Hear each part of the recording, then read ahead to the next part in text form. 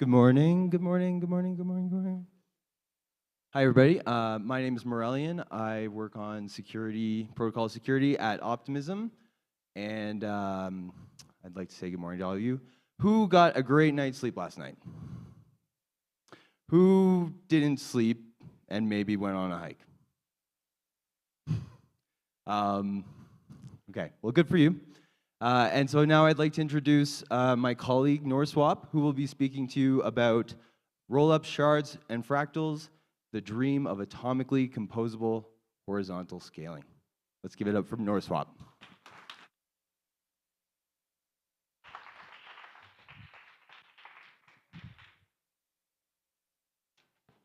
All right. Hello, everybody. Can I just get this started? We'll see. So the title's a doozy. It's very long, but what we're going to be talking about essentially is scaling. And there's some lag. But basically, there's two kinds of scaling. Vertical scaling, which is when you have a huge machine, and horizontal scaling, when you spread the load between multiple machines. I think my thing's not working.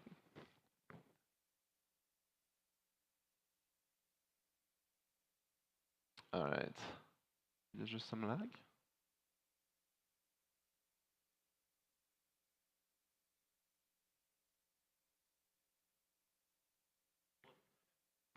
Fractals. You guys see that?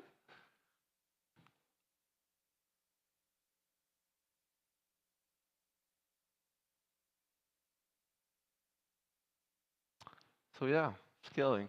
So basically, I mean, I can wing it without the slides by the time they come by. So in this talk, well, goals, great. I want to contextualize, vertical and horizontal scaling. I want to show you a cool new idea I have for a sharding scheme, which has atomic cross-shard transactions, and we're going to explain exactly what that means. But more importantly, what I want to do is demonstrate some research process. So like, hey, can we do this? There's a problem, there's a solution, maybe it's at the dead end and we need to go in our direction. So can I illustrate that process?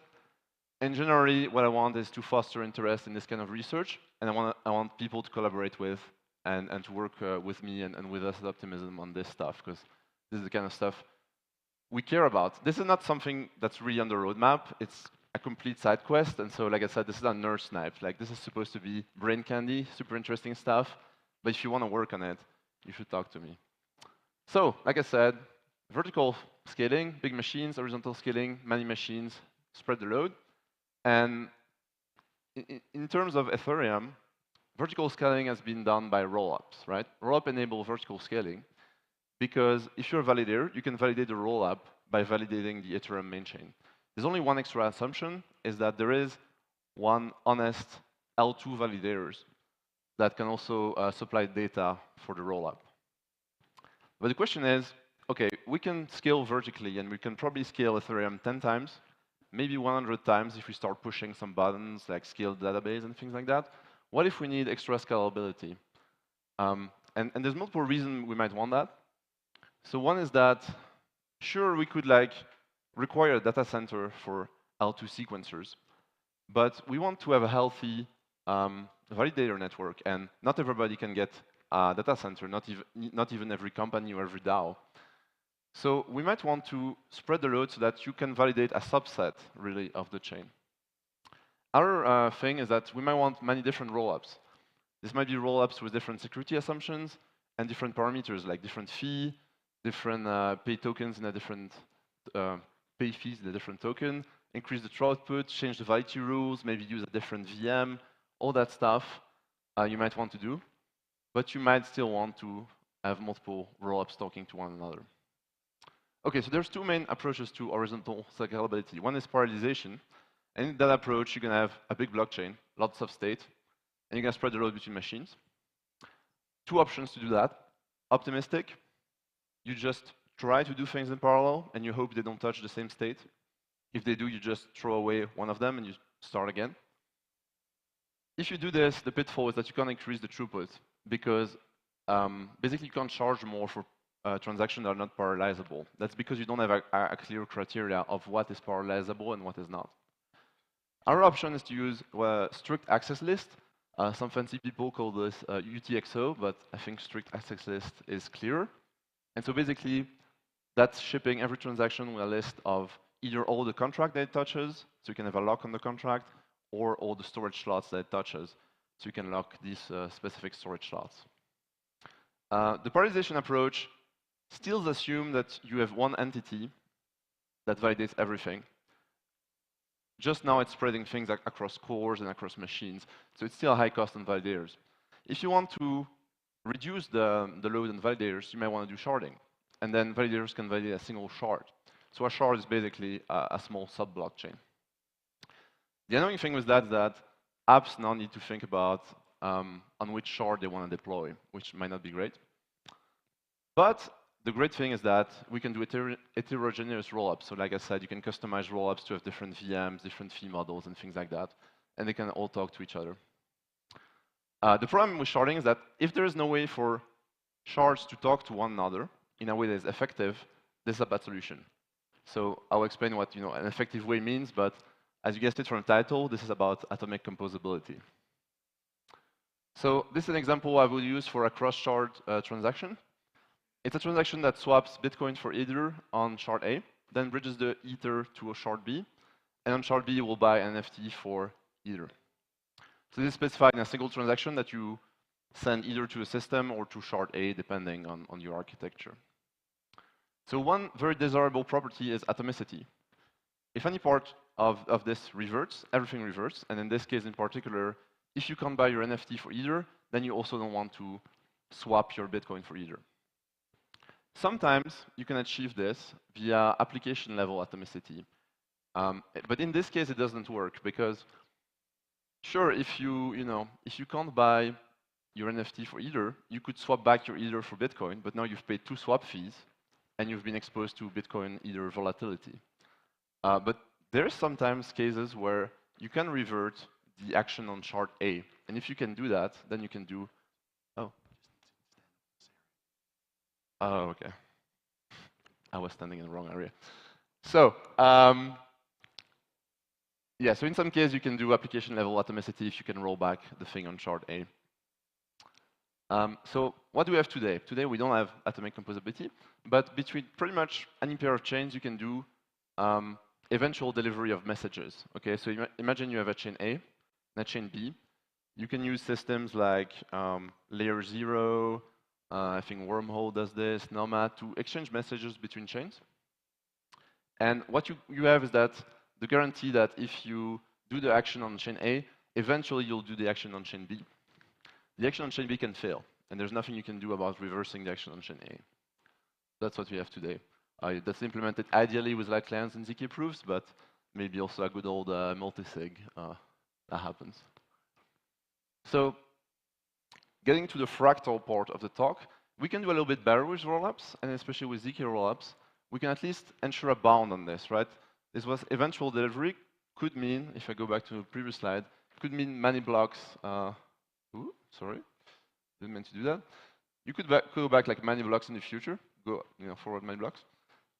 What you could do is say, well, we're gonna do this on the next block, okay?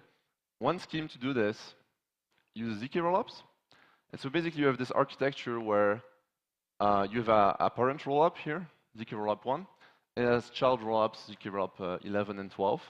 And basically it's a fractal structure because the rollup 1 rolls up to the layer 1, but the layer 11 and 12, they roll up to the rollup 1. And if you assume that there is a ZK proof posted every single block, then now what you can do is do instant delivery transaction between, say this one, 11 and 1. So for instance, you could do your swap here and then buy your NFT here. It's still not atomic because you can't revert, but now at least you know it's going to be done like in the next block or one block apart. That's good, but that's still not what we want. So what about cross-shard atomicity? So I'm going to propose a solution for this. And we're going to assume that we're slicing our system into one blockchain block, which is going to comprise one block for every shard. So every shard advances at the same rate. And we want to have some form of atomic cross-shard transactions.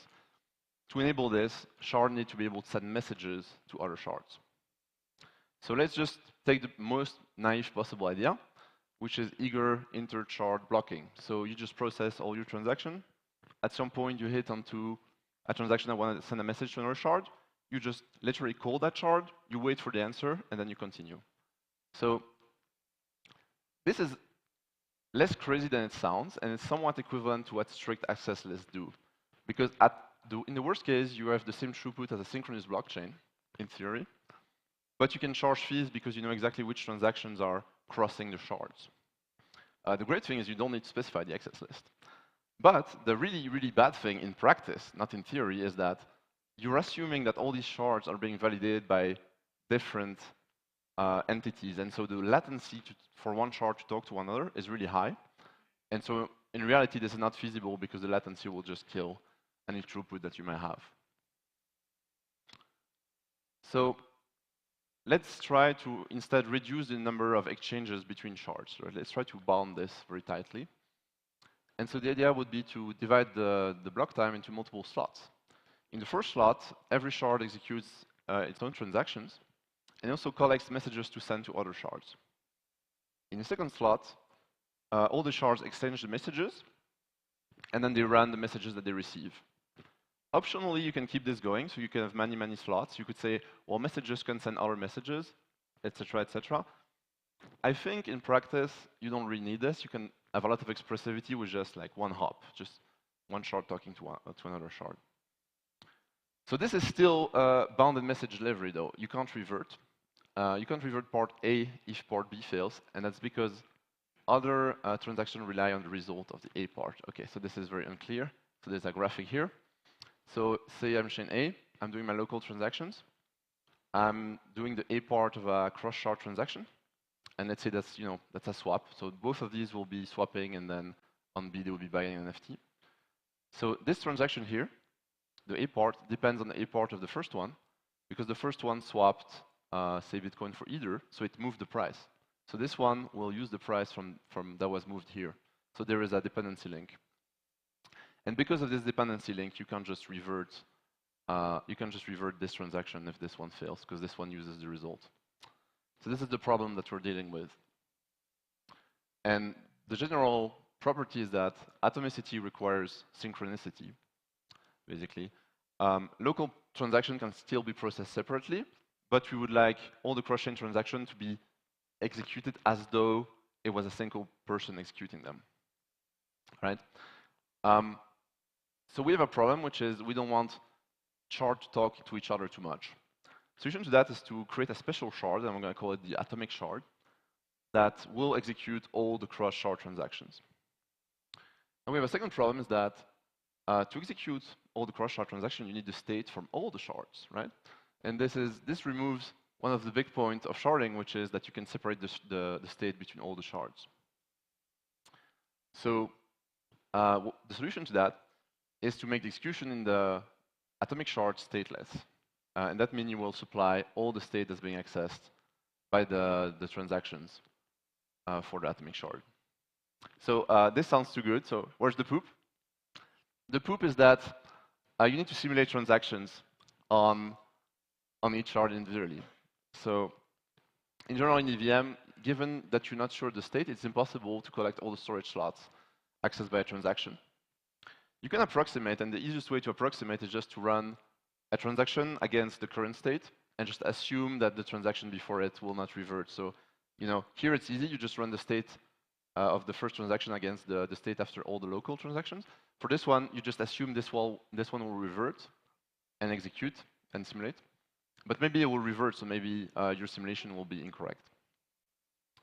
Other thing you can do is hinting. So you just tell the shard, well, this transaction is going to touch this slot, or you can give him some logic to find all the slots that are being touched.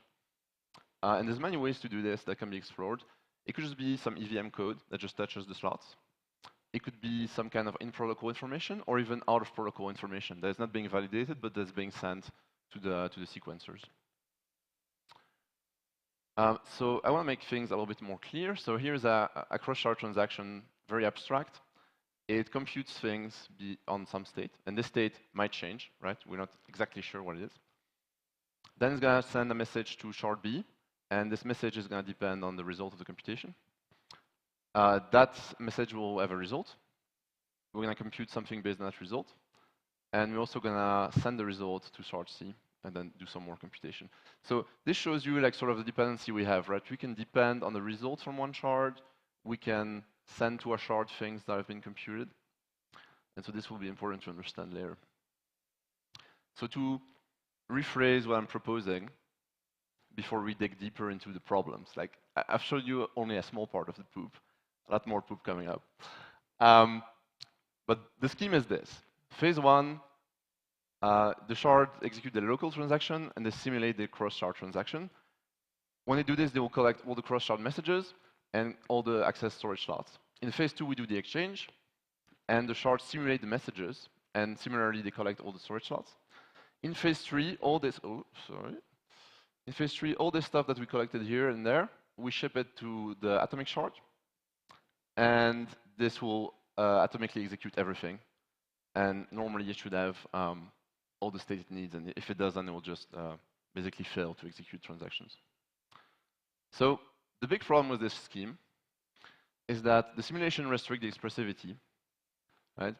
So we can only safely express a transaction where the simulation will be deterministic in some ways. Because otherwise, you know, the state might change and you might not be able to execute things. So you might sometimes take the risk that a transaction won't work. Say, well, I'm going to try. If the state doesn't change, it's going to succeed. But if the state changes, it's not going to succeed. We'll see that sometimes that doesn't work. By the way, this is exactly the same problem as building strict access list or UTXO for slots. Same thing, you need to collect all the storage slots that have been accessed. So this problem is pretty similar.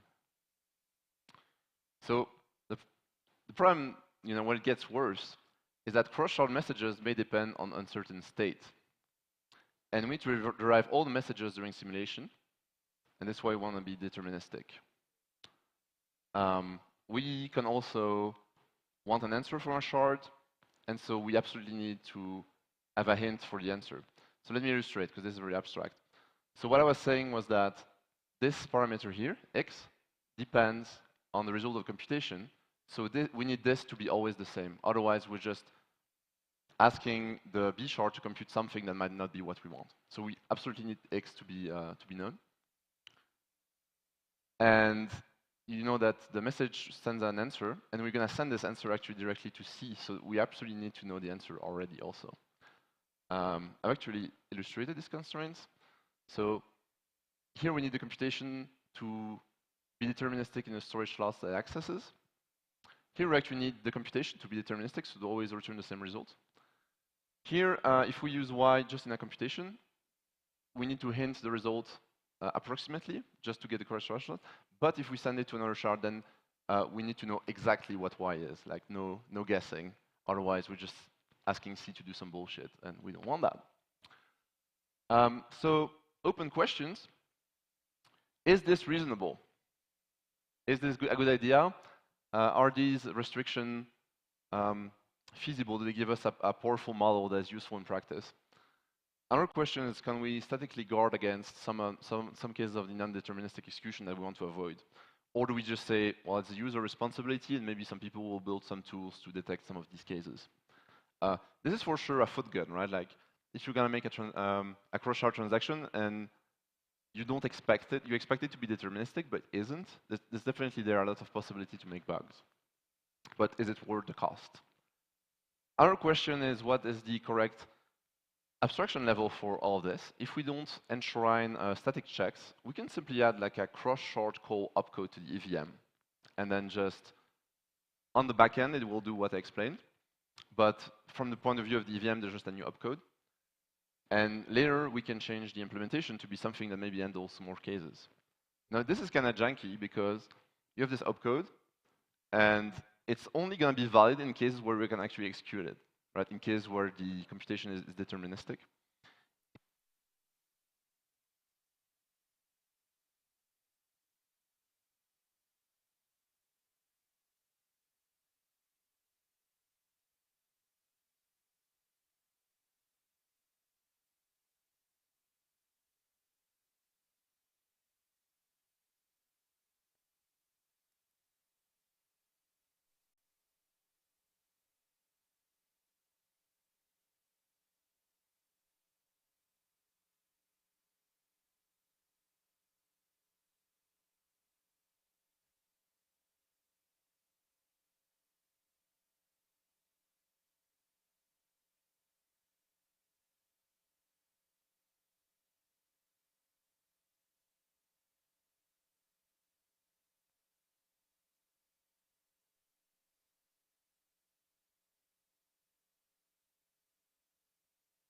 at least if you accept a cost to expressivity.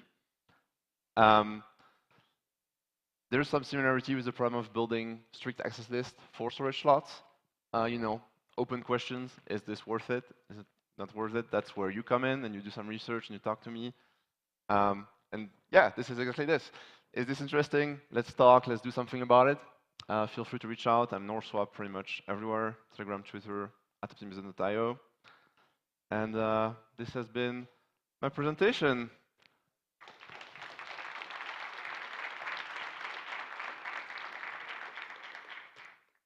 We have 5 minutes for questions. I'm sure some of you have burning questions. You should have a lot of questions because this is very questionable. Yes.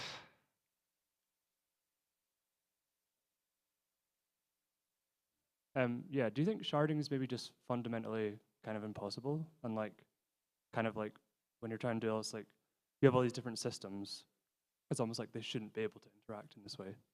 It's a really dumb question, but. I mean, in a certain way, you're right. Like the whole idea is like you can parallelize what you can, but then sometimes you don't want to parallelize, and you're just trying to build this hybrid, like asynchronous, synchronous system. So yes and no. Someone else comes to some wacky idea. There's not a dumb question. Yeah.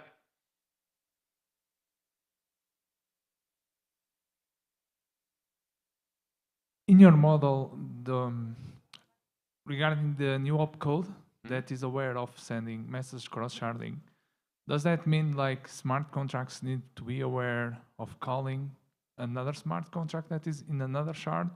Yes. How do we envision those things? And also in sharding, without the new opcode, are smart contracts being aware of calling something that is in another shard? Because that brings friction to smart contract developers. So yeah, the model I've been assuming is the model of sharding as like small sub-blockchains. There are some proposals of sharding that I would classify under parallelization. So you just pretend you have a big blockchain, and then on the back end, you just put things in shard and you move things around. But for the user, they don't see that. Here, the model is explicitly you have multiple sub-blockchains, and they talk to each other. This, I think, simplifies the implementation a lot, but not everybody agrees. Actually, my good colleague Carr does not entirely agree with that. But that's at least my point of view. And there are other advantages, which is that you can have multiple rollups that do things slightly differently, as I mentioned. So that's an advantage.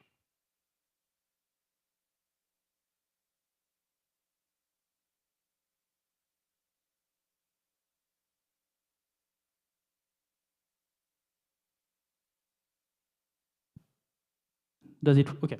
So regarding the sharding in itself, is it possible, for instance, to imagine a system where the accounts would dynamically move across the shards to try to reduce as much as can be the inter-shard exchanges, and so to simplify the whole process? Or is it like completely delirious? It is possible. I know there's research on this. I don't really know anything about it. But yeah, I think this was more related indeed to the models where you would just like rebalance the shard and like you would necessarily be aware of the shards. Yeah, it exists. It's definitely feasible. It wasn't really thought through here in this simple model. Yeah, I think this sort of needs some like balance chain where you have all your coins that will probably or at least have your balances be accessible by every shard. That would probably simplify design a lot. And in practice, when we see things like Avalanche, they have like a special like chain for like payments because it's so special and so important. So that might be one part of the answer.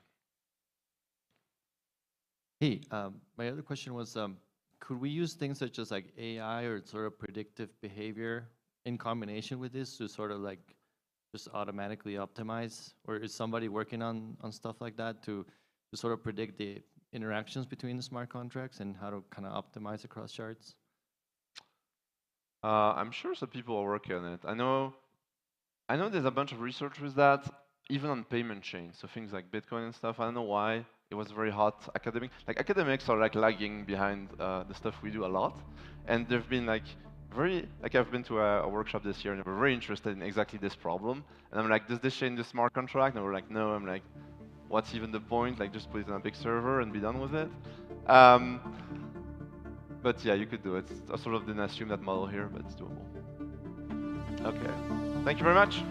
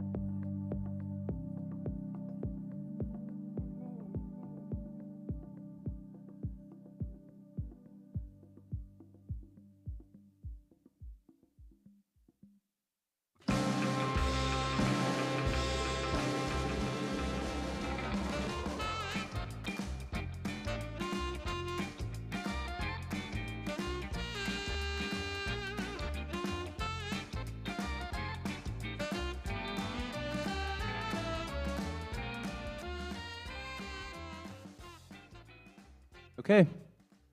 Welcome everybody to Flowers. I'm Morellian, your MC for the morning, and I work on security at Optimism. You may have noticed that the lights went out during the last session. So I've been told that we are running on generator power. That may happen again. If it does, stay cool. It'll come back on in a couple, well, about as long as it took before. Okay? And so for our next talk, we have Bobbin Threadbare from Polygon, and he's going to be talking about using a hybrid UTXO and account-based state model in a ZK rollup. Okay, give it up for Bobbin. Thank you. Hello, everyone. Excited to be here. So in my talk, let's see. So in my talk today, I'm going to be talking for the first time about how we've designed a Polygon Mining rollup, and specifically how we use this hybrid UTXO and account-based model to achieve some interesting properties. So just to set the context at first, the goal that we have in mind is we want to build a scalable, decentralized rollup with privacy-enabling architecture. And what I mean by that is that our immediate goal is to achieve scaling, but we want to design the rollup in such a way that when we want to turn on privacy, it will not require a complete architecture overhaul. It should be very easy to achieve that. And I'm sure a lot of you here are already familiar with this, but just to set a context of what is a decentralized rollup, We have users, we have rollup operators, and we have Ethereum L1. And in this model, users send transactions to the operators. Operators aggregate those transactions into blocks. And then they submit kind of the state delta in a context of a ZK rollup with a ZK proof to Ethereum L1. And then what we get, and this is not specific to a decentralized rollup, this is true for any rollup, we inherit security from Ethereum. What is specific for a decentralized rollup is that a rollup has its own L2 chain and its own consensus mechanism because the operators need to agree on the state of the chain. And then we want to have these operators to be, the set of operators to be permissionless, meaning anybody can join and leave the set as they please. Now, compared to a centralized rollup where we have only one operator, a decentralized rollup has a number of challenges. And the most important ones are, you need to have a separate consensus mechanism. You also have this execution bloat problem, and I'll explain what it is in a couple of seconds. And then you have a state bloat problem. So in this talk, I'm going to talk about specifically execution bloat and state bloat. And so let's get into it. So what is execution bloat? An execution bloat basically means that the network needs to execute all the transactions. And more specifically, a block producer needs to execute on the transactions in a block, but also everybody else in the network needs to re-execute the transactions to make sure that the block is valid. And that leads to a lot of re-executing the same code over and over again. What is state bloat? I'm sure a lot of you are familiar with that. This basically means that state size grows with time. The more accounts there are, the more tokens accounts hold and all of that, the state size increases. And the reason why we can't do much about that is that nodes or operators need to hold the full state to be able to validate the blocks. And nodes need the full state to be able to produce new blocks. Now, why are these things bad? Like I said, there are challenges, so why exactly are they challenges? So the first thing is, if you have state bloat and execution bloat, you need powerful machines to, like, let's say we have thousands of transactions per second, you need a powerful machine to process that. If you have a large, terabyte-sized state, you need a large machine to hold that in memory, and that leads to centralization. And if you don't have good solutions to this problem, you might as well just build a centralized rollup. The other one, because everyone sees everything and everybody needs to re-execute transactions and have the full state, there is inherently less privacy in this setup. And last one is especially specific to state bloat. This is not sustainable. If the state grows, you can scale the rollup only as fast as the hardware scales. You can go like a hardware in a single machine or something like that. So what do we want to achieve? What is the ideal solution to this? So the first thing, we want to minimize execution bloat. And that means we want to execute transaction only once. And also, we want to make sure that it doesn't have to be executed by the same party. So it's not the same block producer that needs to execute all transactions. We want to have distinct actors in the network that can execute transactions. We also want to minimize the state bloat, and that means we don't want to enforce the condition where you need to know the full state to validate blocks. And we also don't want to enforce the condition where you need to know the full state to produce new blocks. ZKPs can give us, these two upper properties. If you have ZKPs, you can, produce a proof of execution, for example, and you don't need to re-execute the same transaction over and over again. But to achieve the other two properties, you need something else. ZKPs alone are not enough. You need what I call a concurrent state model.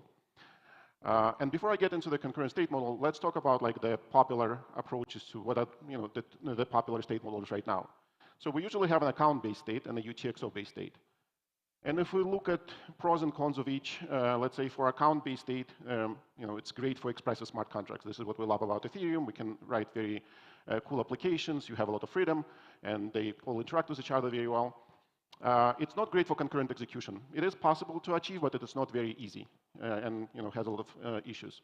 And it is also bad for anonymity, because if you have accounts and you know which account participates in which transaction, it's very difficult to hide kind of this transaction graph, so to say. UTXO-based model is kind of opposite of that. It's great for concurrent execution because in a UTXO model, transactions are logically separate from each other. It's actually a very good tool for anonymity. Like if you want to achieve anonymity, you almost have to use a UTXO model. It's not the only thing that you have to use, but it is one of the kind of basic building blocks. But it is not great for expressive smart contracts. You can kind of get smart contracts in the UTXO model, but it's not easy. And the more expressive they are, the more it starts to look like an account-based model. So what we want to do is combine the nice properties of each of this into a single model, and I call this like basically account-based model, ETXO-based model, and combine that with ZK proofs, and we'll get something that I call as the actor-based model with concurrent off-chain state. And I'll get into what all of those terms mean in the course of this presentation. So first thing that I want to explain of how this works is how do transactions work in this model, and what is an actor model specifically, and how we think of transactions in that model. So just to take a step back and explain what is an actor model, it's a concept from distributed kind of systems where you have actors which are kind of state machines with inboxes. And actors communicate by sending messages to each other, and the important property is that the messages are asynchronous. So an actor can produce a message, and then a different actor can consume this message at a later point in time. The way we apply this actor model to a blockchain is that in our context, in context of Maidan, actors are accounts. An account holds a state and exposes an interface. An interface is just a collection of methods, which every of those methods is a Maidan VM program, and Maidan VM is a fully Turing complete ZK VM. So you can think about it as very expressive functions that you can write for the account interface. Accounts communicate with each other by sending nodes to each other, and nodes can carry assets. And a node also has this spend script, which needs to be executed to be able to consume a node. And one important property is that in this model, it actually takes two transactions to move assets from one account to another. So in a traditional kind of Ethereum model, for example, you usually have just one transaction that moves assets from one account to another.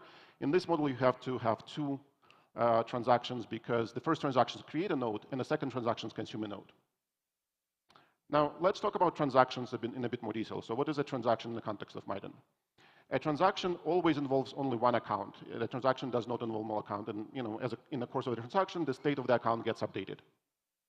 A transaction can consume 0 or more nodes, and a transaction can produce 0 or more nodes. So in a previous example, for example, there was one transaction that produced one node and one transaction that consumed one node. And we can have also transactions that produce and consume nodes in the same transactions. Now, the execution graph of how, let's say, nodes get consumed, kind of to explain how this whole process works is, let's say we have a transaction that wants to consume 2 nodes in the context of one account. So the way it would start is like we have this prologue and epilogue that do some bookkeeping to make sure that, like, let's say, sum of inputs is equal to sum of outputs, and nothing kind of no new assets get created in the process of a transaction. But then we go into this execution stage where the first thing that happens is we execute a script of the node. Of the first node in this transaction. And then this execute script can call any number of methods on the account interface. So, in this case, let's say there is a receive method that receives assets on the account, so a node can pass assets to the account through this receive method. And one important thing is that account methods are the only ones that have access to account state. A node cannot modify the state of the account directly. It needs to call a method on the account interface to modify an account. And then the account interface methods can create other nodes. That's how you can, for example, create new nodes in the process of a transaction. And then, if we have another node, we do the same thing, sequentially execute the second node in the context of the same account, and that node can again call the same or different method on the account to have different effects and so forth. Now, in our context, because we can kind of execute and nodes only touch a single account, what we do is we execute a transaction and immediately produce a proof for it. So in our case, we use the Stark proving system. So Maidan VM is a Stark-based VM. So whenever a transaction is executed, we immediately produce a proof of execution. And because, again, I mentioned that transactions are logically distinct, they only touch each account separately, we can produce many transaction proofs in parallel. So we actually produce all the transaction proofs in parallel. And then what we do is, once we have a bunch of these transaction proofs, we recursively aggregate them into batches, and these batches then recursively get aggregated into block proofs. And then these block proofs get further aggregated into like epoch proofs, and that's what gets submitted to Ethereum. Now, it's important to know that all of this recursive aggregation can also be done in parallel. So as I mentioned, all transactions can be proved in parallel, but also all batches can be proved in parallel. The only thing that doesn't get proved in parallel is the final kind of tip of this block proof.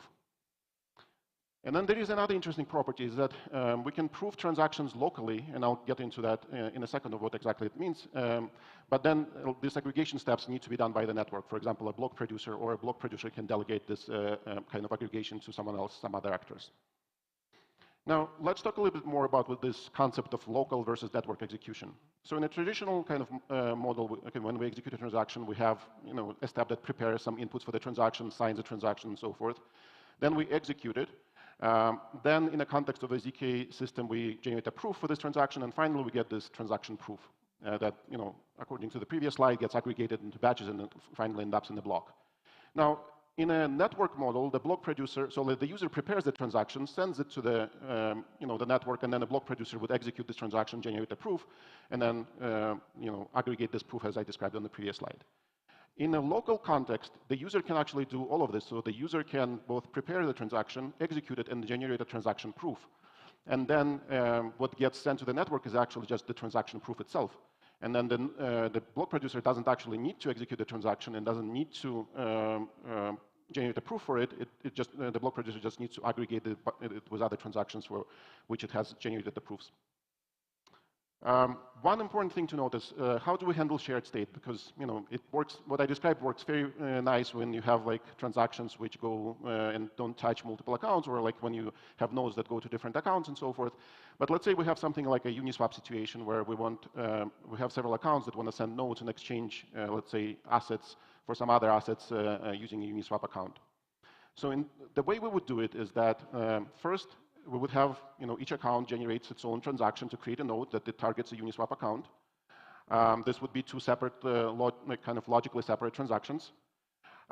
Then the block producer would generate a third transaction that would consume the first two nodes in a single transaction. And also as a result of this consumption of this node, it would generate other two nodes that would kind of target back, carry like the exchange tokens back to the original accounts. And then we would, have the, additional transactions that the users of accounts 1 and 2 would execute to consume kind of this nodes back into the their respective accounts. So basically, in this model, we still have this ability to interact with a contract or account with a shared state.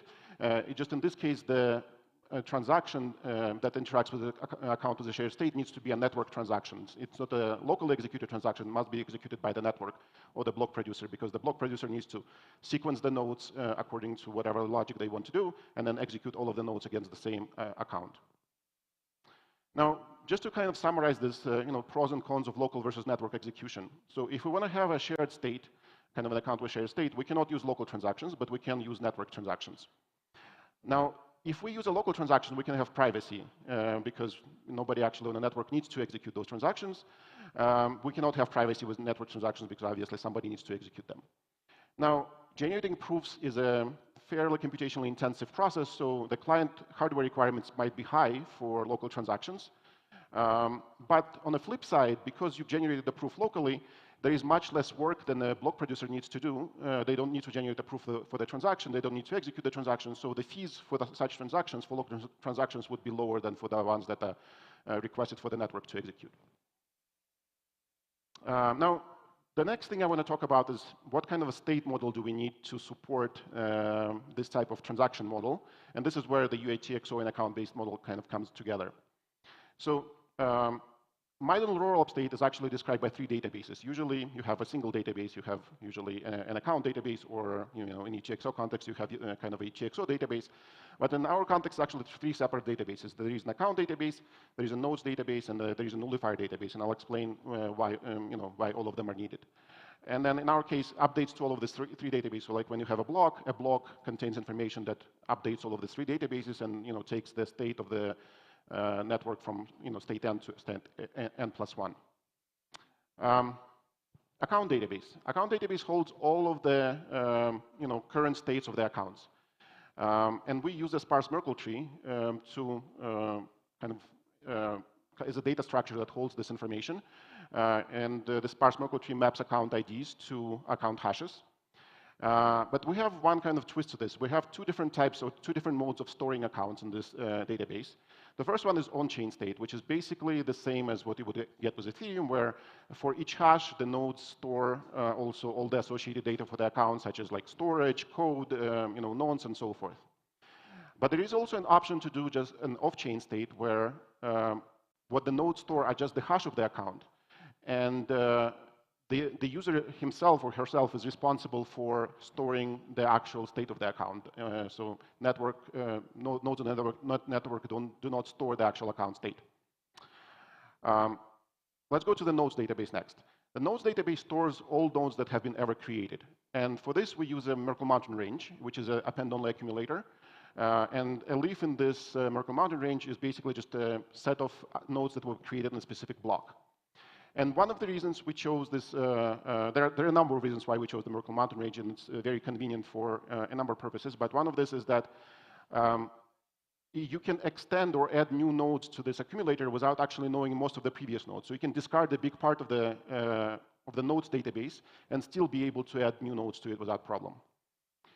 The other property that is very important in the ZK context, because we need to prove the inclusion of we need to prove that we're spending a node that has been created at some point in the past, is that the witness, kind of inclusion witness, does not become stale. So, if you have a Merkle path, it actually just needs to be extended from time to time very infrequently, but it doesn't become stale. And that means that the ZK proof that you generate does not become obsolete very quickly.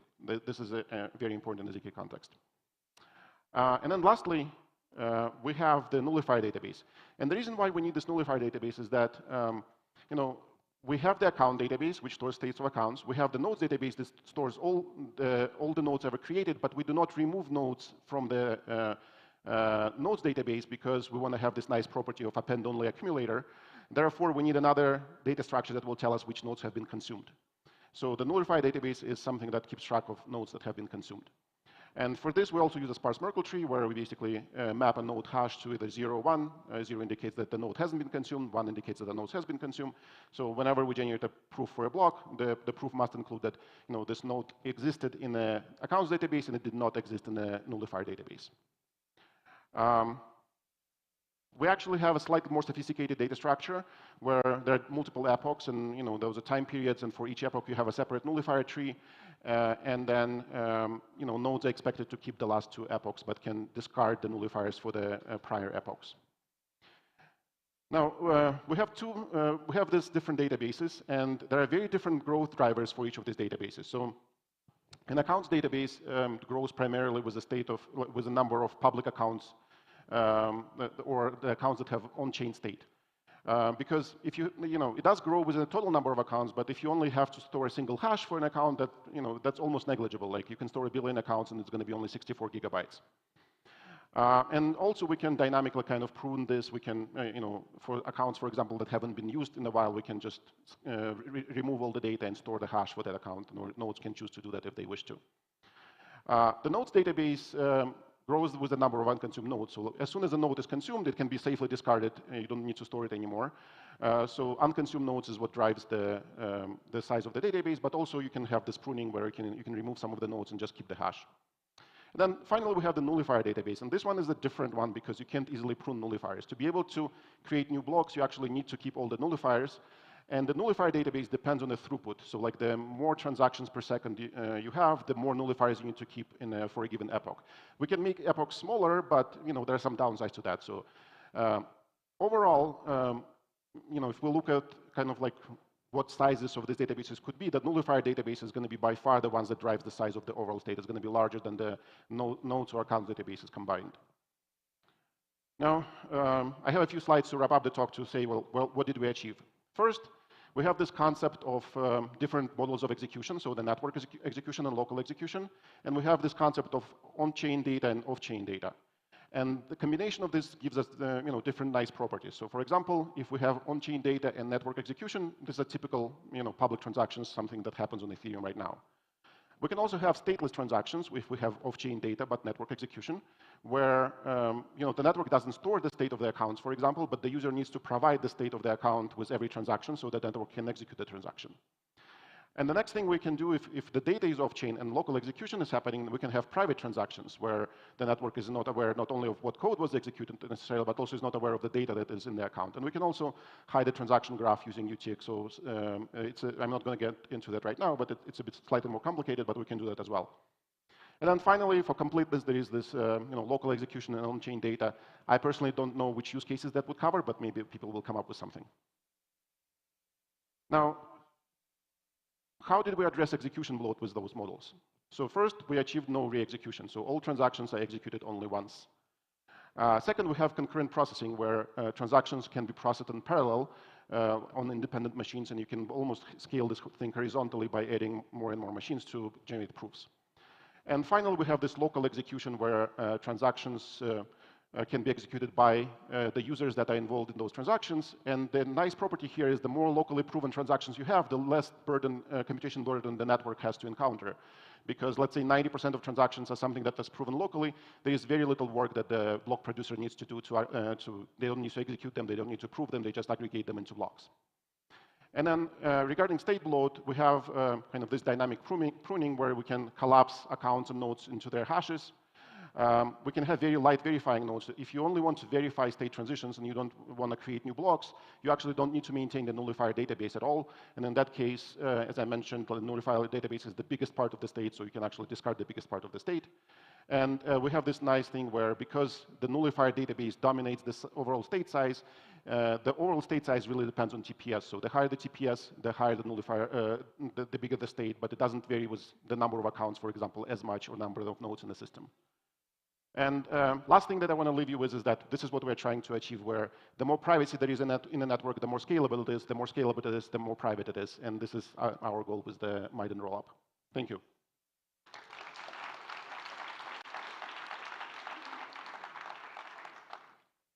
Happy to take questions. Yes.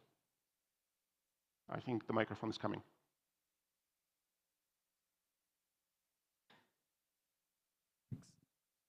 So how would the network resolve when two accounts try to spend the same UTXO, like in a text or something like that? So if two accounts are trying to spend the same UTXO, that's a conflict. You can't spend the same UTXO twice. I think the problem, so it's not really a problem in that case. Like if you are trying to spend, like if you have UTXO and I have UTXO and we submit transactions for whatever reason that both of us can consume, the block producer will need to decide which of those transactions goes through. Because you can't execute both of those transactions simultaneously, because there will be, one of them will produce a nullifier that the second transaction will not succeed because the nullifier for this UTXO has already been created.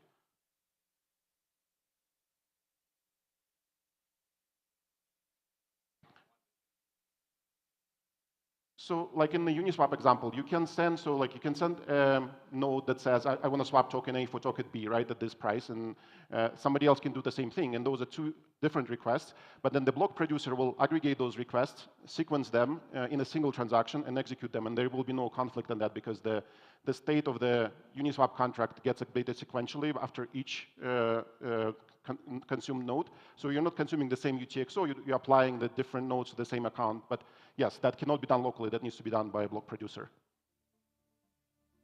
Yes.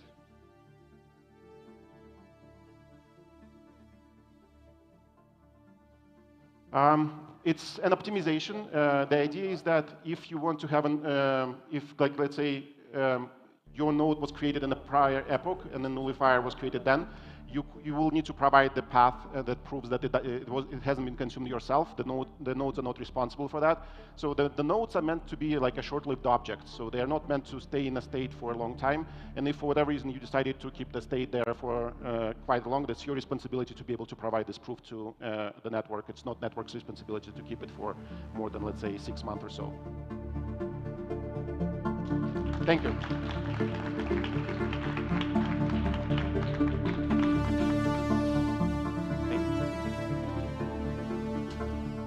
Thank you.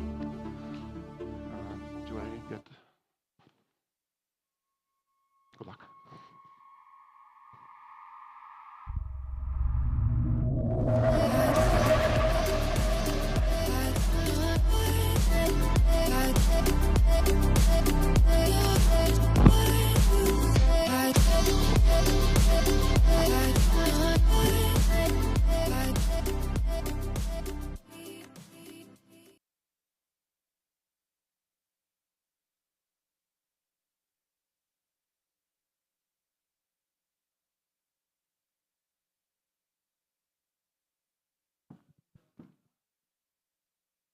Okay. So for our next talk, we have Ye Zhang talking about Oh shoot, I don't have the title in front of me this time. Using a hybrid, no. Ye Zhang's going to talk to you about ZK.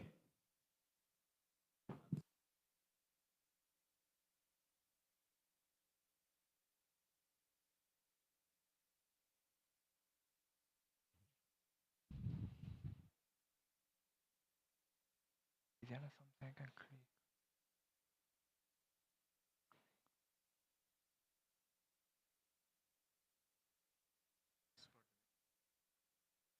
This is next one. Okay.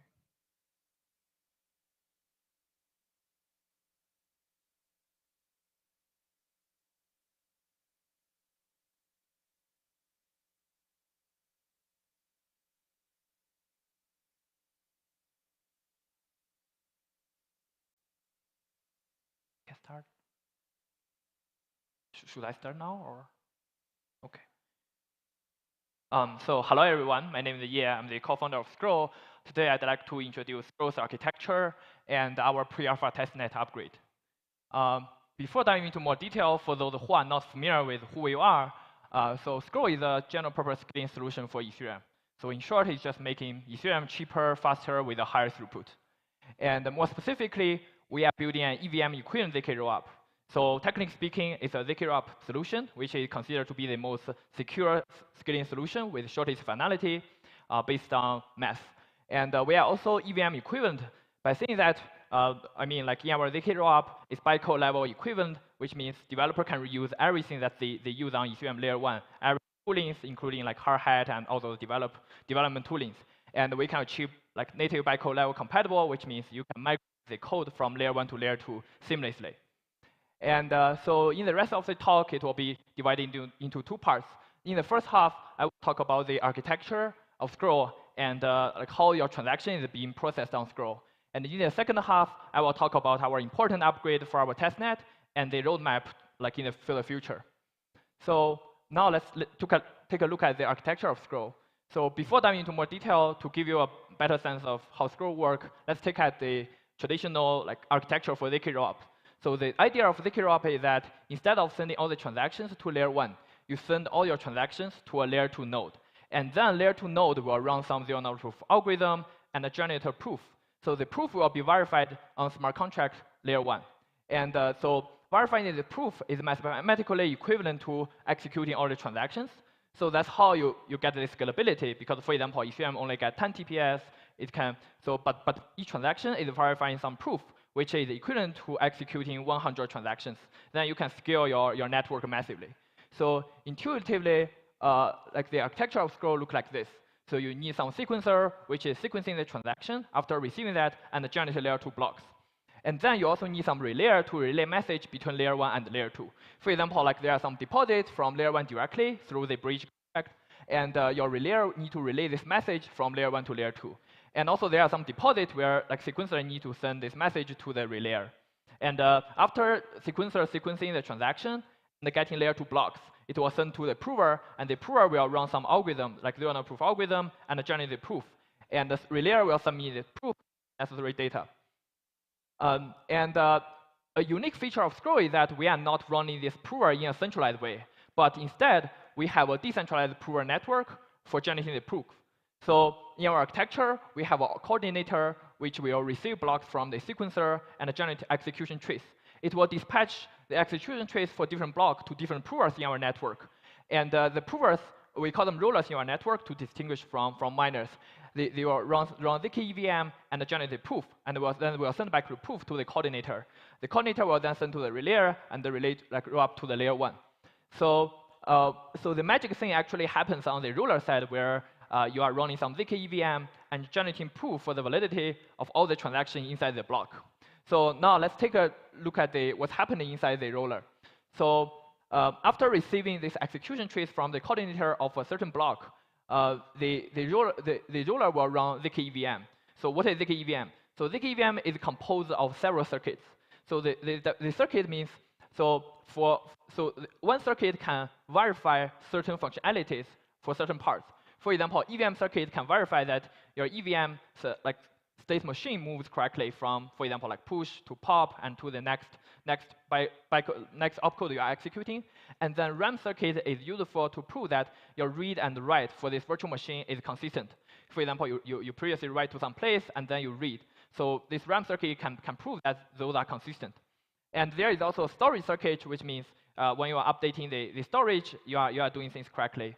And there are some other circuits to prove some other like functionalities for EVM, including like ECDSA circuit for signature and some bytecode circuits and some catch-up circuits for other functionalities. And you need a circuit input builder in between to translate your execution trace directly fetched from guess to the circuit-specific witness. And then, so intuitively, ZK EVM should have multiple proofs, right? Because it need to have a proof for EVM circuit, a proof for RAM circuits. So all those proofs need to be verified on layer 1 efficient. So what we do here is that we build another aggregation circuit. So this aggregation circuit is used for proving that the proof is correct. So for example, like your EVM, the aggregation circuit is saying that EVM proof is correct, RAM proof is correct, and other circuit proofs are also correct. So this is your aggregation circuit, and in the end, you will only have one block proof for the whole block to prove that your execution trace is correct. And moreover, worth to notice that our coordinator will dispatch block to different provers. So those rollers will generate proof in parallel for different blocks. They are not competing for the same block, which will have a better utility for the prover network in our system, because all the provers are doing something useful. They are not doing something redundant. And now let's take a look at how your transaction is being processed on Scroll and the workflow of Scroll from a timeline perspective. So let's start with the workflow of ZK rollup. So on Ethereum layer 1, because you need a consensus, so you generate block very slowly. And on layer 2, you can generate block much faster and with a higher throughput. So you generate multiple blocks, and then after a period of time, you roll up your transaction data and generate a validated proof to prove that all the transactions are correct, and send that to Ethereum layer 1. But worth to note is that this block data doesn't really rely on validated proof. It's used for data availability. So what you can do here is that also part of Scroll's design is that we separate this block data with validated proof. So you will submit the block data first on chain to get some committed version, which, for example, users can see their transaction on chain even without the proof. And then you wait for some proof generation to finally finalize your transaction. So accordingly, you have 3 different status for your layer 2 transaction. One is called pre-committed, which means your transaction is sent to the sequencer, and the sequencer has already included your transaction in a layer 2 block. So it will send back a pre-confirmation, which is just maybe 3 seconds and something like that. So you get this pre-confirmation from our sequencer. And the next state is called committed, which means we already roll up your data on chain, and which usually takes minutes. And so users can, this is a much stronger confirmation because users can see their data and even replay the data by themselves. And finally is finalized, which indicates that you already generated the proof, and the proof got verified on layer 1. So that's the final state where you get the final confirmation on layer 1 because your proof is generated and verified. And so let's take a look at the from a timeline perspective. So you send your transaction to a sequencer, and the sequencer has included your transaction in the block. So the orange one, it means the block is pre-confirmed. And then the sequencer will upload your data and with some proof to layer 1's rollup contract, and then your block gets committed. And then the sequencer will dispatch this block to the coordinator, and the coordinator will find one prover inside our network for proof generation, to generate proof for this block. And similarly, for the next block, sequencer will also after committing this block, will also coordinator to find a roller in the whole system. And similarly, you can do the same thing for block 3 and block 4. After those proof generation, the prover will send back the proof to the coordinator, and the coordinator receives multiple proofs. And then we do another dispatch to dispatch those proofs to another prover, and let the prover do some aggregation to further reduce the verification cost, because you can actually aggregate multiple block proofs inside using one proof. And then after this proof aggregation, you finally get one proof, which can prove that P1, P2, P3 are correct, which means the block 1, block 2, block 3, the transactions inside are valid. and then you submit this proof on chain for verification, and the rollup contract will use the previously input as some public input and this proof to verify that it's correct. And then, like finally, your block get finalized. So that's the final state for your transaction. And we have built a special rollup explorer to show the block status. So for example, you have like a few seconds ago, you have pre-committed block, which is the orange one, and then a minute ago you have multiple committed block, and there is a commit transaction hash where you can find which transaction is committing your data, and you can find your data on chain.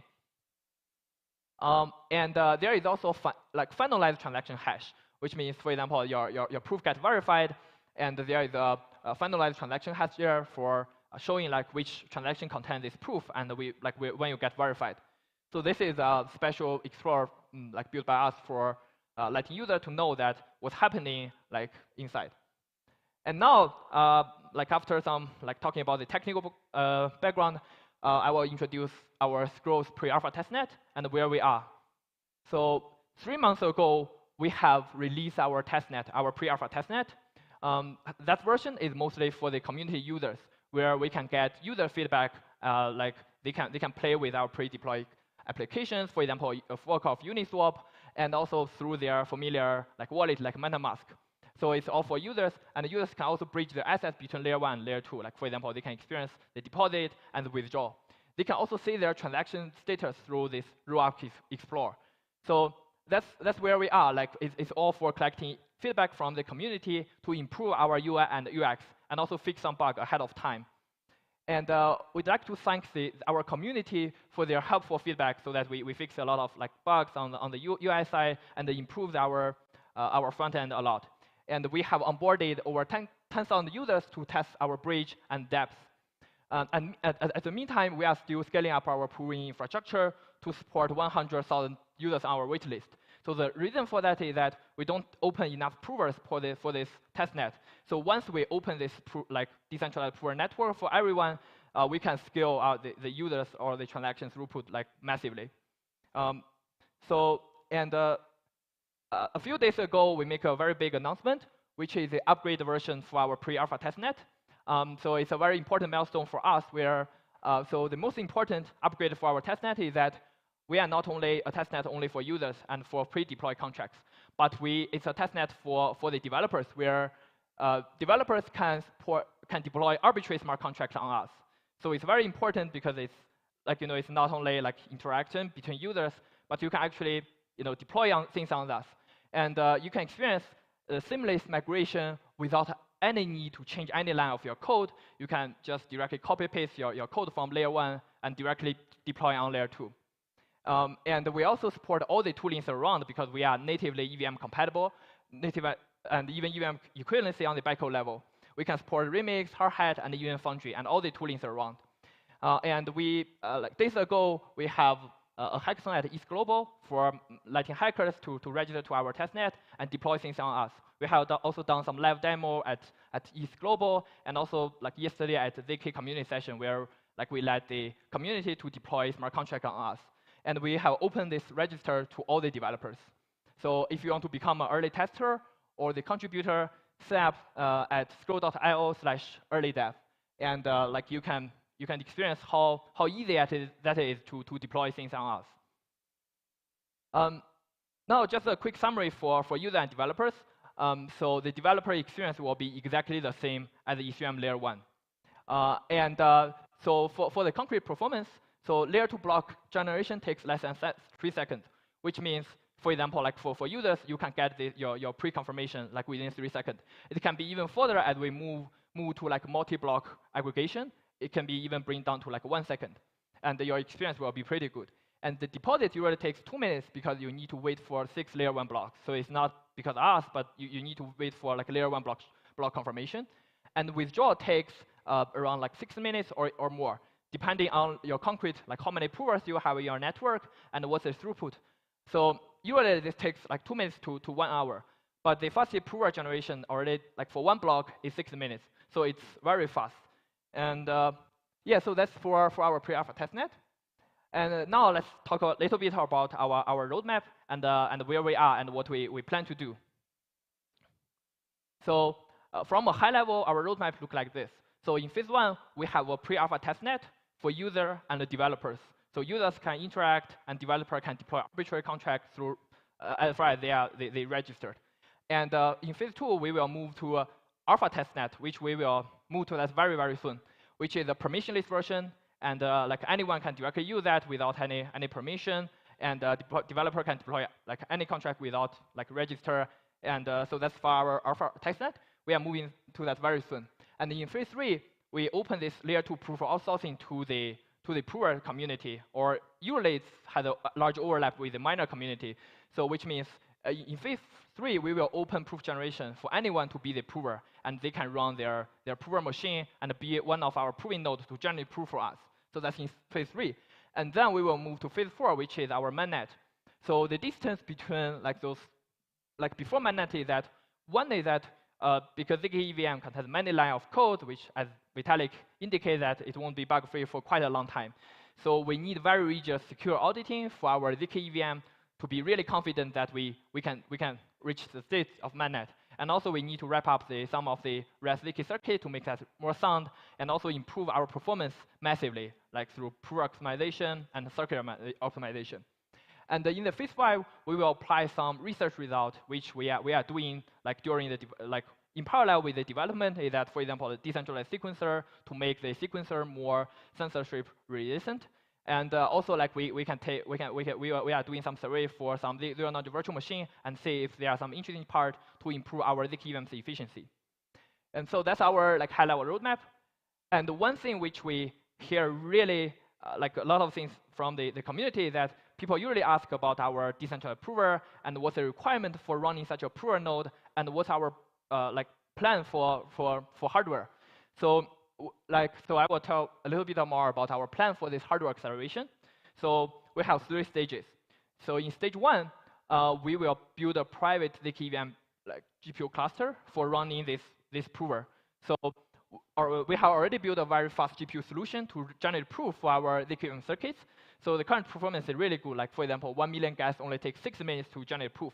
Like people usually think like generating ZK proof has such overhead and it's unaffordable. But you know, like it's actually very fast on our GPU prover. And besides that, besides the GPU solution we have also built a private GPU cluster to provide the very stable computation power for our testnet at this stage. So it's already there, and it's already live there. And meanwhile, we are collaborating with several large companies which are aiming at like making zero-knowledge proof faster. They are ZK hardware companies, and they build more customized solutions for making prover faster. For example, they are building some FPGA solution, ASIC solution, and a GPU solution. So that's in stage 1. Like we started this collaboration. We already built a cluster there. And then in stage 2, we will give access to our hardware partners to run our prover. So they can test their provers and generate proof for us. But at stage 2, it's still for large partners, which they are committed to generate proof for us, and something like that. And we believe that using even more customized prover can shorten the finality time and massively improve the user experience, because you get cheaper prover and with even faster finality. And so that's stage 2. And in stage 3, we will finally move to this permissionless prover, where I call that layer 2 proof of outsourcing, where you are letting the external parties to run the prover. And we will open source our GPU prover with a permissionless license for everyone to use. So even now, like our CPU prover is totally open source. You can already run the CPU prover if you want, but just the GPU prover, we are still like improving the performance, and it will be open source later. And anyone can run our prover, and the prover access will be permissionless. And anyone can generate proof at home for us. And they can also buy some customized hardware from those companies, or even stake to use, because there are some companies are providing some proof as a service. So you can stick there and use their service to generate proof for us. So that's basically our plan for this hardware acceleration. One last thing is that, so we have a very solid and decentralized tech team. So we have 4 directions. One is the infrastructure team, which is building out the whole infrastructure, making that more robust, and to support the permissionless testnet. And it's usually based in Asia and Europe. And we have ZK team, which is building the ZK circuits and some crypto parts, and for example, optimizing the prover performance. So those two are like engineer teams, and we are across like 6 or 7 time zones. It's totally decentralized. And also besides the engineering team, we also have an in-house security team, which makes things really special because the security team, because we really care about user security, right? There are so many like bridges or platforms get hacked. So we have this security team, which is composed of several experts, like expertise in blockchain security, smart contract auditing, and cryptography. So they will be like in charge of our security of the whole system, and also like collaborate with external hackers and auditors to make our system more secure. And finally, we have a research team exploring very like multiple research directions. For example, how to decentralize the sequencer and how to upgrade the next generation's proof system, and doing a lot of interesting research like that. And also around Ethereum, like we are actually contributing to a lot of EIPs, and yeah, so that's part of the research team. And our vision is that we want to onboard the next billion of users for Ethereum because we think making the transactions really cheap and your confirmation really fast will make more users go into Ethereum ecosystem. And everything we build is totally open, and especially for the ZKVM part, we are co-built with a large community. For example, the privacy and scaling exploration team from Ethereum Foundation and several other community members. And we want to find for decentralization across different levels, like starting from decentralization of the prover. So if you are vision aligned and you really like what we are building, and we are still hiring, and check out our hiring page. And I think, yes, that's it. And thank you for that.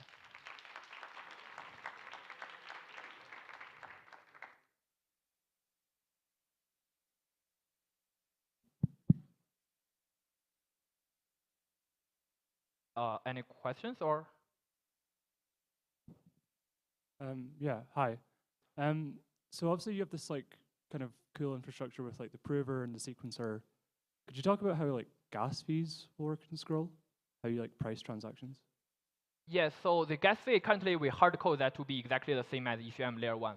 But it might subject to change if it doesn't match the proving cost, but it will be minor, mostly targeting at some pre-compiles, very expensive pre-compiles, which are not ZK friendly, but most opcode will be the same. And right now it's exactly the same. So.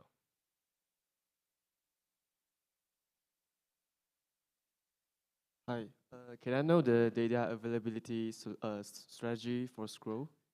Yeah, so that's a good question. So currently we are directly submitting the raw transaction data on chain as part of the data availability, and we do believe that dunk sharding and other like cheaper like data solutions on Ethereum is coming very soon. And also like by submitting the raw transaction data, like users can replay the transaction when you are in the committing stage. So you don't need to wait for the proof generation time to get a stronger confirmation ahead of time. And yeah.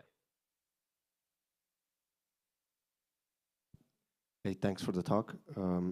What's the impact of reorgs on Ethereum on the components like the sequencer, coordinator, and the prover?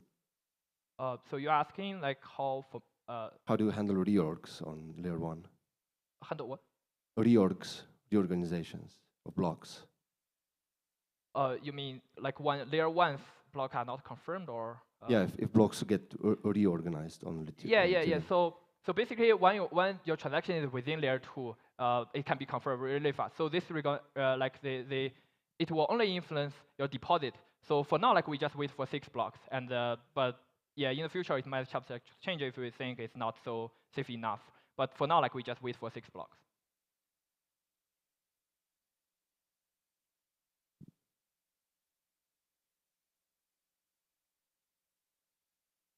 Thank you for the presentation. I have 2 questions. One of them is about the hardware component.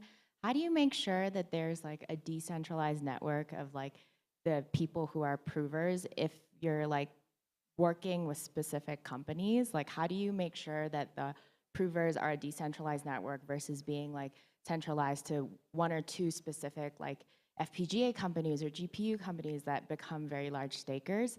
And then my second question is, so this process for decentralizing the prover, can you talk about some of the differences for challenges in decentralizing the sequencer? Like how does those 2 processes differ, and like what are some of like the different considerations for decentralizing a sequencer versus the prover?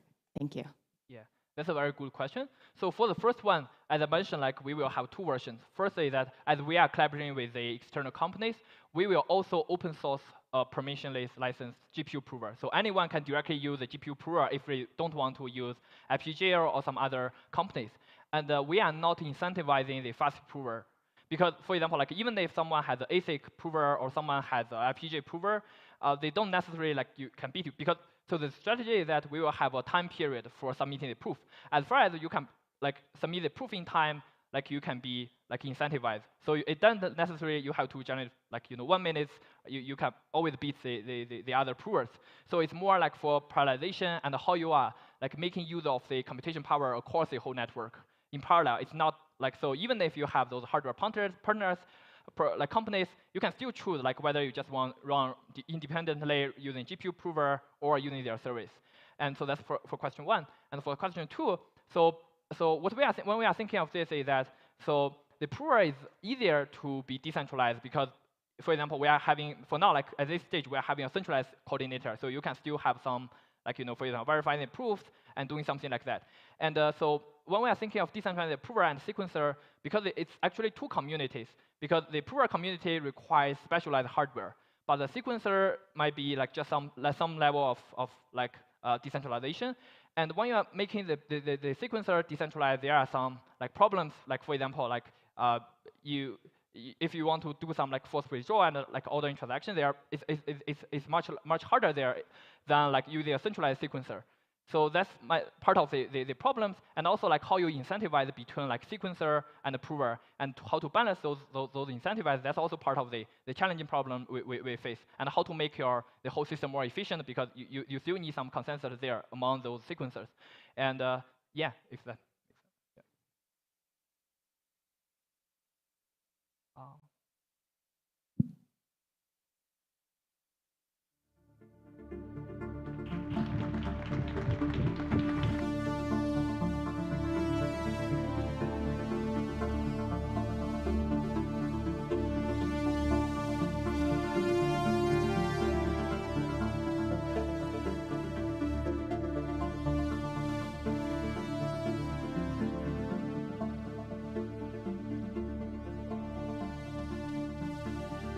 Okay, everybody, so we're running kind of ahead of schedule, so we're going to start the next talk on the half hour, so we've got about 8 minutes.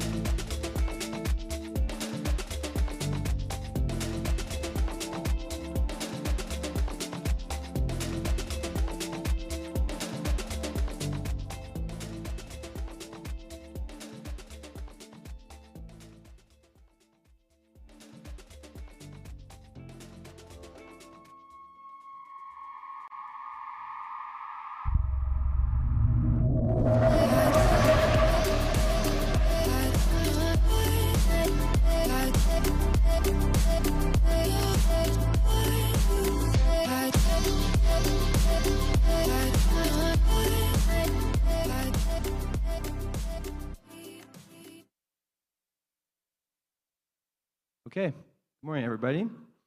I'm Morelian, Security and Protocol Dev at Optimism. And this morning, I'm happy to introduce you to, oh, hang on.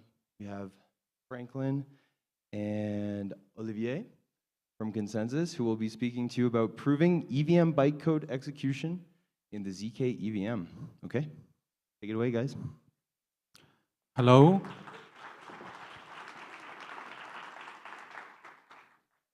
Hello, everybody. Thank you for coming. So, yeah, we are both from from Consensus R&D. We've been working on a ZK EVM pretty much for about a year. And in this talk, we want to talk to you about its arithmetization, how we implemented it, and we'll have an announcement at the end. All right, so first of all, why ZK rollups? The screen is not working for me. Okay, yes. So, well, in terms of scaling Ethereum, one of the bottlenecks that is addressed by a ZK rollup is that of the state.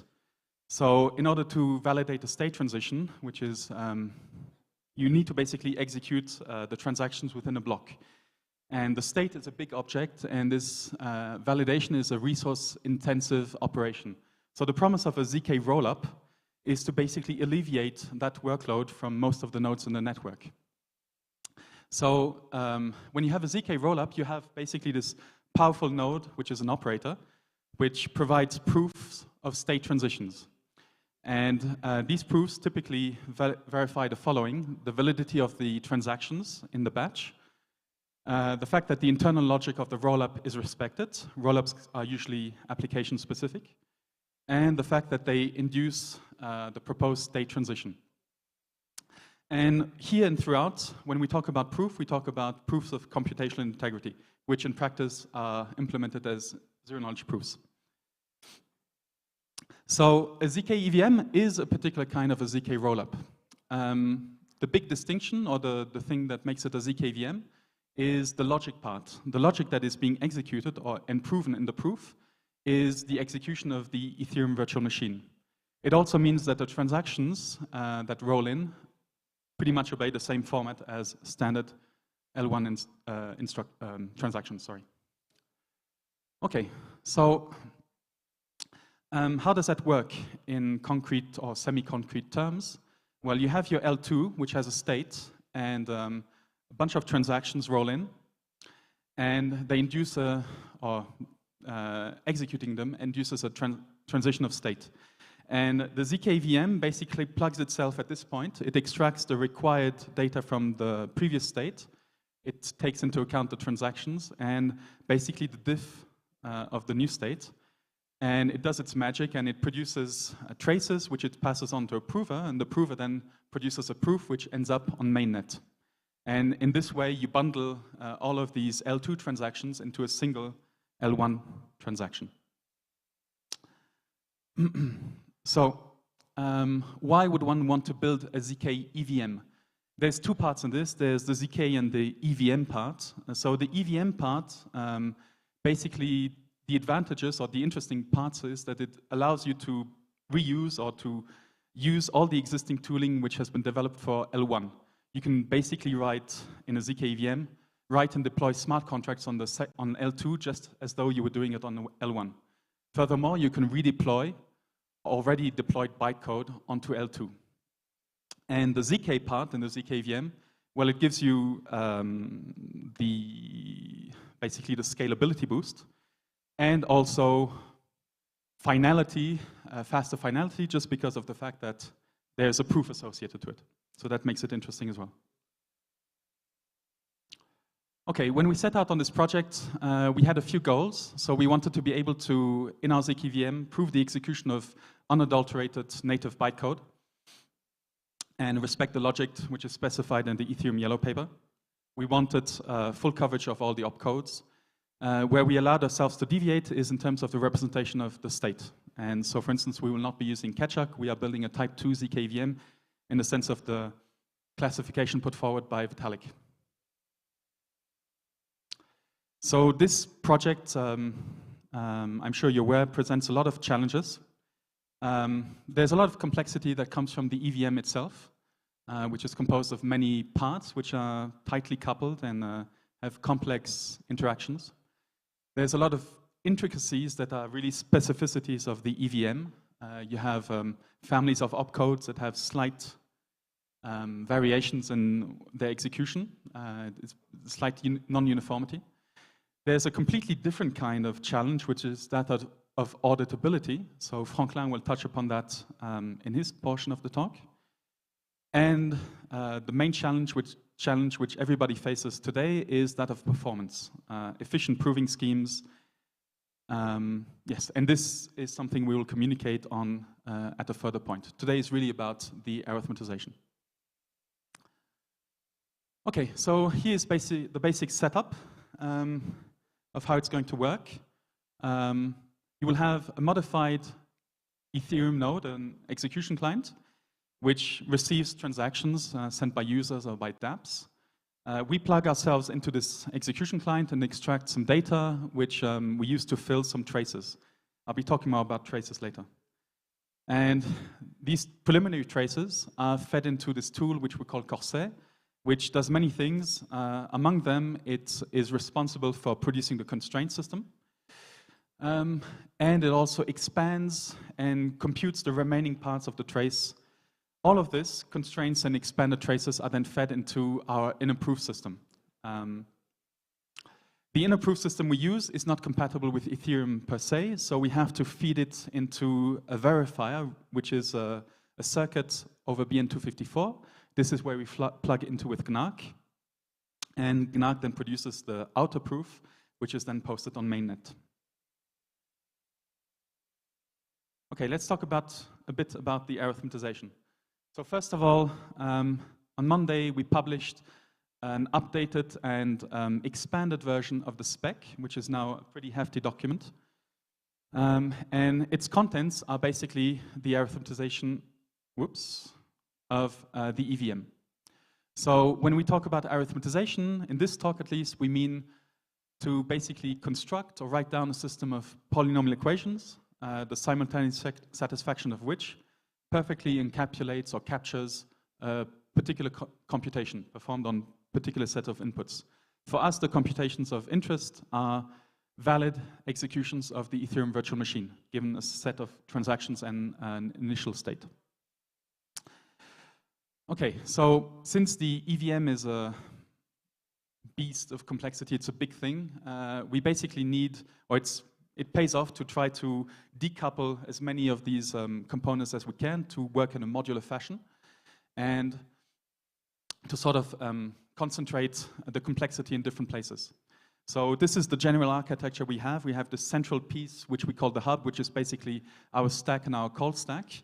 And then we have plenty of smaller modules that are tasked with doing specific kinds of operation, such as arithmetic or binary operations or storage. And I don't know if you can see it, but there's also the memory part. Okay, it doesn't work.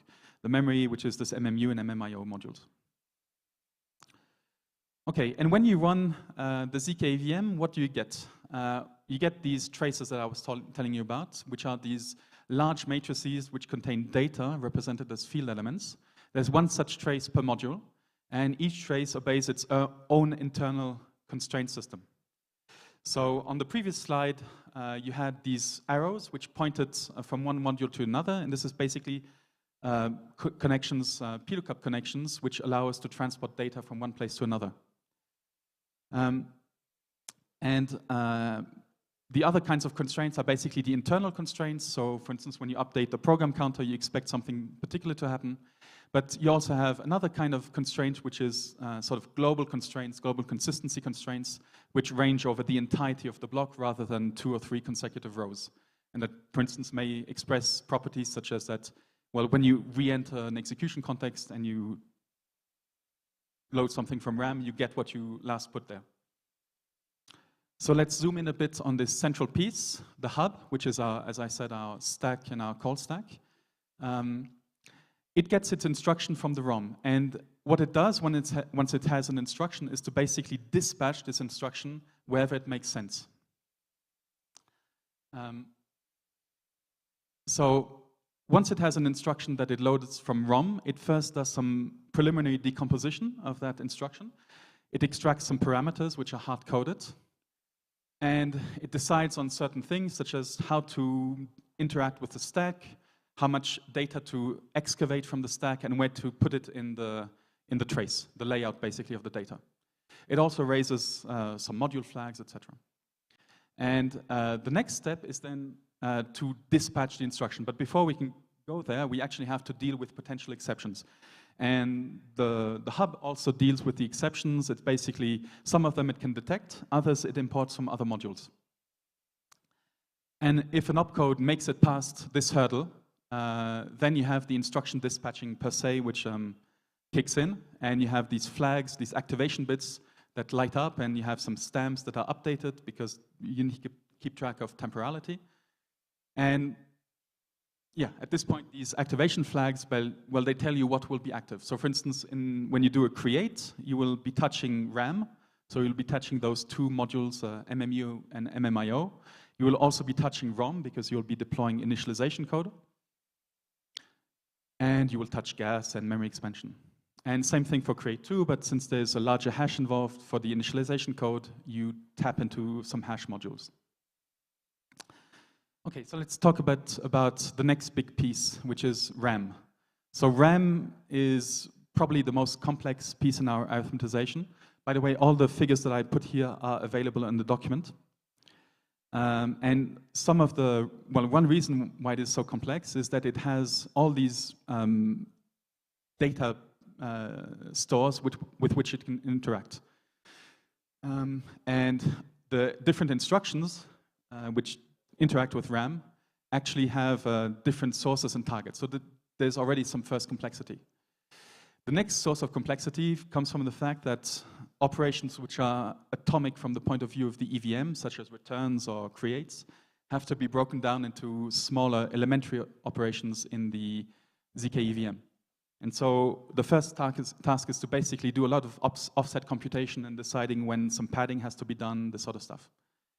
And once all of this has been decided, well, you can start writing instructions. And this is still just writing them without executing anything.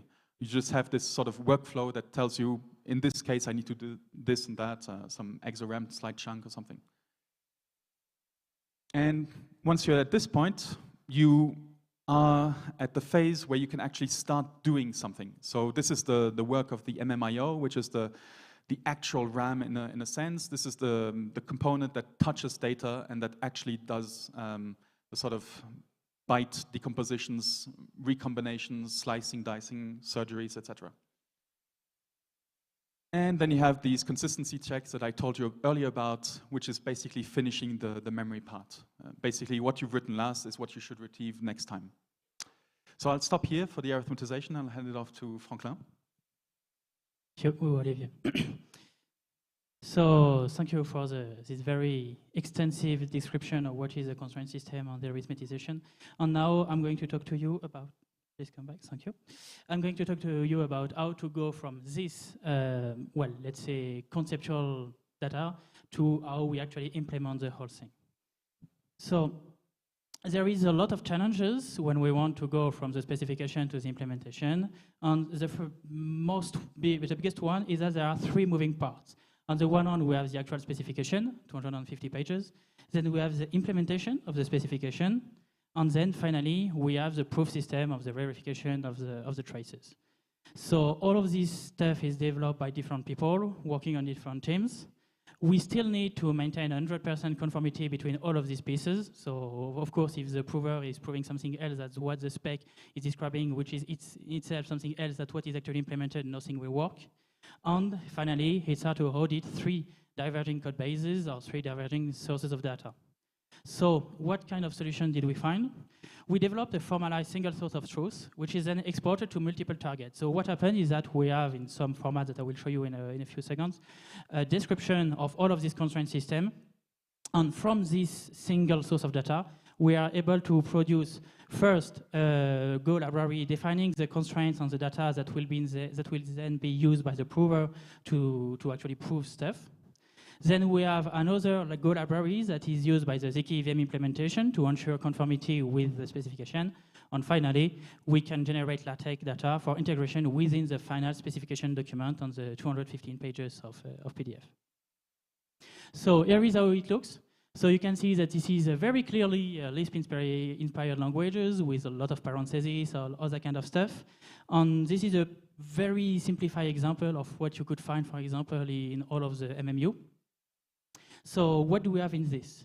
First, we have the columns definition. Those are like the columns of the matrices that Olivier showed you a few minutes ago. And you can see that they can either be normal, like the one at the top, or they can be, we have a very rough type system that is used for some optimization. And finally, for the pure ease of implementation and ease of use, we have some kind of very simple array, that kind of stuff. So yeah. Afterward, you have helper functions, which are functions that can be well defined like any other Lisp function to act on this data. And for instance, here you have two functions. The first one is checking that two arrays of length 8 are actually element-wise equal one to the other. And the other one is checking that an array of 8 elements is actually a byte decomposition of a given value. So these do not really exist per se, but they are just like small syntactic sugar for the ease of implementation. And finally, we have the meat of the data, which is the constraints themselves. So here we have an example of 2-3 constraints. So the first one is doing a byte decomposition of some data. The other one is checking that memory is aligned, and so on and so on. And from this, we will run it through Corsair that Olivier evoked a few minutes ago. On Corsair, we'll do quite a few things. And among others, it will, for instance, generate a lot of Go code for the prover. That's because you can see here, and you can imagine how writing this by hand would be a living nightmare. Or we can also generate LaTeX. So here you have, for instance, a piece of LaTeX code on the PDF renderings that is ready to be incorporated in the spec. So this whole stuff that we call Corsair is really a cornerstone in our workflow on our implementation of the ZK EVM. Now I will talk to you about some results that we have reached for now from the specification to the implementation to the actual results. So the first thing we want to benchmark our implementation against is the EVM test suite, of course. The EVM test suite is a golden standard for Ethereum clients, including but not restricted to the EVM itself. So we have tested our current implementation of the ZK EVM, which is, well, advanced but not yet finished. So for now, you see here the list of modules that are ready. So we have the hub, the MMU, the ROM, the ALU, the binary, and some comparator functions. And on over 17,000 tests, we run our EVM on this, and 16,000 are a success. So it means that it runs and the traces are validated. 0 are failing, so it means that we do not have any problem handling this test. And finally, we have 1,303, which are hitting functions that are not implemented in the ZK EVM, namely, in this case, the precompiled contract and the self-destruct operation. So for now, we have a 92.6% success rate on the EVM test suite, which is, we believe, a good start. Another way to test and to benchmark our implementation is, of course, to work on real data, right? So we have quite a few real-world examples, but the most striking one we have is, I believe, the successful execution validation of proof of extensions using the Uniswap contract and the successful execution and validation of random mainnet block. So what we do is that we run our Ethereum client on the mainnet, and we generate traces for some blocks there, and then we validate all of the constraints. So I will show you a little bit how this works. So here, we are going to check the verifications of the constraint on the traces we generated for this block 0x35b7e90 blah blah blah. This block was created yesterday in the afternoon. So let us start, and while it is working, I will show you a little bit of what is in this block. So here is the data on Etherscan of this block. As you can see, it is like 23 hours old. We have quite a lot of different transactions in it. So we have a basic transfer transaction, we have some wrap stuff, we have some multi-call, we have failing transaction, we have successful transaction, we have Uniswap, we have Tether, so it's quite a nice example. It's not a very big block, it has only 52 transactions, if I remember correctly, and it's only using 2 million gas and a half, but it is still quite inclusive in what it provides.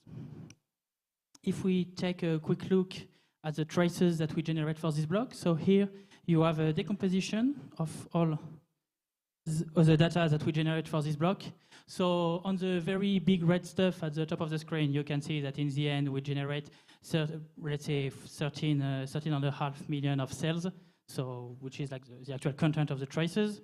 You can see that the biggest one are the binary with 2.5 million of cells.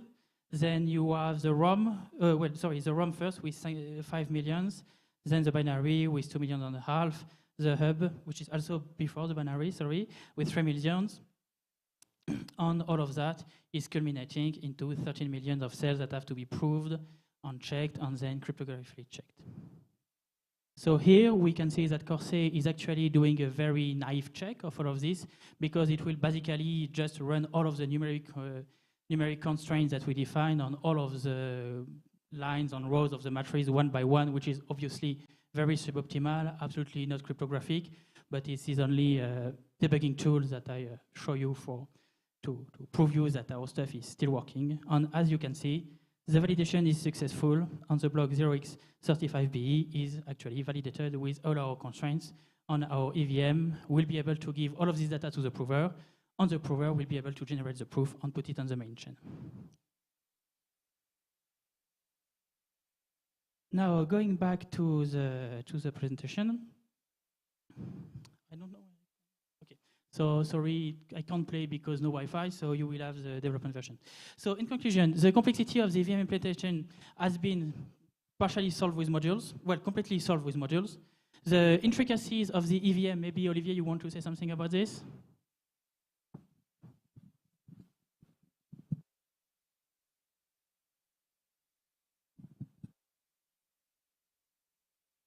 Okay, sorry. Yeah, so in terms of basically finalizing the arithmetization, we have two big chunks that are still left to be done. But we are quite confident that will be done basically for the testnet. Sorry, should have said that. Regarding the auditability, we don't have yet an audit or a formal verification of what we have done, but thanks to our single thought of truth mechanism, we have laid the groundwork to actually be able to work on that and prove in a single strike all of the successes, all of the three components with a single audit. And finally, regarding performances, we are now connected to the prover system, and there will be more information regarding that soon in a coming paper. So thank you for your attention. We will be launching a testnet soon. So if you want to join, please just scan the stuff or just go to the URL. And if you have any questions, then we will be happy to take them.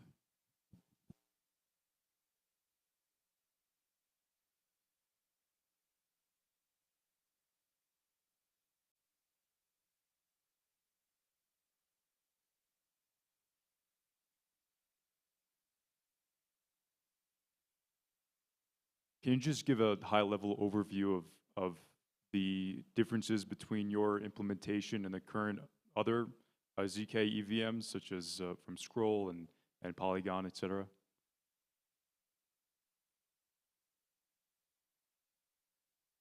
I don't know exactly the inner workings of Hermes and Scroll. I know that we share some design principles with both. I know that our prover will be different. Our arithmetization is also going to be very different. And I think this probably represents actually a strength overall, not for us in particular, but for the ZK EVM ecosystem as a whole. Keeping in line with this multi-ZK EVM prover future that Vitalik has been talking about. But in terms of concrete details, I'm not quite aware.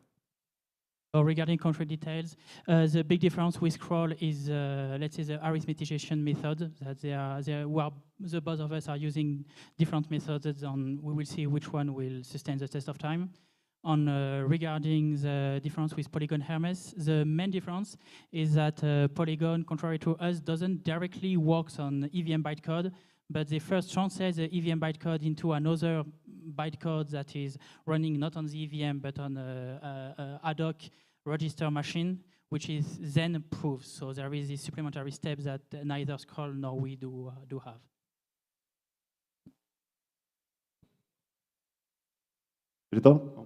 What are the opcodes that have been the most difficult to implement in the GK EVM? You may be surprised, but call data load has been horrible. You would expect if you can do a M load, you can do a call data load. But in the way that we arithmetize things, it's actually quite difficult because of the provenance of the data and the fact that there's some padding involved. But in terms of the real complexity is actually for anything that involves writing a whole lot of data with padding potentially. So anything such as code copy, Xcode copy, I don't know. Yeah, basically these kinds of opcodes have been the most complex. And if you look in the arithmetization about MMIO, there's literally pages upon pages of we're defining nibble 7 and bit 8, and they have to interact in some complex way. Memory has been the worst.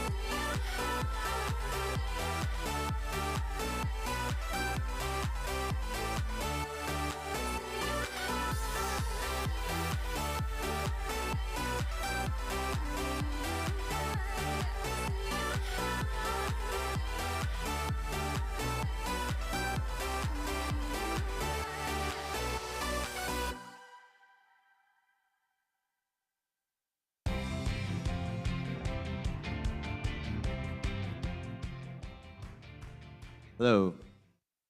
Hey, everybody. Welcome to Flowers, best room at Devcon.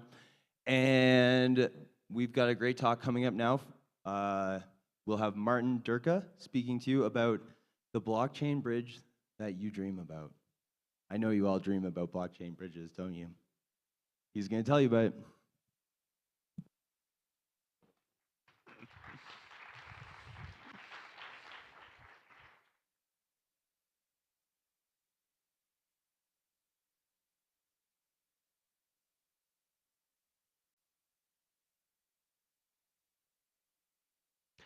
All right. Hi, everybody. Thank you for coming. My name is Martin. I'm from QuantStamp. I'm a senior research engineer and the head of new initiatives. And I will be telling you about the properties of bridges that I really like. So before I do that, we should all understand what a bridge really is, right? So let me do that. So when I say a bridge, I kind of sort of want you to understand this type of an architecture. We have two chains, my mother chain for all intent and purposes, this will be Ethereum, and then we have another chain. And we want to get our assets from one chain to the other chain. So for this purpose, we have something that I call a custodian. This is where me will lock some assets, some Ether.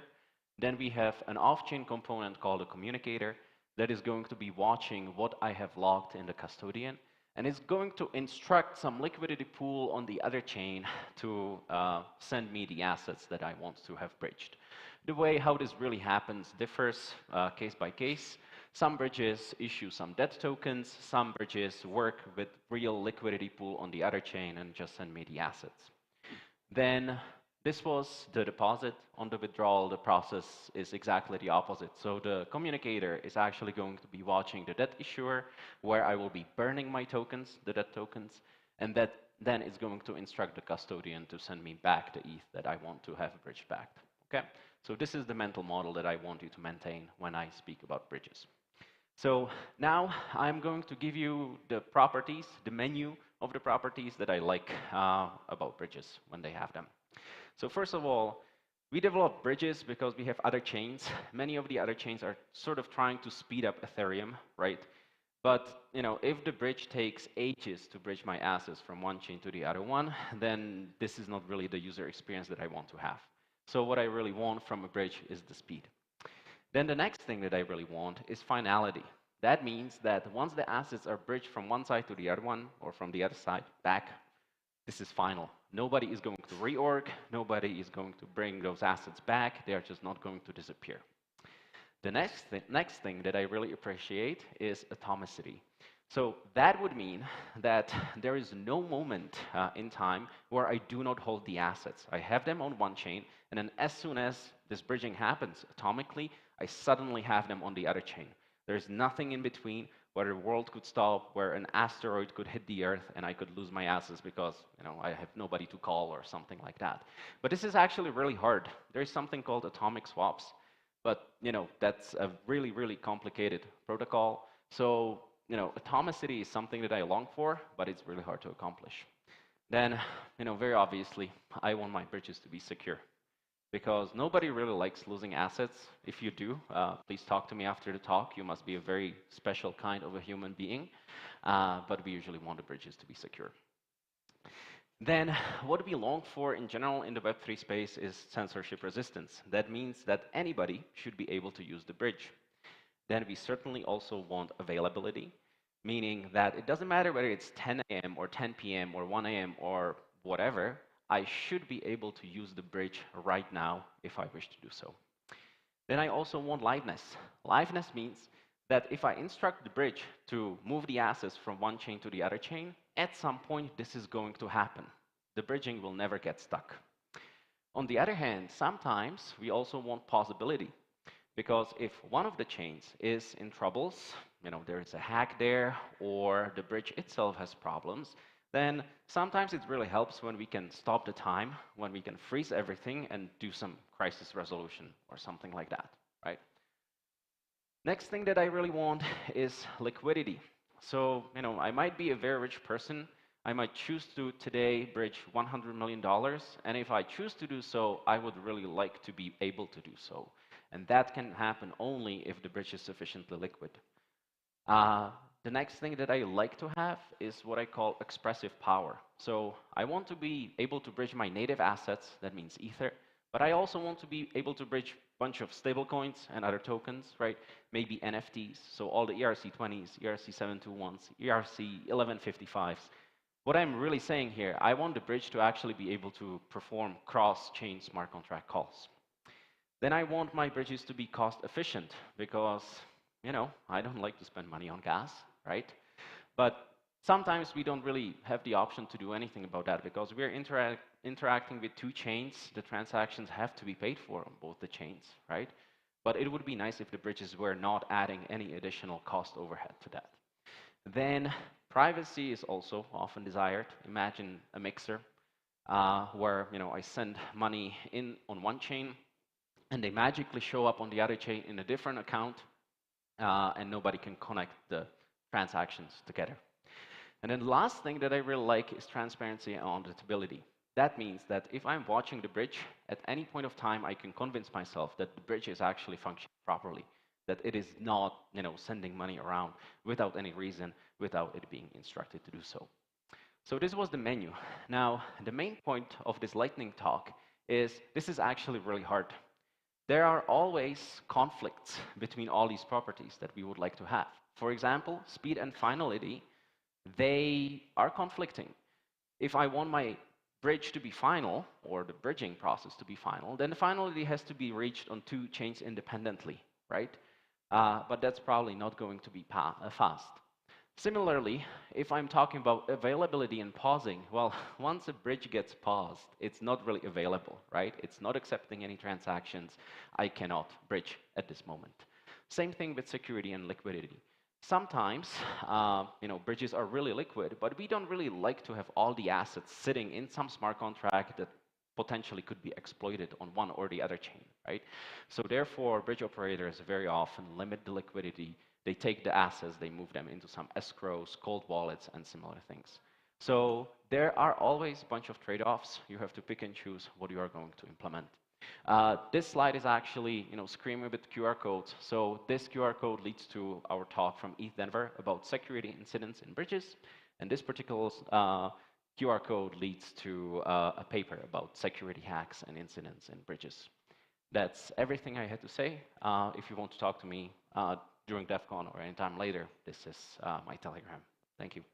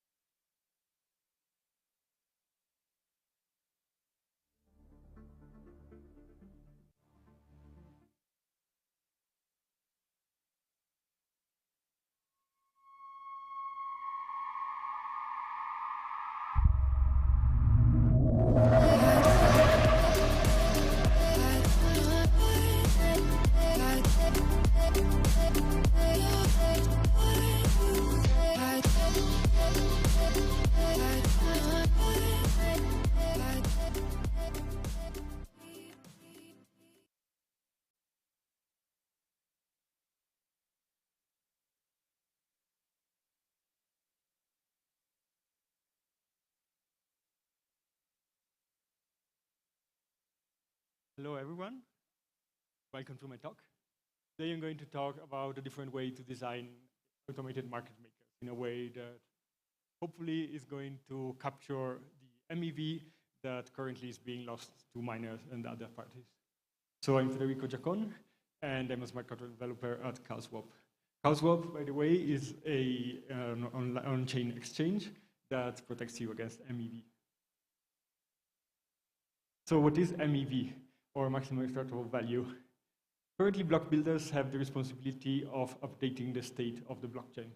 So how is this done? By including, excluding, ordering transactions in a block. And for this, they get paid fees, transaction fees, and rewards. However, there are other ways that you can use to get money out of the block building process. So one very common attack is called the sandwich attack, in which user transaction is exploited to extract MEV. So let's say that a user is creating a transaction, wants to include it in a block to sell on an automated market maker 100 ETH for 100,000 USDC. So as is usually customary, there is an extra slippage added in case the price moves between when the transaction is created and executed. And normally it shouldn't really matter. The user should take the expected price. However, the point of sandwiching is actually using the slippage against the user. So how does it work? The block builder creates two transactions, one before and one after. This first transaction buys USDC and moves the price of the AMM to the minimum that would be accepted by the user. The user trades anyway, because this is, according to the slippage, still valid. And then finally, the block builder can sell back the USDC at the new price. Basically, this is a safe bet for the block builder because the state update is controlled by them.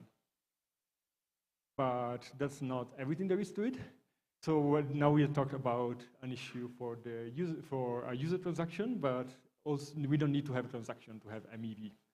One new mechanism of extracting value is called loss versus rebalancing, and it works more or less as follows. So let's say that we have an AMM on chain, and its state is currently, well, we have a market price. What we need is more or less equivalent to 1,400 DAI. This could be any market price, not necessarily on chain.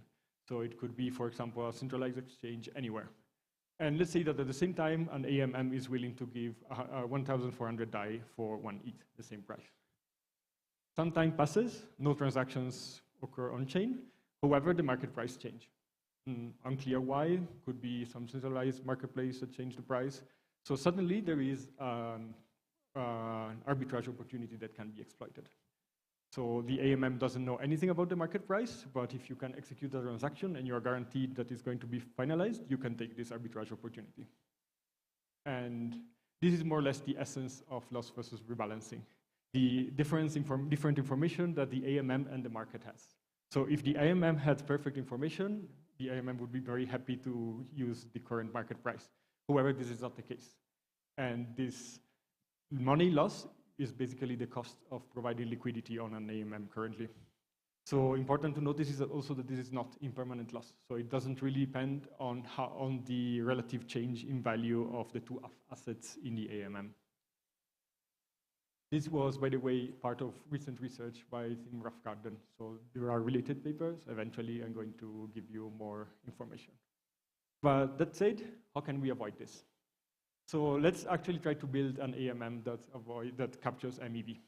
So we start from any AMM, let's say a constant product AMM like Uniswap, and on top of it, we create a mechanism where we can auction the right of executing the first trade on the exchange. So there is going to be a so-called lead searcher, which is the highest bidder that is going to take the right to execute the first transaction. As we see, this is a good way to capture this LVR. And the important thing here is that the proceeds don't go to the liquidity providers. And this is the MEV that otherwise would be extracted by miners. So how can this actually work? So to do this, we simply say that no user can trade until their lead searcher has actually traded first. So you can see if the lead searcher actually trades, then all the transactions go through. Otherwise, if the block is reorganized differently, then the trade reverts. Naturally, this requires cooperation with the block builder.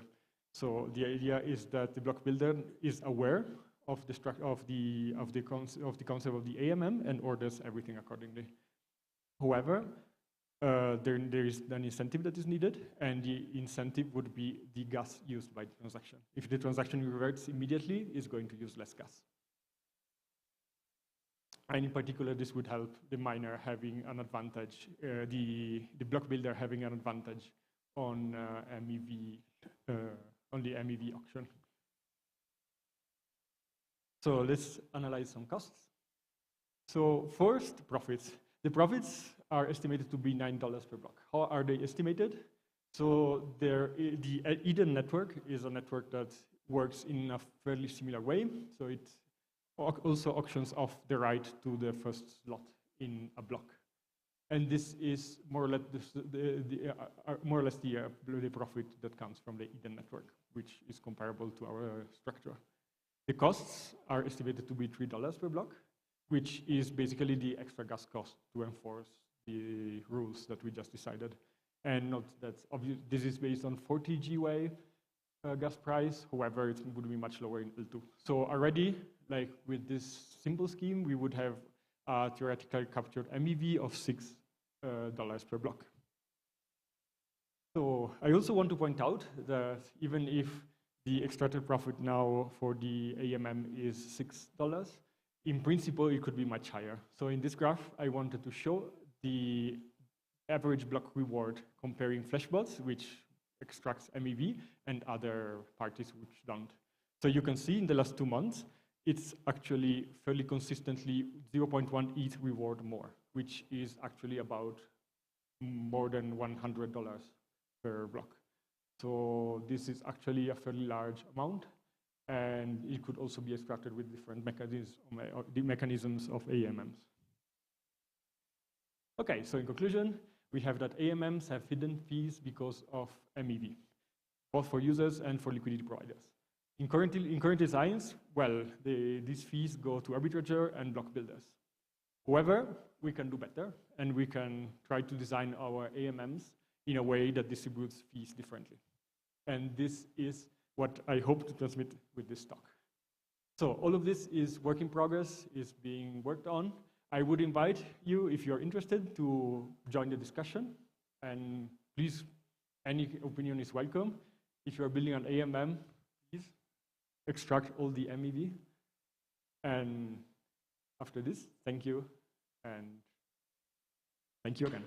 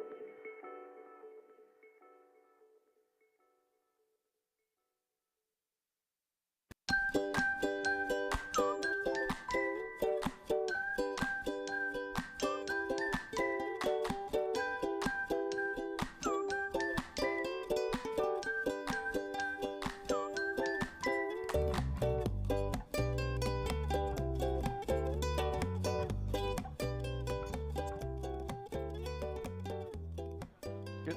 All right.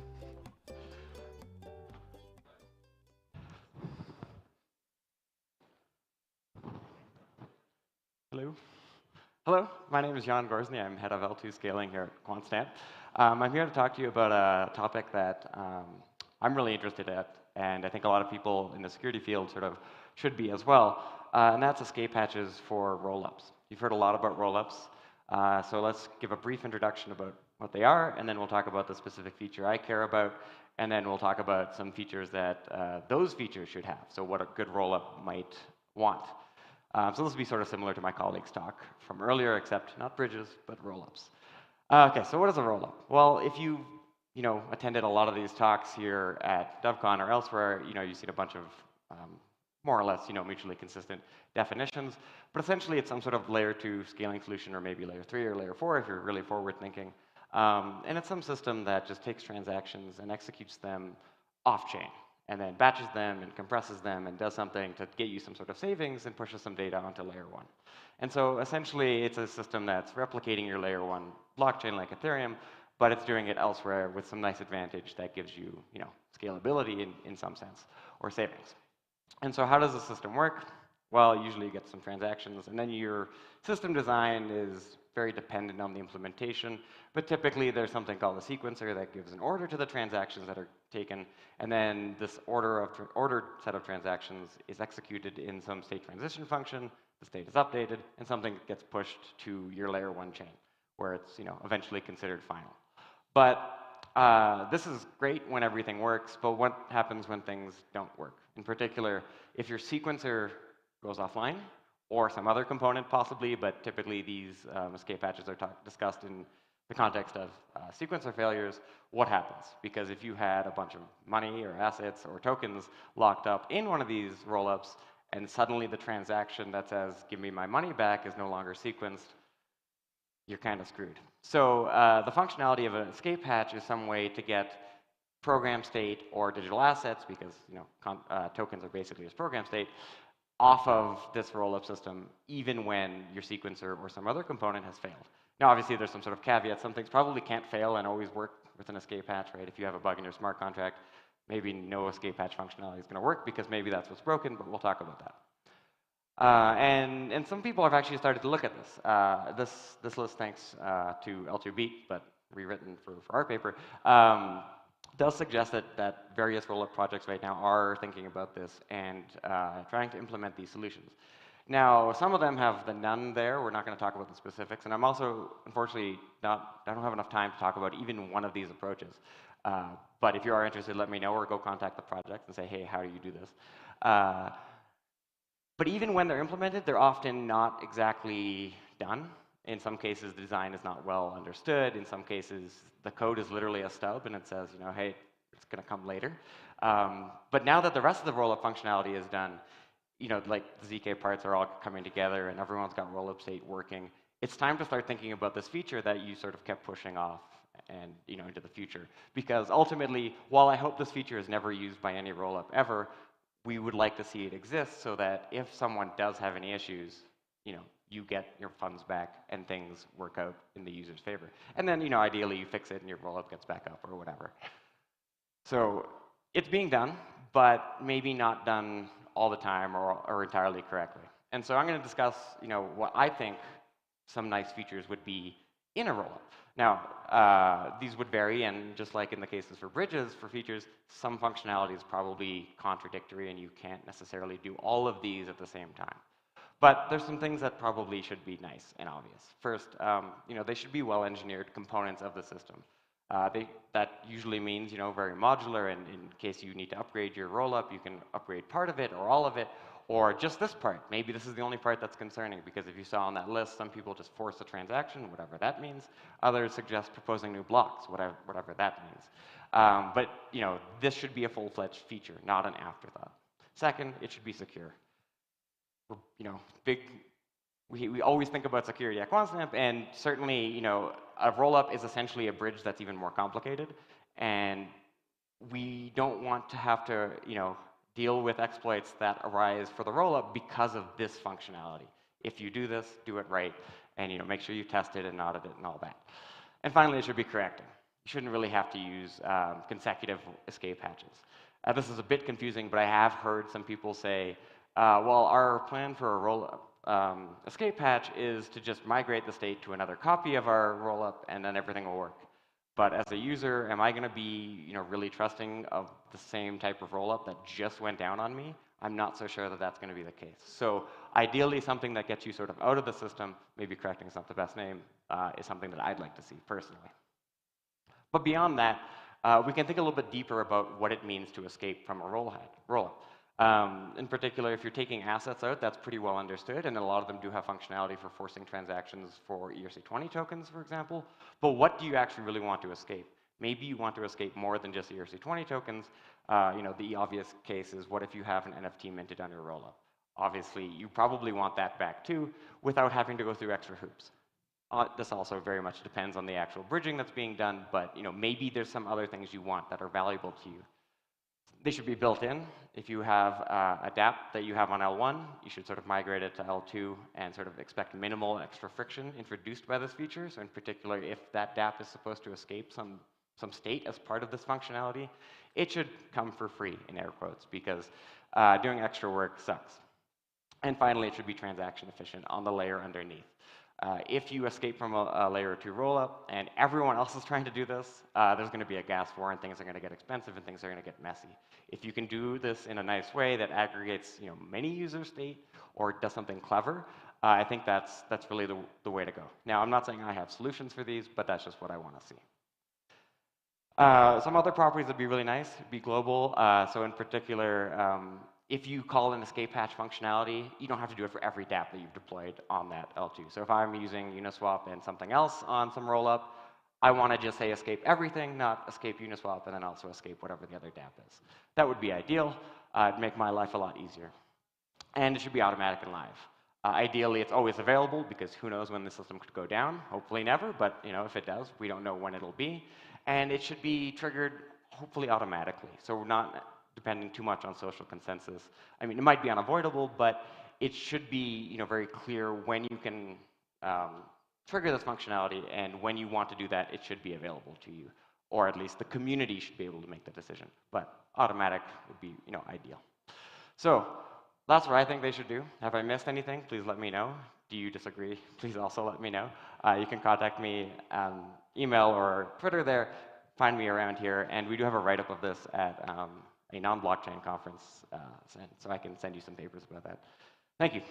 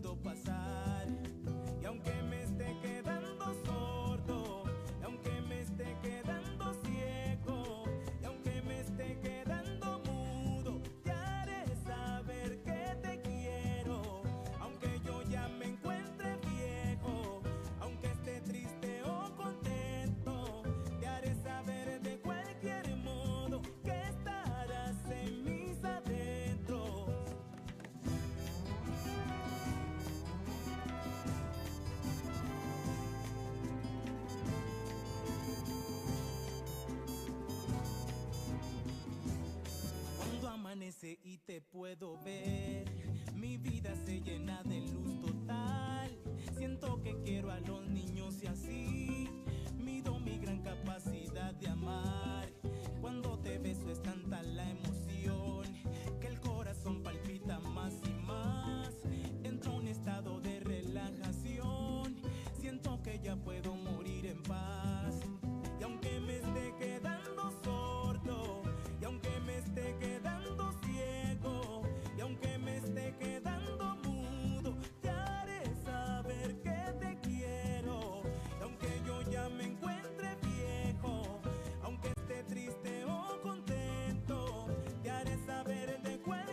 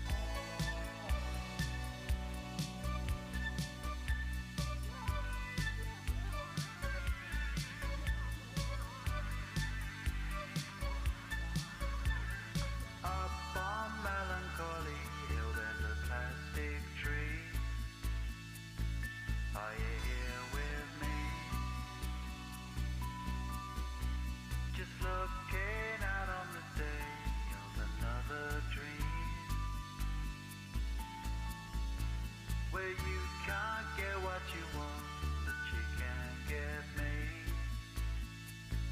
So let's set out and see.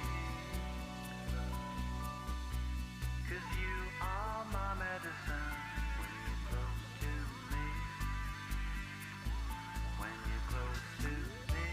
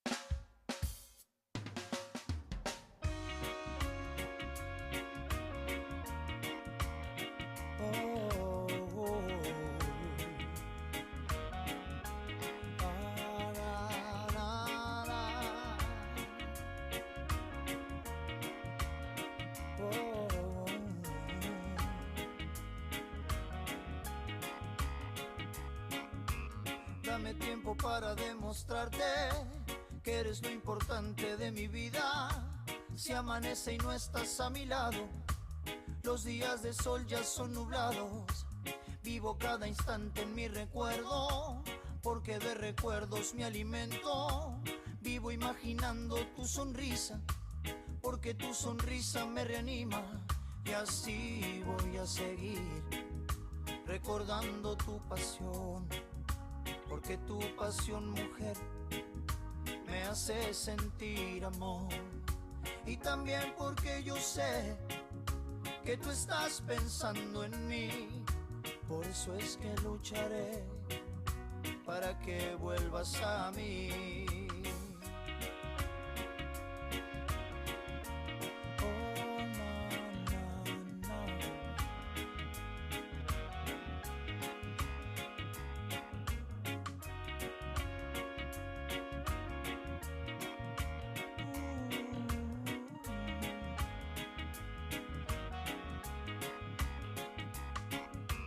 Dame tiempo para demostrarte que eres lo importante de mi vida.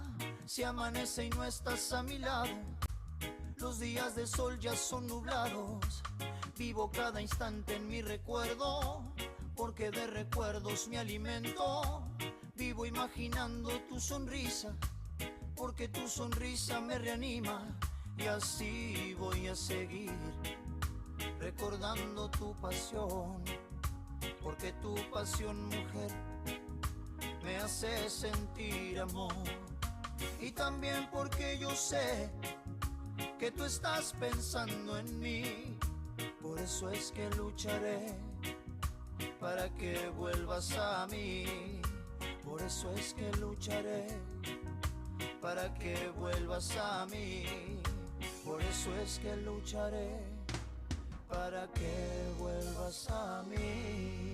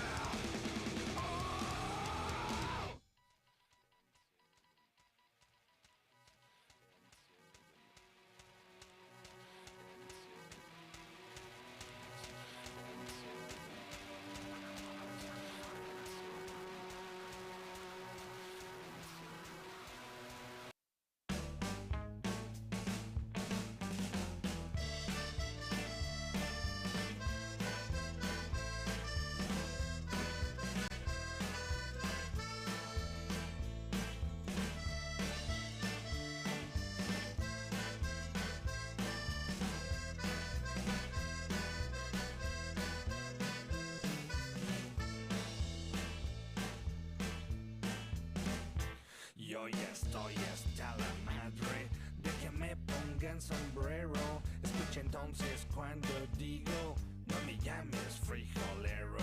Y aunque exista algún respeto, no metamos las narices, no que inflamos la moneda, haciendo guerra a otros países. Te pagamos con petróleo o intereses nuestra deuda. Mientras tanto no sabemos quién se queda con la feria, aunque nos hagan la fama de que somos vendedores de la droga que sembramos. Ustedes son consumidores. Don't call me gringo, you fucking beaner. Stay on your side of the goddamn river. Don't call me gringo, you beaner.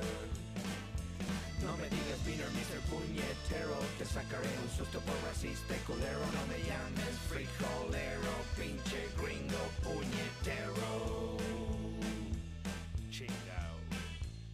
Now I wish I had a dime for every single time I've gotten stared down for being in the wrong side of town. In a rich man I'd be if I had that kind of chips. Lately I wanna smack the mouths of these racists. Podrás imaginarte desde afuera ser un mexicano cruzando la frontera, pensando tu familia mientras que pasas, dejando todo lo que tú conoces atrás. Si tuvieras tú que esquivar las balas de unos cuantos gringos rancheros, le seguirás diciendo good for nothing wetback. Si tuvieras tú que empezar de cero, now why don't you look down the way your feet is planted? That US soil that makes you take shit for granted. If not for Santa Ana, just to let you know that where your feet are planted would be Mexico. Correcto. Don't call me gringo, you fucking beaner. Stay on your side of the goddamn river. Don't call me gringo, you beaner.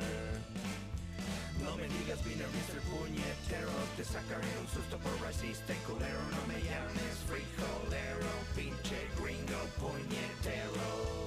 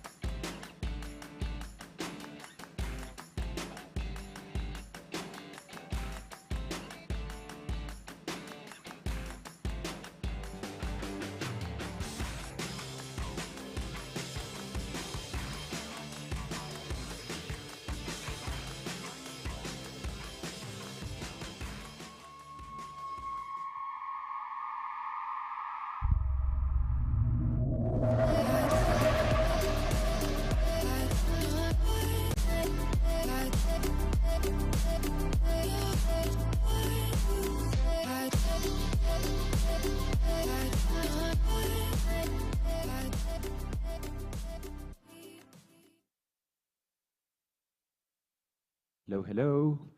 Hope you have good time on lunch. We are going to have a talk from Maxim. He's a software engineer from Aztec, and he's going to talk about private value transfer in 10 lines. This is a session for questions and answers, so Q&A is going to be at the end. Big round of applause for Maxim.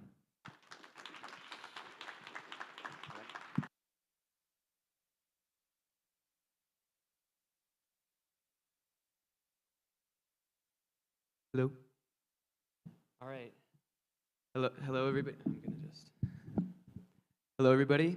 I'm Maxim Veznov, and I am a software engineer / language designer here at Aztec Network, and I'm going to be introducing you to Noir today. Noir is our Rust-based domain-specific language for writing zero-knowledge circuits. I'm going to walk you through a basic circuit, and then also show you how to go about proving and verifying that circuit in TypeScript. So first, I want to talk about what actually makes Noir unique. Noir aims to be more flexible in its design than other domain-specific languages that currently exist out there. And we do this by, rather than compiling to a specific NP-complete language, we're compiling down to an intermediate representation. We call this intermediate representation the abstract circuit intermediate representation, or the ACER, as I'm going to refer to it throughout this talk. This IR can then be compile down to a rank 1 constraint system or Plonkish languages, whichever you so choose. This is analogous to the LLVM IR, but rather than converting down the IR to a specific instruction set architecture, we're compiling down to the constraint system of a given ZK-proof construction. This actually enables us to essentially decouple the backend proof system and the language. We currently have one fully integrated backend system, and that's Aztec's Berettenberg library. And we also have plans for integrations with the ArcWorks proving systems, such as Marlin and Groth 16. But if you can compile it down to whatever you'd like. This, to our knowledge, is the only DSL that currently has fully integrated proving system optimizations. So rather than just having an interface for language system optimizations, we actually have it on the proving system as well. But where do we actually get from this? So different use cases require different kinds of systems, and now we actually have a language that separates the middle end, or front end, middle end, and back end of a language, and developers can then converge on a common architecture standard. The fact that Noir has the ability to support proving system optimizations enables us to have the addition of optimized black box functions. A few that we have are listed right there. But if a back-end system has integrated that specific black box function, the front end can then access it. The ultimate goal here is to lower the barrier to circuit development by incorporating cryptographic safety into the language itself while maintaining performance. So I'm mainly going to be talking about how to prove and verify in TypeScript. This very high-level compilation overview also shows our package manager Nargo that I specifically want to note that allows for proving and verifying circuits. This is very similar to Cargo, so you can build your circuits using this, but because to actually prove, you have to requires a proof system. You see that line on the top going all the way over to the proof system as well. In order to compile Nargo, you need all integrated. So now I'm actually going to take you through what a Noir circuit looks like, and I'm going to use one of the most common examples where ZK proofs are used to enable private transfers. And rather than simply showing you the entire circuit at once, I'm going to walk through kind of each part of the circuit, and this is to highlight Noir's unique features, and also for those who may be unfamiliar with how to write a private transfer circuit, how that may be done. If you're already kind of familiar with it, you may have deduced from the inputs that the circuit essentially boils down to a Merkle membership proof. Similar to how Noir is Rust-based, the syntax is Rust-like as well. But the main thing to note here is the usage of the pub keyword. All inputs to the Noir circuit are going to be private by default, and that keyword allows you to then say this also has to be supplied to the verifier as well. Currently, anything outputted from the function must also be public. And to take note of our native data type, that's called the field. This is in the Aztec Berettenberg backend, a field on the BN254 curve. But we also support smaller data types such as U32, U8. You can even have U3, but these are less efficient as they require range constraints, but that's all to the needs of the circuit developer if you want to constrain using our data types rather than directly in the circuit yourself. Now we can actually get into the logic of the circuit, and we're going to start off by using two of our standard library functions. The Schnorr fixed-base scalar multiplication method, so we can construct a public key from the private key that was supplied to the circuit, and then also a Pedersen hash function, which is going to take in a list of field elements and return a point on the BN254 curve. We use the random input secret that was shown in the previous slide to keep our note commitment private and not associated with any one account. Once again, this is using the Aztec-Brettenberg backend, but if a backend supports these functions, then the front end can access it. And now we actually have the meat of the circuit, where we're first going to generate a nullifier, and this nullifier has to be unique, and this is used to prevent double spends. And the contract that integrates this circuit is going to have to make sure of that. Where we provide the note commitment that we just calculated in the previous slide, the index of this note commitment in the Merkle tree, and then the private key to act as that identity differentiator. And then finally, we have a check membership function that's going to take in the hash path, the index, that note commitment, and a note root. It's going to calculate a note root using the hash path and commitment provided, and if it matches the note root there that we provided from the circuit, which is public, we then know, okay, that the note commitment that was calculated within the circuit is actually the person proving it does possess that note commitment. And finally, we return our nullifier and our recipient. This is actually constraining these two values with the outputs. It's a little syntactic sugar that we have for our return values. You could instead, for example, not have the nullifier be returned as public output. You could still supply it as public input, and you would have to then write constrain like nullifier hash equals nullifier index 0 there. But this is happening implicitly when we return it from the circuit right there. As the title of the presentation is, it's Noir private transfer in 10 lines. So we don't really show a lot of what the Noir syntax looks like. So I wanted to quickly highlight what else also exists in Noir. We do have compound data types such as arrays, tuples, and structs, as you can see right there. And we also have submodules, so you can easily separate your functions as you see fit. Also just recently added global consts, which you can also import as you would in any other programming language such as Rust. For control flow, we have for loops and if statements, and we're looking to add recursion soon as well. We also have recently added generics, which is highlighted right here, which is a great benefit to the developer experience. Just to recap, we try and be high level as we want to make the developer experience easier, but also abstract away some of that cryptographic safety that you might be familiar with in other ZK circuit languages, or where you have to directly specify essentially every constraint. And that's the ultimate goal of Noir, to have safety and a greater development experience. Now I'm actually going to kind of walk through how you would use our wrapper to prove and verify this circuit in TypeScript, and then ultimately in the browser so that you can prove on the client side. We have a Noir.js package which has been created to allow a developer you can directly compile your circuit in TypeScript as you see there, but in this package you can also read in from the Acer from file that would be generated by the Nargo package manager. That's a choice of the developer, but in this example we just show you how to compile it directly in TypeScript. So after we have an object representing our Acer, we then just have to specify our ABI. And the ABI is what the prover is going to be providing to ultimately construct our proof, which has our private and public inputs. And that's going to be used to generate the witness and ultimately generate the proof. So because Noir is backend agnostic, though, we have a separate wrapper around the Aztec-Brettenberg backend. And that's any other backend that gets integrated is going to have to do the same thing as well.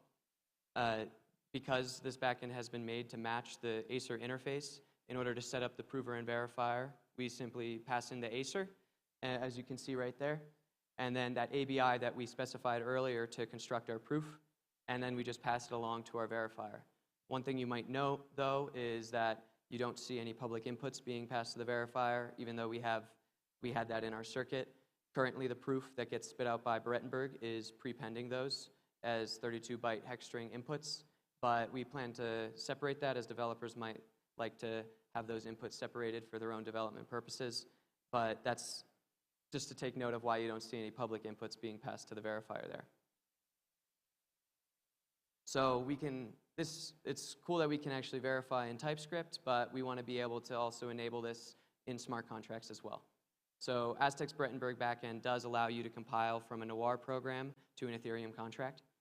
Proving systems looking to integrate Noir are going to have to provide their own implementation of how to generate a Solidity verifier. Or if you choose to use any other smart contract platform, you're going to have to provide that implementation yourself if you're integrating a backend.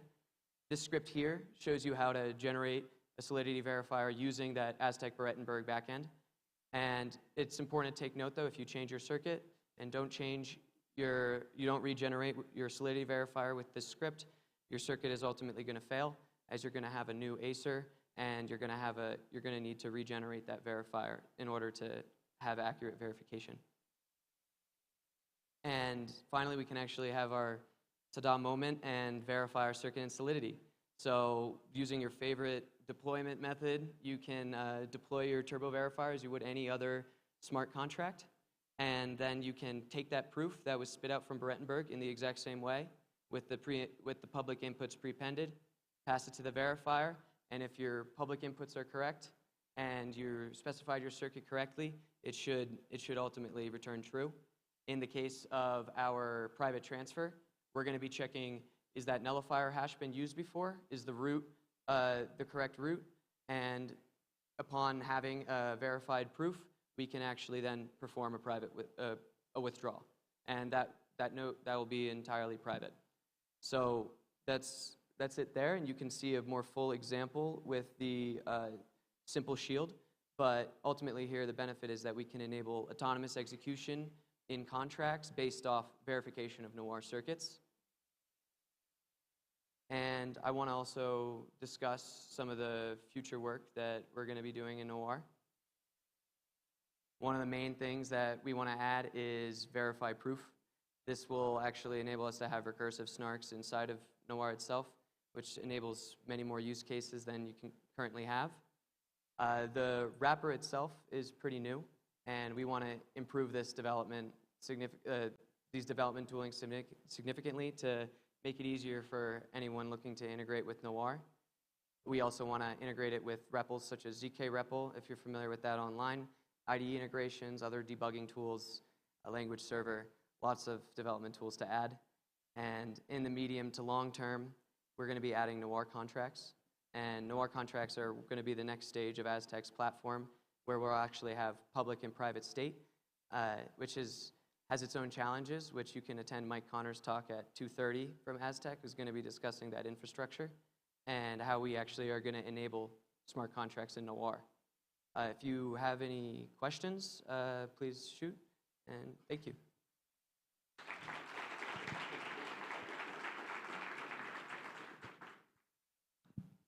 Thank you so much, Maxim. So we have two volunteers. There you go. Is our volunteer coming? Hey, good afternoon. Very impressive. Right now, how does your tooling work for this? You have to compile the Noir contract and then deploy it into the layer 2 or the layer 2 testnet or something. Not right now. That's the next iteration of Aztec's platform when we add the Noir contracts. This is purely a zk-EVM DSL right now, where Aztec can generate that Solidity verifier, and you're going to be proving circuits on an EVM platform. You can generate, like I showed in that example, you can compile your circuit in TypeScript, but you can also use our package manager, which I briefly mentioned, to generate that intermediate representation. That intermediate representation can be used the same way that it was used there. You just have to read it in. You're reading it in from file using our wrapper method, so you don't have to do anything extra for serialization. That's handled by our wrapper.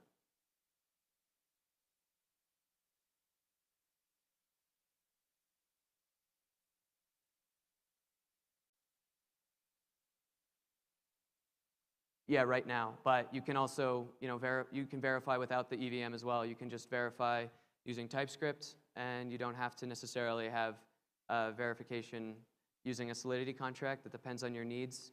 But a lot of people like to have that autonomous execution. We have time for more questions. One over there in the left side, then we have two more here. Hey, hi. It was amazing. I wanted to ask, let's say, as a developer, I have the choice between Circom and Noir now. Both as an end user feature provide proof systems with Plonk and Groth 16. It's exactly the same value proposition. So why would you say that we should experiment with Noir instead of just going with Circom? Sorry to put you in a position. No, it's okay.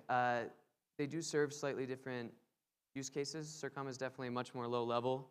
You're going to have to be specifying a lot of the constraints individually, while in the language, we specify those constraints for you. A basic example there, when I talked about if statements, you can constrain your on if statements. You don't have to use a multiplexer and things like that that make it just easier for the developer and kind of lower that barrier from someone who's maybe moving from, who's never coded ZK circuits before. And you can also constrain on data types outside of just our native type, because everything that we have ultimately translates to that. And we do have, I know you can currently do Plonk, but I believe right now Noir is the only language that actually has truly fully integrated black box functionality, where the proving system is specifying the custom gates and making those functions faster. Hi.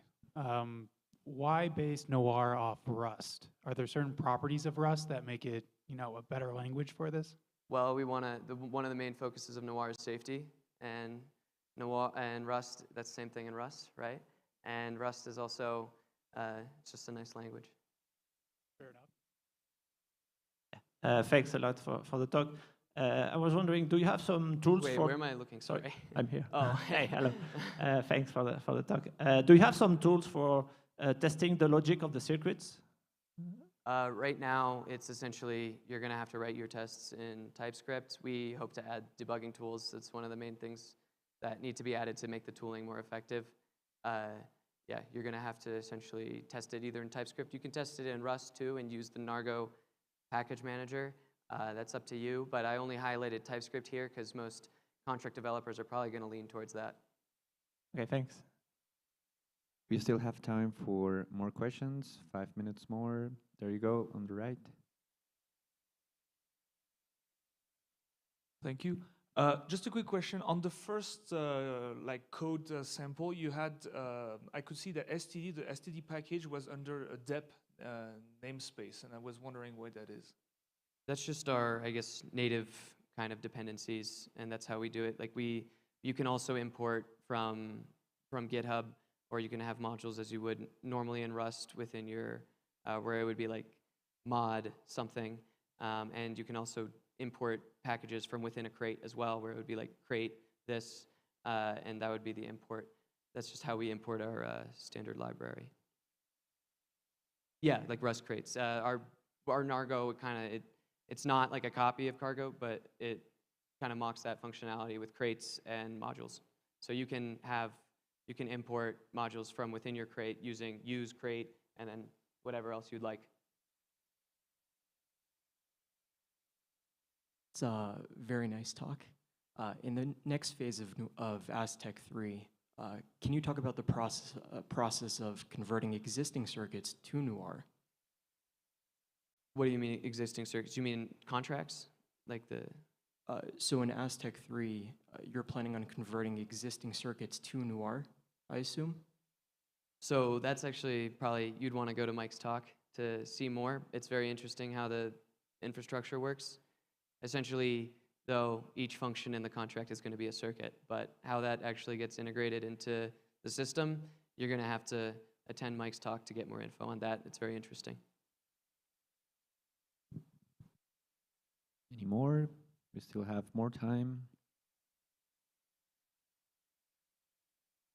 We have someone from the team here as well, if you want to complement anything, like to add on top of the conversation? Hello? Yeah, I just want to ask, so with Aztec 3, we're not actually trying to be ZK EVM compatible, right? It's a separate... No. Right? Yeah, just making sure. Cool. There's one more over there, this side.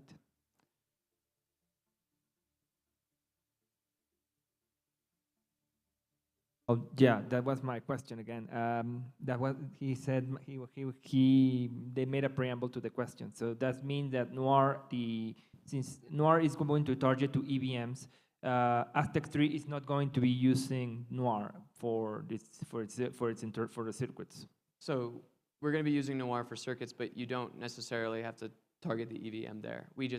Aztec's backend does allow you to compile an EVM verifier from a Noir circuit, and that functionality will still exist, but Noir contracts on Aztec's platform are not going to be ZK EVM.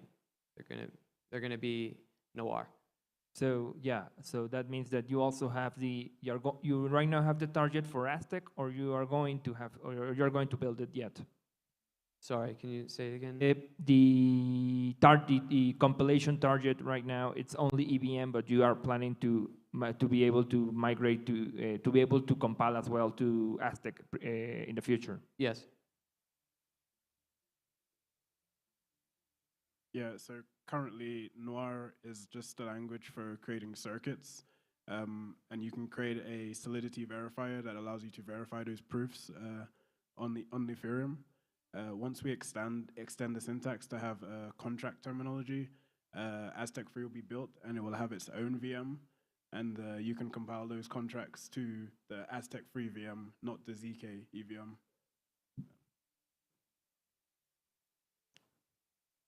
Hi. Hi. Well, I am now in Nord right now. It's so new for me, and I would like to know what are the main applications that they are using Noir right now? The main applications using Noir right now? Yeah. Well, there hasn't been many. Mostly the examples you can find on my GitHub or inside the Noir repo testing the language. But there's anything you can think of where you would need to verify a proof and do something based off that ZK proof, you can theoretically do in Noir. So that can be quite a lot of things: anonymous proof of membership, private games on public blockchains, lots of different things.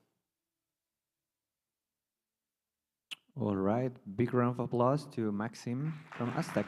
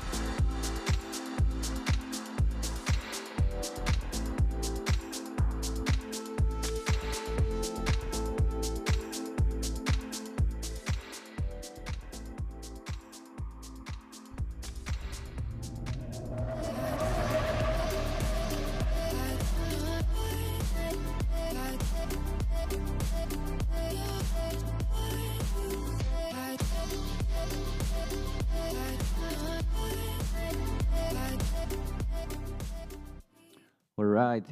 So we have Ajush from, sorry, I forgot. You can introduce yourself, what is the project you are representing, but come on stage. Big round of applause, please.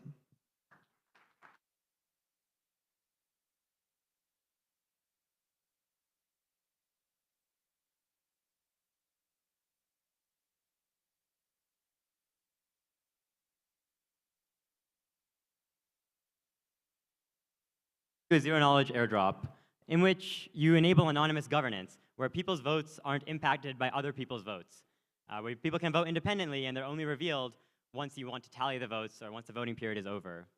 In order to do this, to do a zero-knowledge airdrop, you need a way to avoid double claiming. That is, people can anonymously claim their tokens to an unlinked account, but still there's some identifier that represents them that prevents them from claiming the same airdrop twice.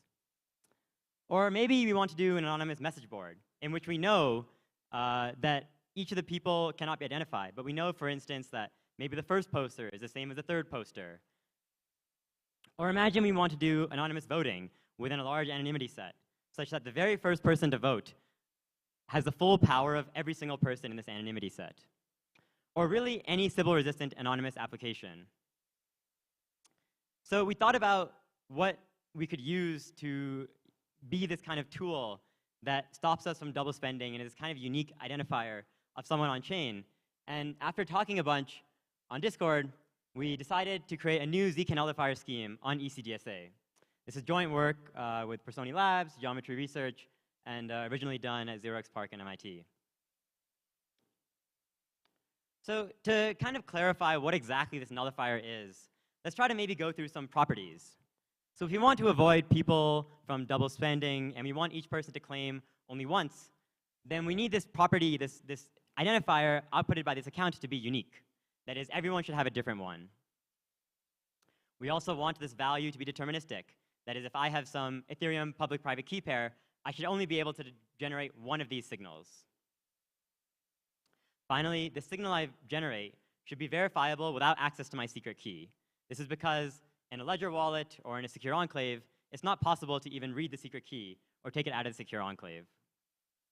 We also don't want users copy-pasting their private keys all over the place. And finally, we want this number, this scheme, to be completely non-interactive. If you've heard of nullifiers before, you might have heard of something like Tornado Cash or Semaphore. And the way that works is that as people sign up, the anonymity set grows bigger and bigger and bigger. However, the first person to use Tornado Cash or the first person to sign up for a Semaphore group has 0 anonymity until more people join. But if we want the full power of the entire anonymity set for the very first person, we need the scheme to be non-interactive. That is, there shouldn't be 2 phases, like a sign-up phase and a utility phase. So to understand these properties a little bit more, one useful exercise is to go through some examples of schemes that may work or may not work. So imagine when we wanted someone to post this deterministic value that identified themselves, that stopped them from double claiming or stopped them from double voting, that they used the hash of a deterministic ECDSA signature. Now, you might guess that this has all the properties we want. It's unique. If you're signing a message, a deterministic signature, there should only be one. It's non-interactive. Anyone could generate a signature and blend into the anonymity set. You don't need people to interact and sign up for the scheme first.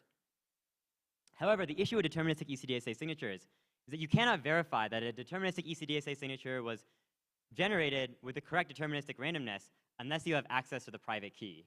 That is, deterministic ECDSA signatures are identical to non-deterministic ECDSA signatures, except that the randomness is like the hash of the private key. And so if you're trying to verify this on chain or in a ZK snark, you would need the private key. So it doesn't quite achieve what we want it to achieve. A second idea is this idea called a verifiable unpredictable function, or a unique signature. Now, the vast majority of the schemes for these are on pairing-friendly curves, and Ethereum, which is on ECDSA, on SecP 256K1, is not a pairing-friendly curve. So the vast majority of this literature is fairly inaccessible to us. We could try something like hash of message, public key. You'd imagine this is unique. Every account, every public key has a different value of this hash. It's deterministic. If you have a public key and there's some message, say the app ID, then this hash is deterministic. It's verifiable without your private key, and it's non-interactive. You can give this hash without signing up in advance. Now, the issue with this is that it's a little bit subtle, but it's actually possible to de-anonymize people who are using this for anonymity. The way you do that is you can take the list of all 200, 400 million private keys on Ethereum, calculate the hash values for every single one, and match it up with this nullifier value on chain. And boom, you've de-anonymized a person who tried to use this as their unique identifier. Maybe kind of getting inspired by this, we can try something like hash of message, comma, secret key. You'd imagine this is similar to the public key case, except you can't take everyone's secret key on chain because you don't know everyone's secret key. So it's not possible to de-anonymize people in the same way. But the issue is to verify something that's behind a hash, you have to calculate the entire hash function inside the zero knowledge proof or inside whatever identity primitive you're using. And we don't want users to copy around their secret key, and so this scheme isn't quite it. So finally, we resolved on this scheme. We use a hash of message, comma, public key to the power of secret key. It's kind of similar to the other schemes, but it turns out that it has this nice property that it's a DDH VRF, or a decisional Diffie-Hellman verifiable random function. And specifically, what this means is that we can verify that this is actually calculated correctly without access to the secret key. So to maybe summarize, like what exactly the properties that we want so far, is that we want this deterministic function of a user's secret key that can be verified with only their public key and keeps them anonymous. And the way we do this is we define a new deterministic signature scheme on Ethereum. So I'm going to try to go through what exactly the signature scheme is. And so this is going to get a little bit mathy.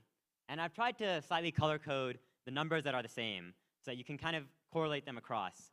And although the math is a little bit difficult to understand on first glance, I'll try to give you an intuition for why it achieves the properties that we want it to achieve. So remember our nullifier was the hash of message, comma, public key to the power of secret key. And so this value will be public. It will be calculated inside the user's wallet, whether it's their MetaMask or their ledger or anything else. And this value will stay public the entire time. It will be posted on chain eventually for everyone to see. These private outputs will be created by the wallet and given to the user. These outputs, if they were seen by the external world, could de-anonymize a user. For instance, if you saw their public key, you would obviously know who they are. And so the idea is that these signals are kept to the user, and the user can use them to generate a ZK snark.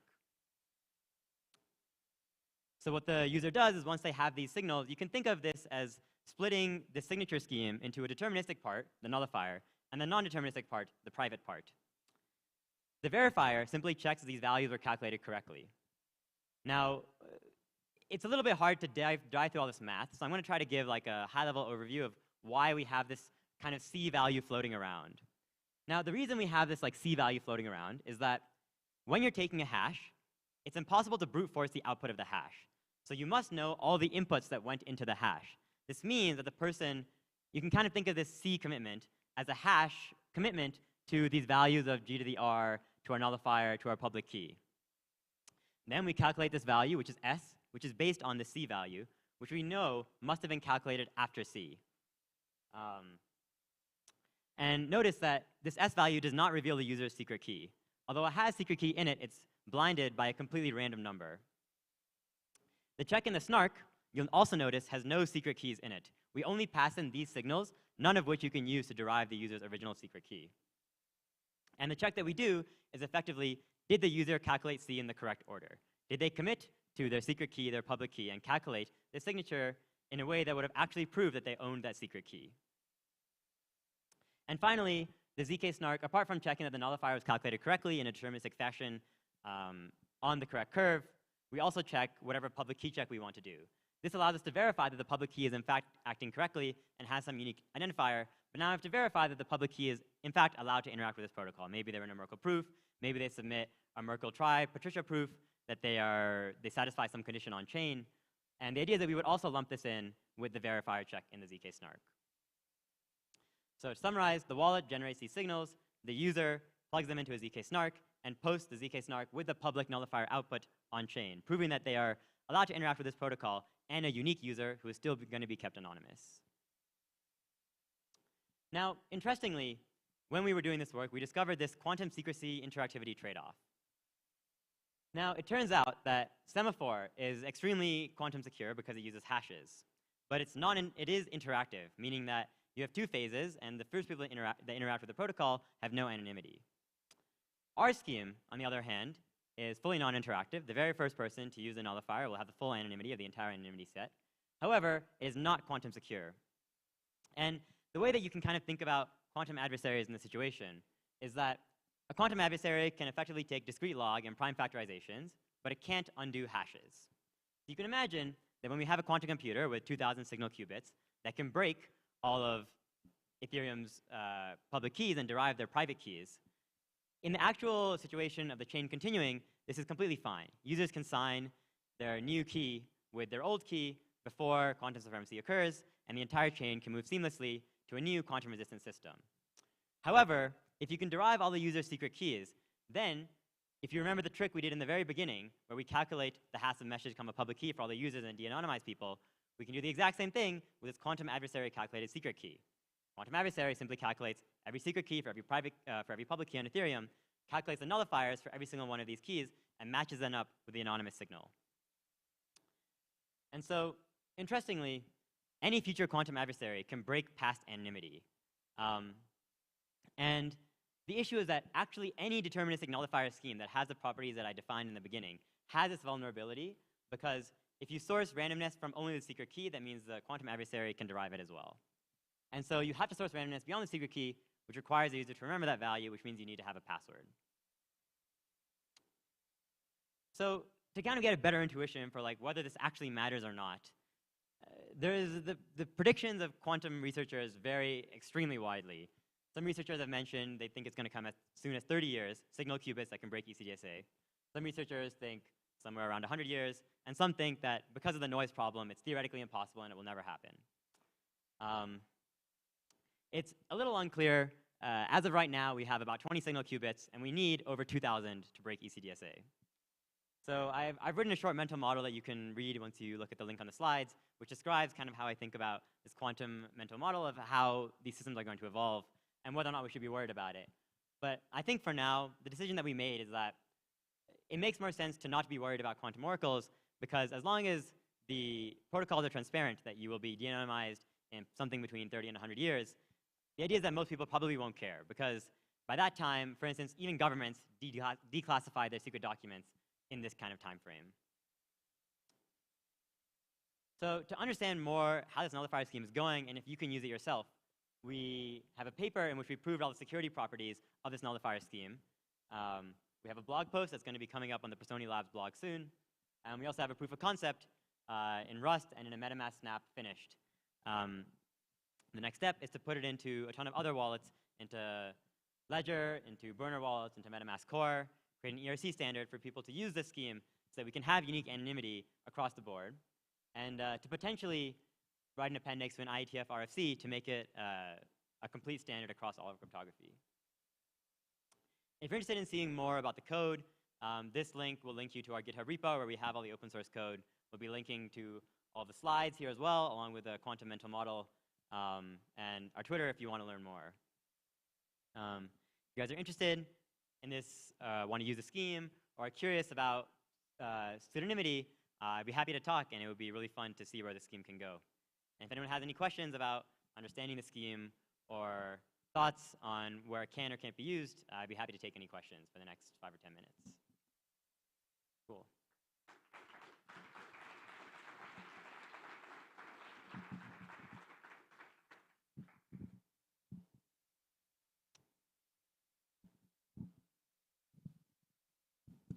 Test. Okay. How is the scheme called?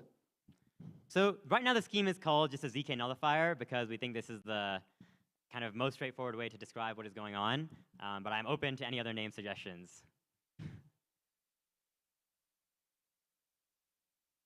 I think there was a question in the front. Can you like explain, probably maybe using an example, how like this non-interactive is seen in practice, like in terms of like using the scheme, like maybe like an airdrop. Like, can you explain like how that system would work, how like user would interact and like kind of maintain that property? Yeah, that's a great question. I can maybe go through the kind of the whole airdrop scheme and try to describe why it wouldn't be practical with something like semaphore, but why it could be practical with something like the nullifier. So if you imagine the semaphore scheme for the airdrop, the way it would look is that people would first have to sign up to receive the airdrop. And this is, so people have to submit their semaphore commitment to some, either like an on-chain directory or an off-chain list. And the issue with this is that people can then Sybil attack this airdrop very easily because they know that an airdrop is going to be coming, and this is a way to gain eligibility for it. And so because they have this two-step process, people can spam whatever mechanism it is that they're using to determine who is eligible and who is not, resulting in this being a somewhat impractical solution. You can also imagine that if you didn't have a two-phase process, where instead people could sign up for the semaphore keys whenever and claim whenever, and the very first person to claim the airdrop would sign up for the semaphore key, you would see only one semaphore key in the list of all semaphore keys, and then that person would claim their airdrop. And so you would know that the person who posted that proof must have been the person who claimed the airdrop. And so as a result, this small anonymity set is not ideal if you're trying to maintain perfect anonymity for everyone in the set. The way the nullifier scheme would work is that when you claim the airdrop, you prove that you have a nullifier for a message like, I am claiming the ZK airdrop. And the verifier would prove that you in fact signed that message, that you created your deterministic nullifier correctly, and would allow you to claim the airdrop, and then add that nullifier to a block list from ever claiming again. And so what would happen is the very first person to claim, no one would know who they are out of the entire set of all the keys that are eligible for the airdrop. Do you think that sufficiently answered the question?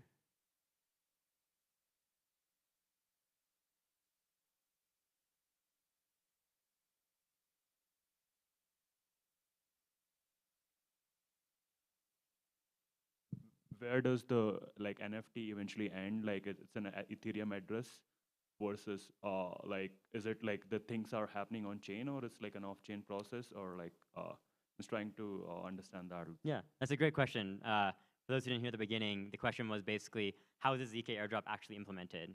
And the idea is that what you would do is you would prove that you own an account that is in the Merkle tree of eligible addresses for this ZK airdrop. You would generate a semaphore nullifier for that scheme in the original case, and then you would claim it to a completely unlinked, unused account that has never had any transaction on Ethereum. In the nullifier scheme, you do a similar thing. You would prove you have an account in this Merkle tree. You would prove ownership of that account. You would prove the nullifier via this deterministic nullifier scheme. And similarly, the tokens would go to a completely new, fresh Ethereum account that has no history on it and is effectively anonymous. Yep. That's a great question, though. Yeah.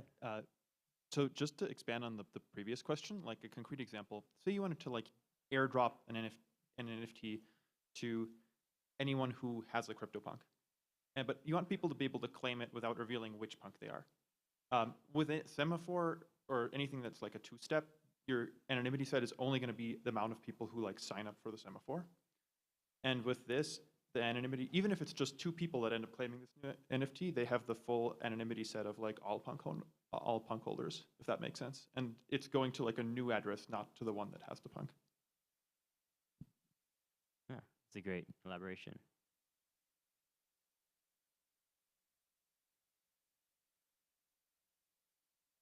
I think you have to turn it on. Hello. All right. So I'm wondering, can you expand a bit upon if you use this scheme for a sort of a multi-step protocol where it's not just maybe a Tornado Cash deposit and withdrawal or a claim scheme, but you continue where you maybe have some sort of transfer of private assets within the anonymity set? Do you keep that anonymity, and how does that work?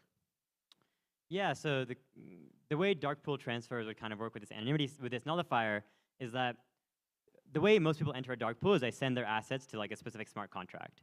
And so you already know that the anonymity set is limited to everyone who has ever interacted with a smart contract. And one thing you could do is you could use something like semaphore, and if you interact with a smart contract, the guarantee that you have to sign up for a semaphore key. So because the anonymity set is already limited by something like an on-chain interaction, the nullifier wouldn't add additional anonymity because it's already limited by the chain interactions. However, what it could do is prevent you from having to memorize secret notes. So for instance, with Tornado Cash, you have to download a string and remember it forever. And if you lose that string, then you lose your money. But what you could do with this scheme is that instead of having to memorize a Tornado Cash note, you just remember the amount of money you got. And then you could say, okay, I got 1 ETH, so I'm going to sign a message saying Tornado Cash 1 ETH. And I know that the nullifier that it creates will be a valid note for my deposit. And the contract can simply validate that. And so it can help saving memory or losing strings for anonymous money, but it wouldn't add significantly additional anonymity if the original scheme was implemented with the dark pool correctly sending to the contract. Yeah, that's a great question, though. Hey, hi. I'm pretty sure like many of us would have read about nullifiers for the first time in Vitalik's article, the one with like privacy applications for GKs now. And like I did not understand it completely, but I thought it was Vitalik who wrote it, so it must be true. So can you like just give a brief difference between that nullifier technique and your nullifier technique for us to compare? Right. So the nullifier technique that is classically referred to in most of these ZK snark posts is a nullifier technique that exists, which is kind of what Halo 2 defined a number of years ago. And it's kind of evolved into being this semaphore type scheme, in which a nullifier just represents that you can't double claim or double interact with a specific protocol, because that nullifier nullifies your ability to do so. The idea is we get added to a smart contract or something, and then when you interact with that in the future, it would notice that you've already interacted with it before, and then stop that transaction from going through. So the scheme that likely is being referred to in that post is likely a semaphore type scheme or a sign-up type scheme in which this nullifier is like a hash of some string, which again would have to be interactively generated. And so when I say this kind of semaphore side or this like interactive side, that's largely the classical nullifier that I'm referring to. Yep, that's a great question.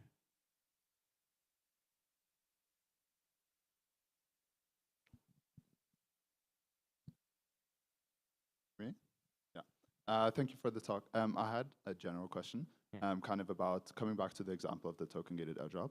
So if you either use like a ZK nullifier or semaphore to generate a proof that an address is eligible for an airdrop based on owning an NFT in a set, for example, how does that respond to updates? For example, when you transfer the NFT afterwards, since the nullifier is only tied to the address, could you then transfer that NFT to a different address and create another nullifier and again qualify for the airdrop?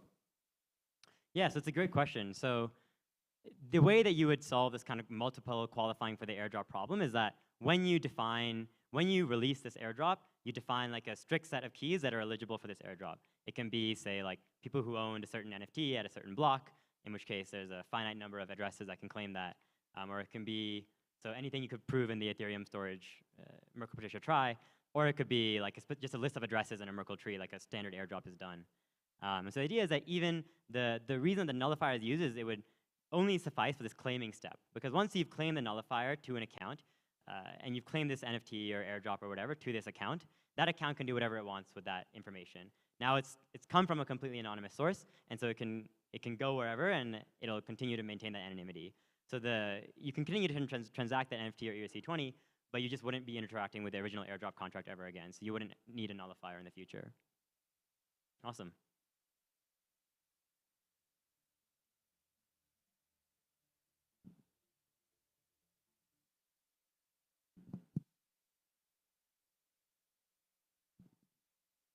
Yeah, okay, good.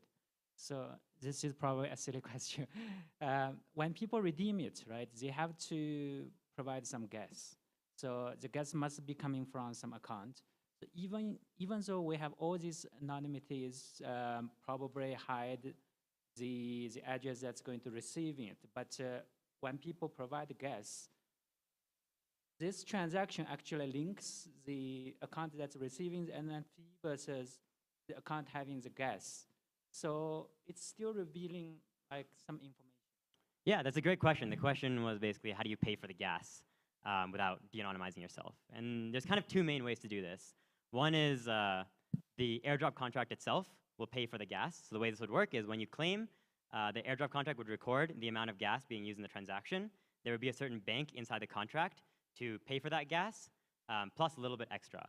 And so the idea is that you could send your claim transaction on chain or to a private mempool, and an MEV searcher would actually be incentivized to claim this transaction, act as your relayer in a decentralized manner because they're getting compensated for it because the contract is calculating and reimbursing them more than they would have paid for the gas.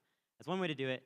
Second way to do it is something like account abstraction, where you can, again, have a third party pay for the gas, usually out of the contract. This can happen with, say, the contract doing an atomic swap with, say, the token that it's giving you and ETH to pay for the gas. Similarly, reimbursing the front-running relayer effectively. Or you could send it to like something like Keeper Network, which would incentivize, which is basically a place where MEV searchers can post, or people can post MEV ideas and MEV searchers can take them. You could use a mempool, or you could use a kind of a private, centralized or decentralized method to do that. Yeah, that's a great transaction. That's a great question, though. Thank you so much, Ajush. Big round of applause.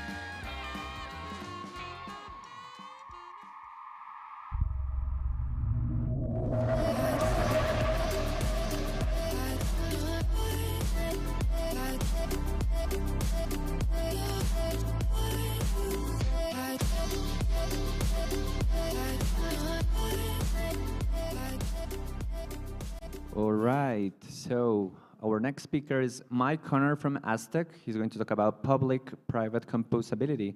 Big round of applause for Mike. Woo! Come on, excitement. Thank you. Okay, yeah, I'm Mike, and I'm going to talk to you about public-private composability, and what that really means is I'm going to talk about Aztec's private smart contract architecture. So we've spec'd it all out, and we're going to be spending the next year, maybe more, building a general private smart contract platform for Ethereum. So what were our aims when designing this private smart contract platform? Well, firstly, private states. And what private states are are values known to only one person. So a private state has an owner, and no one else in the world knows the value of that state. Okay? And then private function execution. And this is really cool. This is the ability to execute a function without revealing to anyone in the world which function you've just executed. So similar to like the ZEXI protocol. And we want people to have a similar experience to Ethereum. So we want people to be able to deploy contracts permissionlessly. So just anytime you want to deploy a contract to the system, you can just deploy it. And again, similarly to Ethereum experience, we want composability. So we want someone to be able to call a function, and that function might make a call to another function of another contract. And that function might make another call to another function of a different contract, and so on. So that's really important. And we want a different kind of composability as well. We want composability between private and public functions, which I'll talk about more as we get into it. And altogether, we just want intuitive transaction semantics. So we don't want a developer to have to think about the underlying cryptography or any of that. We just want them to have as close to a smart contract experience that they have with Ethereum. Okay, so I'll take a step back. What fundamentally is a smart contract? Well, at its core, it's just a collection of state variables and a collection of functions which may edit those state variables. And here we can see a naughty example of an ERC20 contract. Balances is a state variable, and there's a function called transfer, which has rules which allow people to edit the balances state. And there are 2 to the 160 such balances states in this example. But what would an Aztec smart contract look like? Well, people will still be able to write functions and states for layer 1, so for Ethereum. They'll also, similarly to all the other rollups in existence, the ZK rollups and the optimistic rollups, they'll be able to deploy functions and have persistent state on a layer 2, just to save on costs. But the key differentiator with Aztec contracts is there will also be private functions and private states. And crucially, you can see here, these will be on a user's device rather than executed by Ethereum nodes or rollup sequencer. Okay, so what do I mean by private state? Let's look into it a bit more, get everyone up to speed on some background. So a public state is just a value in a Merkle tree. It's the same in Ethereum, and it'll be the same on our layer 2. What's a private state? Well, it's just a commitment to a value in a tree, and it has an owner. So here we can see an example of a commitment. It's got an owner public key. It's got some value that you want to hide and store persistently in our layer 2 storage. And it's got a salt, which is something random to give the commitment hiding properties, and maybe some other stuff depending on the application that someone deploys. Public states will follow an account model, just like states in Ethereum smart contracts. And with the account model, a state lives at one position in a Merkle tree, one leaf, and will occupy that leaf forever. So if someone ever wants to edit that state, the person executing the contract will have to go to that exact leaf position, modify the value. But that's no good with private states, because if you have to tell the whole world, I'm editing this particular leaf of this tree, please update your node accordingly, you've revealed which state is being edited. So that doesn't work, which is why we adopt a UTXO model. And in a UTXO model, once you add one of these commitments, one of these hashes of a private value to the tree, it never changes. If you ever want to edit that state, similar to the Zcash model, you have to nullify that state, which allows you to change it or prevent it from being used again without revealing, and you have to add a new commitment to the right-hand side of the tree. So you're always appending new values. So if someone comes along and they want to edit your state, they will create a new commitment representing maybe the add-end that they want to add to the state or something like that. And just to continue with the background and carry on with this Zcash-like protocol description, or indeed our current Aztec Connect protocol description, let's say someone inputs a commitment into their circuit, and they want to modify the value contained within that commitment. They pass it into the circuit. The first thing they would do is prove that this commitment does indeed exist somewhere in the Merkle tree of nodes. And in Aztec Connect, the Merkle tree is 2 to the 32. With this private smart contract platform, it might be quite a lot bigger, because apps will probably create a lot more commitments. Okay, the next thing you do is you open the commitment, and you would hash the values to prove that you indeed know the pre-image of the commitment. And Alice, in this example, is the owner of this state. And so for her to prove that she is indeed allowed to modify the state, she has to prove knowledge of her secret key, and she can do that by just hashing it, however, or following however the secret key is derived. And then she produces a nullifier, and the previous talk was quite helpful because it explained nullifiers so I don't have to. And then they prove it doesn't yet exist in the nullifier tree. And the nullifier tree at the moment is a sparse Merkle tree. It allows you to prove non-membership. But we're actually going to update this to a linked list tree, which allows you to prove much more efficiently that something doesn't yet exist in the tree. And suppose Alice wants to perform some simple operation on her state. The circuit, she'll add 5 to it. And you can see we've incremented the value that Alice is hiding. We've changed the salt to re-randomize the commitment, and she adds it into the tree. So this is quite a general way of just modifying state within a public protocol. And crucially, this step has to happen on a user's device, or at least in the most basic systems, this has to happen on the user's device. You can do some delegating schemes, but we won't talk about that here. And so this gives our rollup something different from other rollups. There is a layer where if someone wants to modify a private state, they have to do it on their own device before then passing it to some sequencer who will deal with all the public state changes. And indeed, because it has to happen on a user's device, possibly in the browser, we need extremely efficient proving systems, which we've been working on and we're continuing to improve. So on an L2, functions are slightly different from a Solidity function. They're actually ZK snark circuits, so similar to other ZK rollups that you might have read about, except our rollup will need to be actual ZK, so provide hiding properties. So if someone begins with a circuit, suppose they write a circuit in some circuit language like Noir, they write the rules of their function, it might include state changes, computations, stuff like that. And using something like Noir, they can take that circuit and compute a proving key and a verification key. And a user will come along and they want to execute this function, or rather prove that they have executed the function correctly.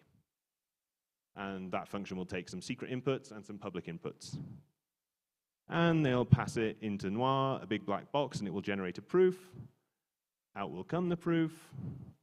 And you can send the proof and the public inputs to some verifier who already has the verification key, and they can verify that you did indeed execute the function correctly for the given set of public inputs. One thing I want to point out in this slide, and that we'll need going forward, is that the verification key can be used as a unique identifier for the circuit because it was derived from the circuit. And the hash of the verification key is like a unique single number that can completely represent the circuit. And yeah, this can all be handled by Noir. So if a verification key can represent a circuit, and if a smart contract is a collection of functions, then we can create we can represent our set of functions as just a set of verification keys. And if we want to prove one of our objectives, that we have executed a function without revealing which function we have actually executed, we can just Merkleize all our verification keys into a big tree, and we can add our contract or our set of functions to a giant contract tree, which contains all functions that have ever been deployed to this layer 2 smart contract platform. And in doing so, if this computation, a Merkle membership check, is done within a circuit, you can hide which function someone has executed. Oops. So Zexy already came up with a system which was really good a few years ago. It's a good paper if you haven't read it, for hiding which function has been executed. And this hash here represents a commitment that someone might add to a tree that we talked about earlier. And within the commitment, they had a nice idea that you would put in a birth predicate, i.e. details of the function which created this commitment, and a death predicate, a function which, the only function which may nullify this commitment. But if people are familiar with Solidity smart contract development, it's not quite good enough to just have one function modify a state. You might want multiple functions to be able to modify a state, which is why on the previous slide, we've kind of collected all possible functions of the smart contract and added them to a contract tree. And so instead, what we do in our smart contract spec is we include a contract address, and that represents just the set of all functions which may edit this particular state. And again, this is how Zexy proposed to hide the function being called so that no one knows really what's happening in the system. You know, all observers see is that some function got executed according to some set of rules for some smart contract. You take the private circuit and generate a proof. And if we stop there, the world would see which function got executed. So we pass the proof into this kernel circuit. And the kernel circuit verifies the earlier proof and kind of masks from the world which function got executed, which is really cool. And we take this and we take it a step further, which I'll talk about in a second. I'll talk about it here.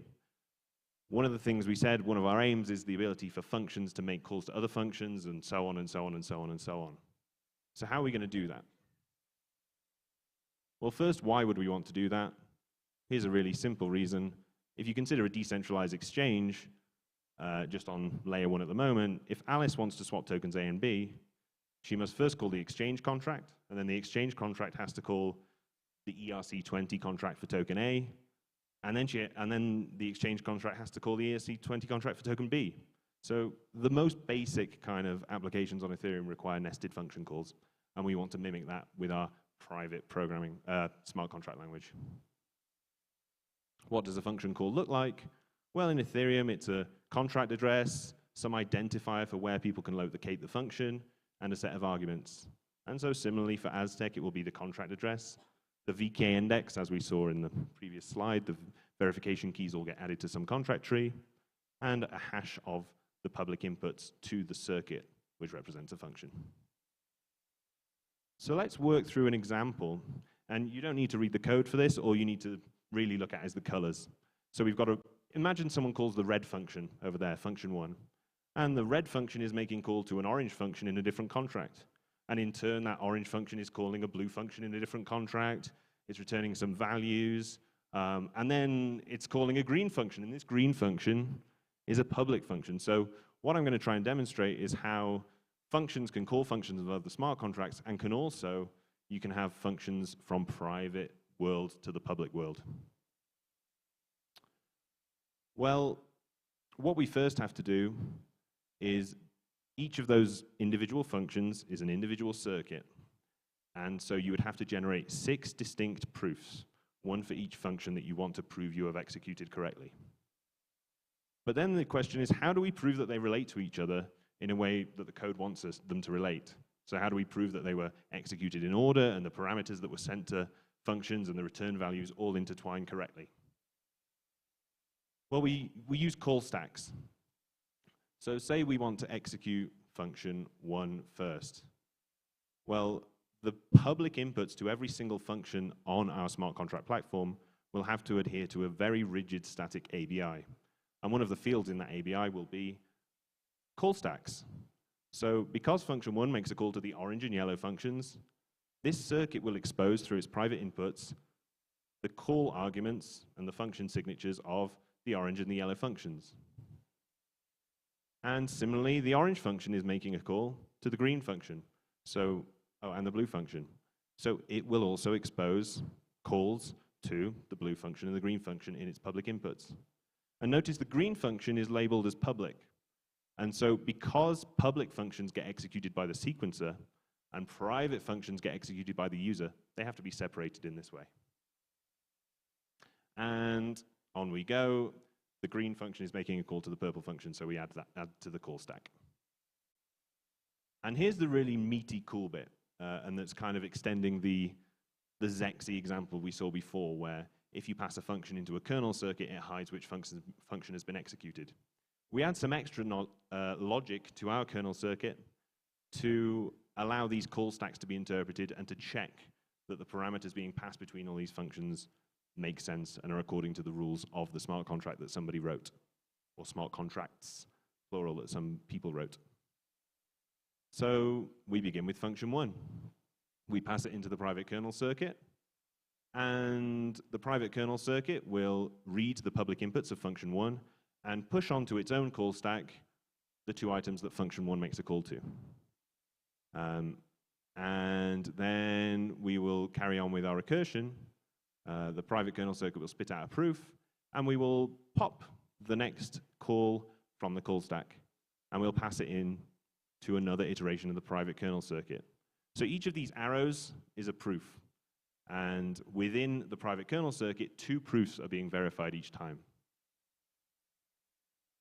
And so we can see the call stack has shrunk a bit, and then we pop call number 2, the orange call, off it, and pass that into the private kernel circuit.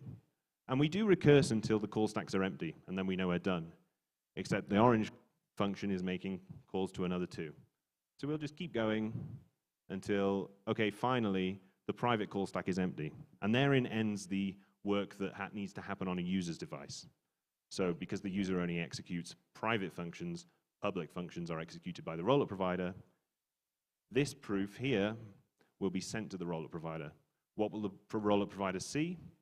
Well, they'll just see that somebody executed some function of some smart contract and changed some kind of states. But the rollup provider will have no idea which is really, really cool. What they will see, if the private function is making a call to a public function, they will be able to see the public functions which need to be called. There's no way around that. So seeing the call stack as it is, the rollup provider will take this function and execute it and pass it into a public kernel circuit, which has, instead of hiding logic, it just executes states out in the open, similar to, I guess, other ZK rollups. And this function's making a call, and we're almost done. We pass that into the kernel circuit, and hooray, the call stacks are empty. We finished executing our function trace, or our stack trace. And this can then be sent to the rollup circuit. This entire thing represents a single user transaction on our smart contract platform, and it can get rolled up with all the other transactions. You don't need to read this. All this is saying is that in order for the kernel circuit to be able to operate on any kind of function, we need one giant static interface which accommodates as many possible function permutations as possible. And that's what these interfaces are. There's one for private circuits, and you can see there's a lot of arrays to allow for various sizes and various permutations of stuff that an app might wish to do, or a function of an app might wish to do. And we've got one for public circuits. Similarly, the private inputs and public inputs to the kernel circuit, there's loads of them, and there's a lot happening. There is so much computation happening in these kernel circuits that we've been working on a better proof system, more efficient proof system for ZK snarks, and it's actually similar to Hyperplonk, which Espresso Systems have been working on. It's a really cool idea, and I guess there'll be more on that at some point in the future. So we have this transaction, and I mentioned when we get to this stage, it gets sent to the rollup. What does the rollup topology look like? Well, first, I want to point out that that example transaction was doing some private computation for the user and some public computation. But it doesn't need to be that way. It can just be this transaction is just public computation, similar to other ZK rollups. Or it can be completely private computation. You can think Zcash transactions are completely private. So you could deploy an app which does Zcash-like transactions on this smart contract platform. And I won't go into it today, but there's also the ability to deploy contracts. And you can even have, similar to Ethereum, functions deploying contracts for you from a smart contract. Okay, so we've got these transactions, and they get sent to the sequencer or rollup provider. And this sequencer is going to compress until we're left with one proof. And the way you do that is by verifying proofs within circuits. So this base rollup circuit verifies 2 proofs, and this one verifies 2 proofs. And then we go to the next level, and we verify 2 more proofs. And then we end up with 1 proof, and because the proof system we use here ends up being quite expensive to verify on Ethereum, we'll squish it down to a cheaper proof like Plonk or Gross16, and then send it to the smart contract.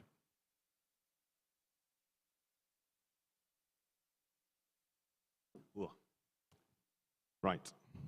And then within the smart contract, this proof will be verified, and the state trees of all the various trees we're managing will be updated, or rather the roots of the trees will be updated. Okay, and I think this is the final slide. So what I want to point out here is that there's always this arrow of time with these transactions. So you begin with a private function executions, or proving you've executed private functions, always on the user's device. And once you've done that step, then you can go send your transaction or your call stacks to the rollup provider, who will execute their stuff, and we'll ignore the contract deployment step, and then it gets sent to the rollup contract. And from there, similar to Aztec Connect, if you've looked into it, you can then make calls to any smart contract in Ethereum and interact with any DeFi contract that already exists. But suppose your private function wants to make a call to a public function or to a layer 1 function and receive return values. Well, it can't receive return values immediately because of this arrow of time and the order things need to happen.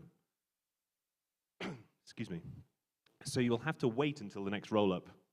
And so what we have, and I don't have time to go into it here, is if a private function is making a call to another layer of this stack, it will have to record callback functions, similar to if you're working with JavaScript.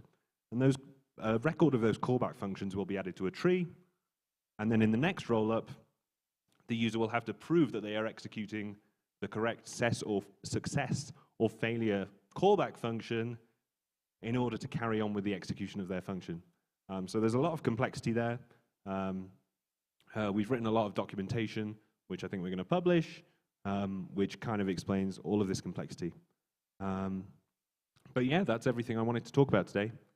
Oh, and I guess I do have time to just briefly say what the kernel circuit does. It does tons. And my throat's hurting so much that I'm not going to go through this, but feel free to take a picture and ask me questions afterwards. Yeah, thanks very much. We still have time for one question, maybe. If someone wants to do a question, we have our volunteers with the mics. There you go, here to the left. And maybe one there, depending on time. One thing that you didn't touch on the presentation was about the participants. So you mentioned in the beginning that you might have private state with participants. So, for example, GoQuorum with Tezera and Best with Tezera, which I'm sure you're aware, they are platforms that allow you to have public and private state contracts. They have different ways to tackle it. So Best does like groups. You define your group, and that group will share a private state. And GoQuorum, which is a fork of Geth, with modification for private state, allow you to like select for each transaction which participants will see those changes. And that means that you can have the versions on the state. So like you might have a transaction that you change one smart contract and you apply that state change for 2 participants, but then in the next transaction, you change the same value and only one participant will see it, not the other. How do you solve that in your platform? I didn't fully follow the long question. Maybe we can chat afterwards. Sorry about that. Yeah, you can chat outside. That's the great place to do networking and to get to know more. And we have one more question there. Please sound to that mic. Hello. Just one quick question. Is this private call for contracts already available in Aztec, or it's going to be in the next release? So we'll be releasing the specs, but we haven't built this. We've begun building it, but we're probably maybe a year away from testnet. So yeah, it's a big beast. Big round of applause once again for Mike Connor. Thank you.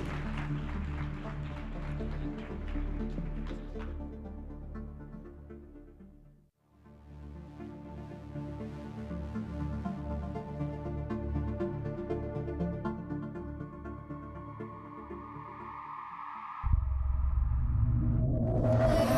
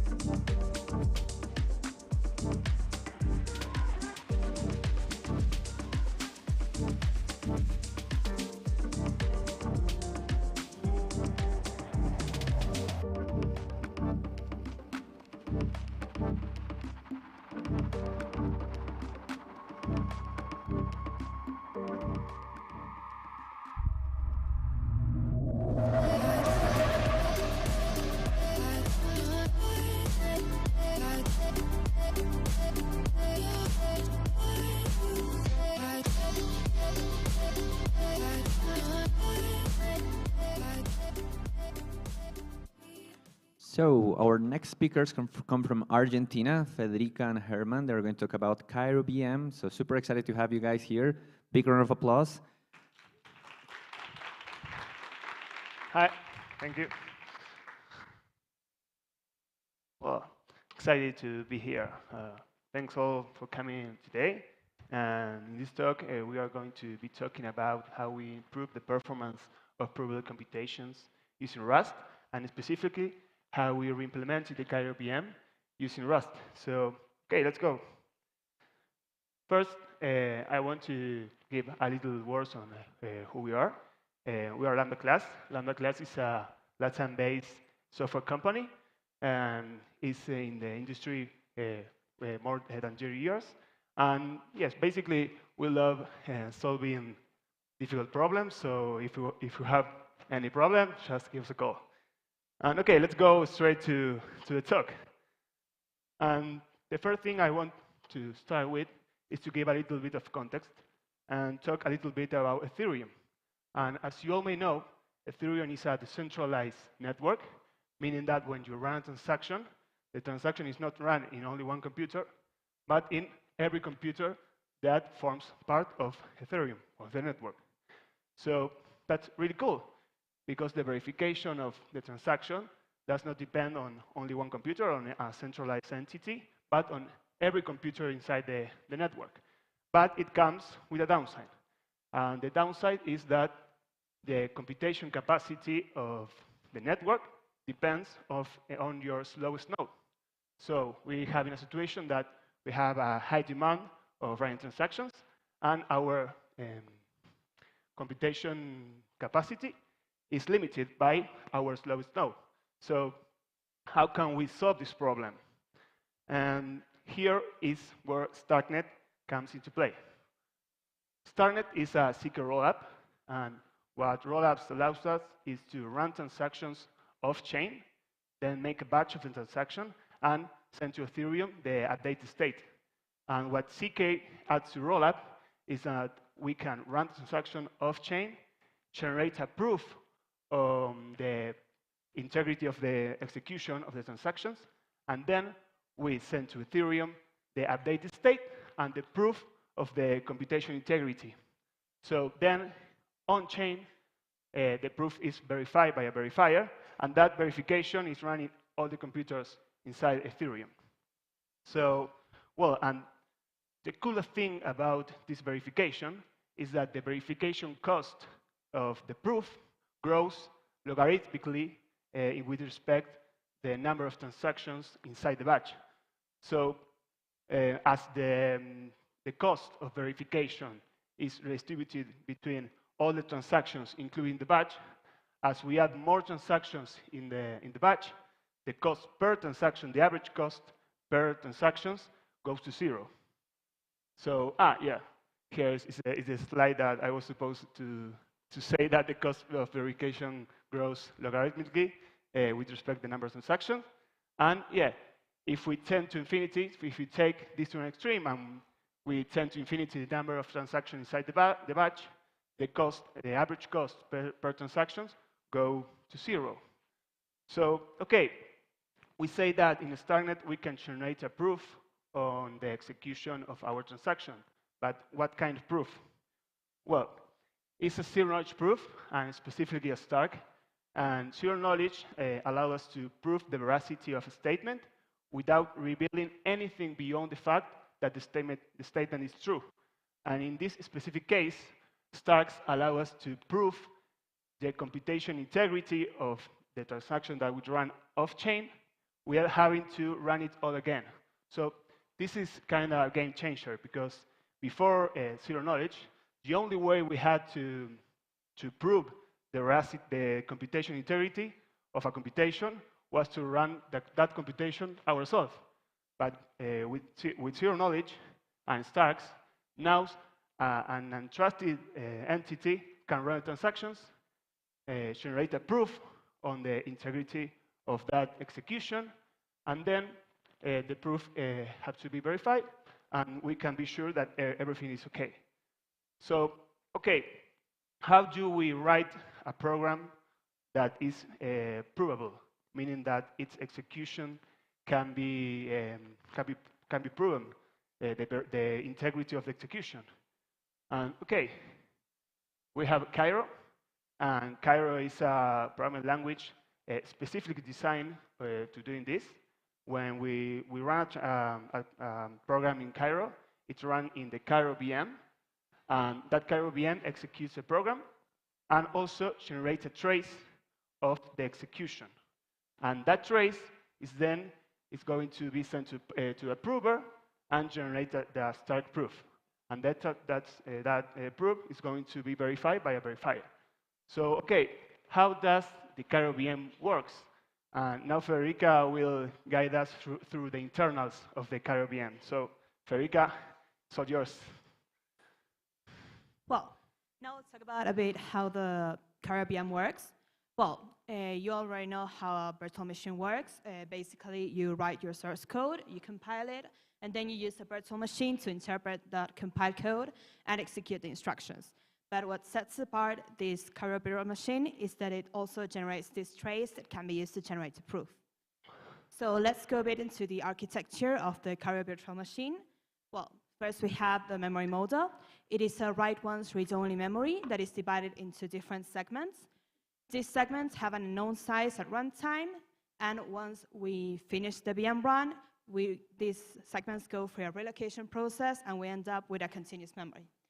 So, well, the segments consist of the program segment, which contains the code of the program, the execution segment, which gets filled up as the VM runs, the built-in segment, which we'll talk about later, and the user segment, which contains structures defined by the user, such as arrays or dictionaries. Well, let's explain a bit about this relocation process. The first step is to assign a size to each segment. For example, the segment 0 has 5 elements, so it has size 5. And then we will use these sizes to assign a base to each segment. What we say with base is the first address of each segment in the relocated memory.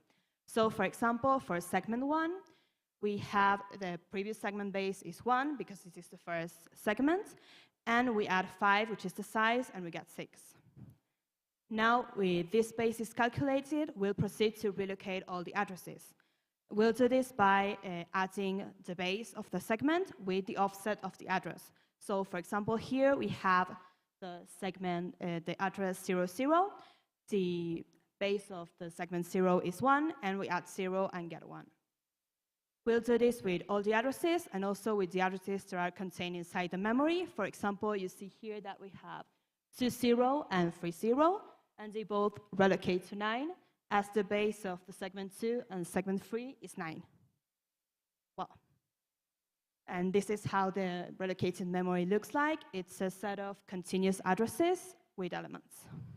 Well, now let's talk about the registers. Cairo has 3 general purpose registers. The first one is the program counter, which iterates over the program segments and points to the next instruction to be executed. Then we have the frame pointer and allocation pointer in the execution segment.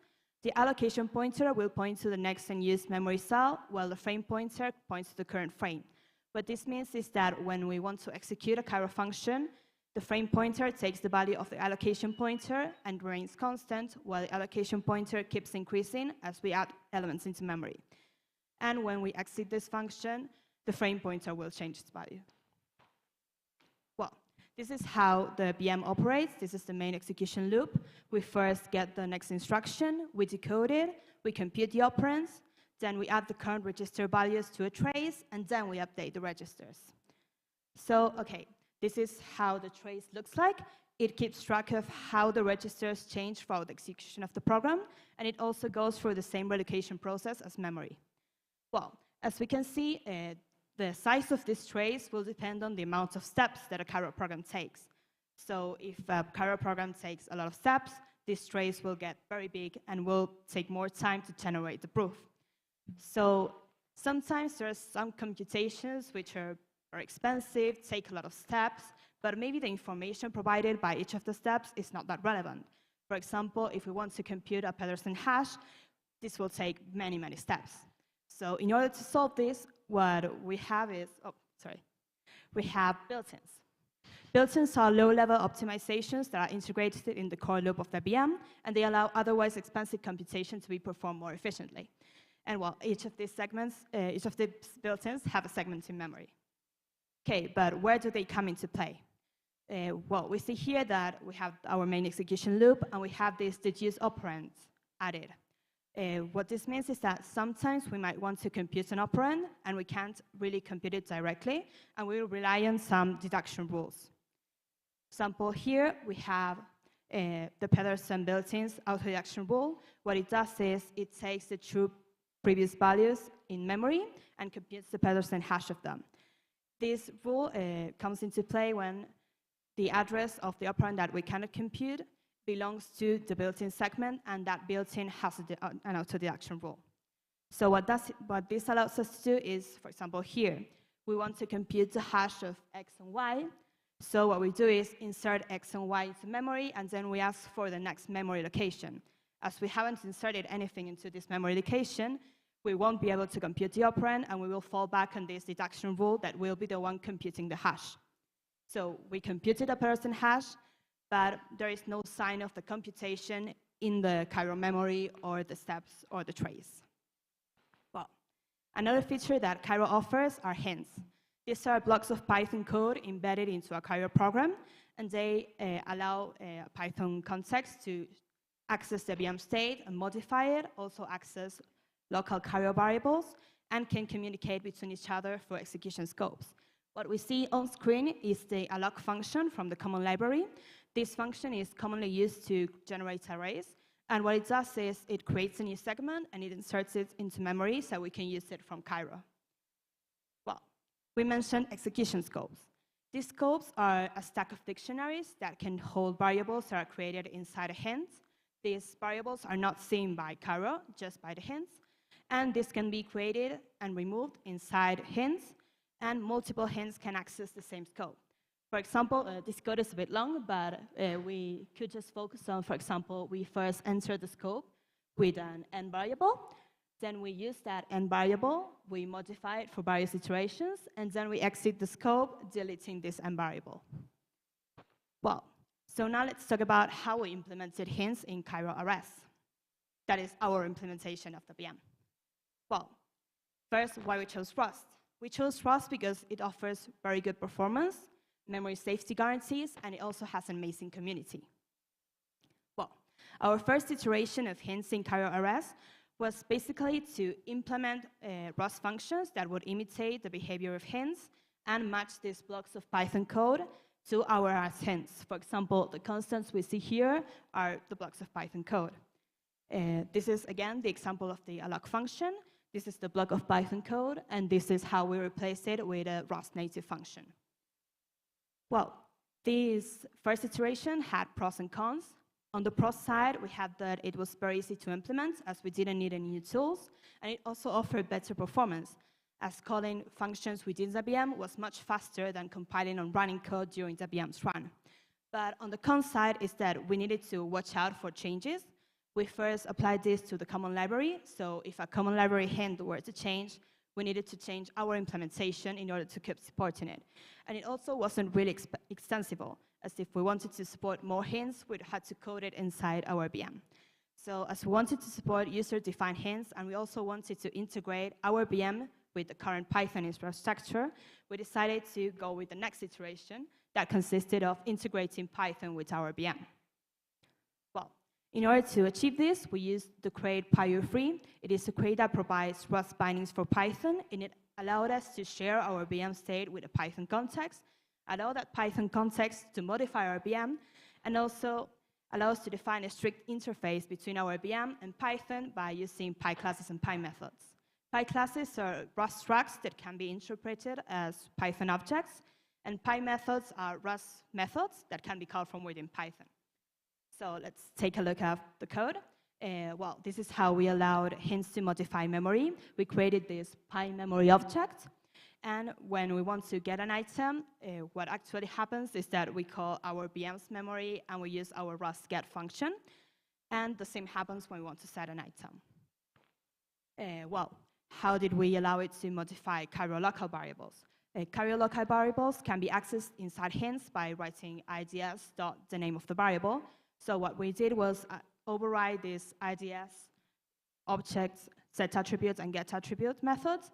So when we want to get an attribute, we are actually calculating the value of that attribute inside during the hints run. And when we want to modify a local variable, we calculate its address and insert the new value into memory. Well, the next step was execution scopes. In order to implement this, we took advantage of the local Python variables. So what we did was take our execution scope variables, convert them to Python objects, and inject them into the Python locals. And when the hint was done running, we extracted the Python objects from the locals and inserted them into our execution scopes. Well, this is how executing a hint currently looks like. We first take our local variables and inject them into Python locals. We create these PyClasses that will allow hints to interact with our VM and insert them into globals. And then we again, retrieve these values from Python locals and update our execution scopes. But well, how does this all look like? We created a separate crate for this called Cairo RS Pi, in which we instantiate the VM and we execute the Cairo methods, the VM's methods, such as initialization, running instructions. And when a hint cannot be run by our VM, we fall back to this Python hint execution. So with this approach, we were able to maintain the Rust functions that we created in the first iteration, and also add this Python integration. So when you use the common library hints, you can still enjoy the boosting performance from the Rust native functions. Okay, awesome. Thanks, Fede. Oh, let's go. Sorry. Okay. Okay. Well, it's okay. Well, in the name of our talk is how we improve the performance of provable computation. So showing some benchmark was a must. And here we can see how our implementation of Cairo RS is about 100 times faster than the Cairo VM using the CPython interpreter, and about 20 times faster than the Cairo VM using the PyPy interpreter. And the coolest thing is that our implementation is 100 times faster than Cairo VM using CPython, but also consumes half the memory. And our implementation is 20 times faster than the PyPy version, but consumes 12 times less memory than PyPy. So yeah, it's really cool.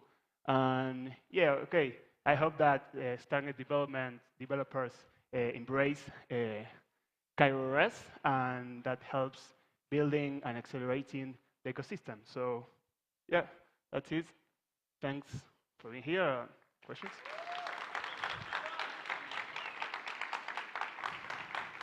We still have time for some questions, so we have our volunteers in the room. Just raise your hand if you have any questions, compliments for the great presentation.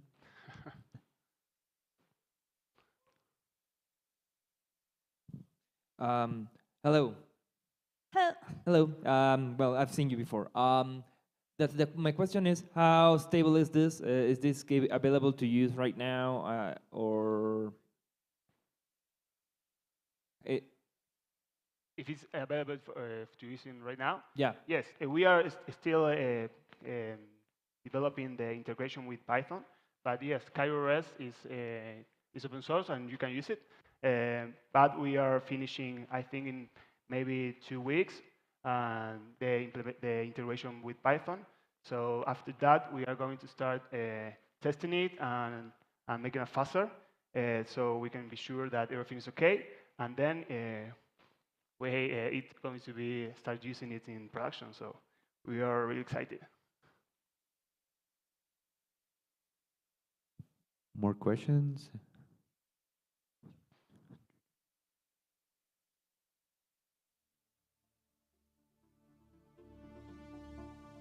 You left them speechless about the representation. Okay. Well, big round of applause. Thank you so much, Federica and Herman.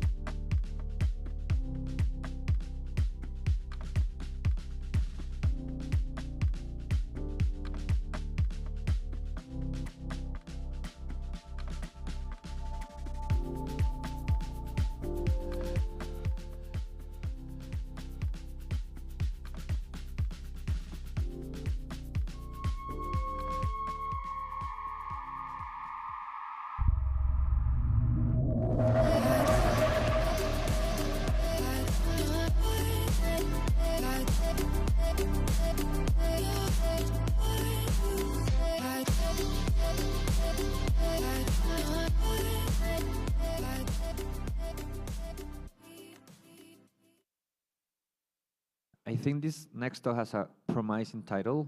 DeFi is missing a primitive, privacy. So big round of applause to Jan from Aztec. He's a facility engineer. Jan, please.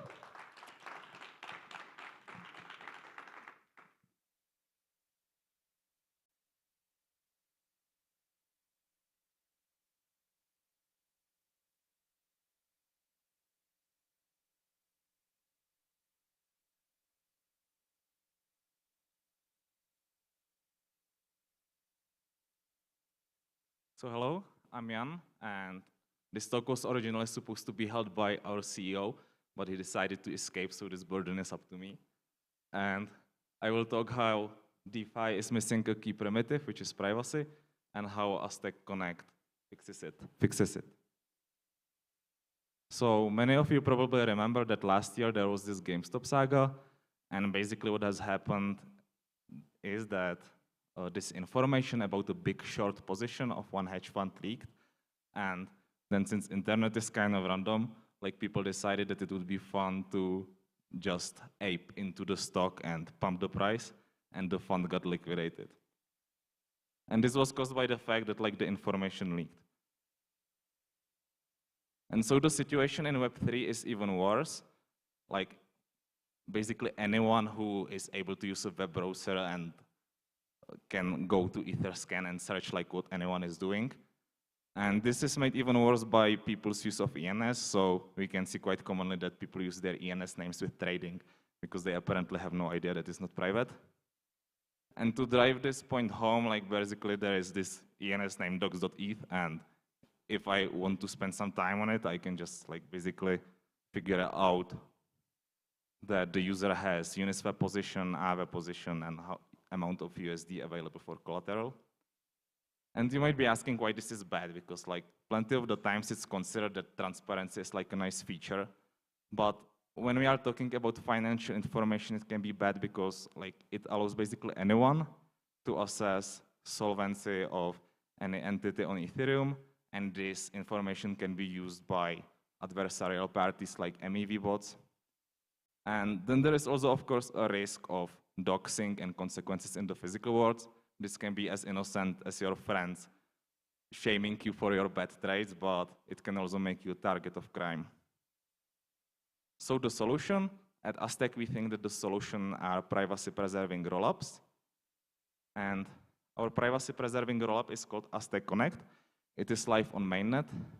And we like to call it VPN for Ethereum. And I think this is quite a nice mental model, because essentially what VPN is doing in the Web2 world is that it replaces your IP address with the IP address of the VPN provider. And essentially what we do is that we replace your Ethereum address with Ethereum address of Aztec. So I wanted to show some demo, but of course it's not very possible here, so I will just show some screenshot. So this is our website ZK Money, and when you come there, you can click Shield. And then you can choose an alias. This is like an analogy to ENS name on Ethereum mainnet. Then we will create your account. This will take a while because there are some complex computation happening behind the scene. And then you deposit the amounts of funds. And behind the scene, there actually happen quite a few things. There happen 2 transactions on Ethereum. One deposits the funds into a rollup processor contract. Another approves this hash, and then there is like a generation of cryptographic node on L2, and this cryptographic node allows you to spend those funds. So once you deposit, this is what it looks like. It's like a normal wallet.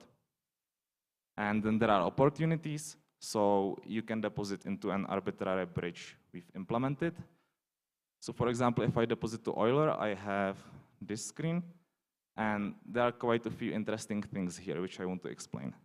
First one is a batch. So there is quite an interesting feature to Aztec Connect, and that is that we allow for this thing called batching. And basically what it means is that when there are multiple users which want to do the same interaction on Ethereum L1, we basically do only one interaction on L1, and on the inputs of that interaction is like a sum of those token amounts. So basically when there are like 10 users which want to deposit ETH to Lido, And let's say for simplicity, each user has 1 ETH. We only call the stake function on Lido contract once with the 10 Ether. And then later on, we distribute the results to the users. And in this case, like the results would be the output tokens, which is staked ETH. Yeah, I would like to briefly peek what is behind the scenes. And we use UTXO model. It was talked about by quite a lot in the Aztec 3 presentation before. But basically what is a UTXO model is that you can imagine when you have banknotes and you want to go to a merchant and you want to pay with a banknote. So what happens is that you can like split this banknote, but you give the merchant the banknote and he gives you the money back. And this is essentially what we do as well. And we do it with this thing join split circuit. And essentially what this allows is that you have 2 possible nodes on the input, which get destroyed in the process. And then there are 2 nodes on the output. And for example, in the example of the bridge interact of the DeFi deposit to Lido, on the input would be, for example, 0.5 ETH. And in case the original value held in your account was 1 node with 1 ETH, this node would get destroyed. And on the output would be this claim node and another value node. That value node would hold the remaining ETH balance. So it would be 0.5 ETH.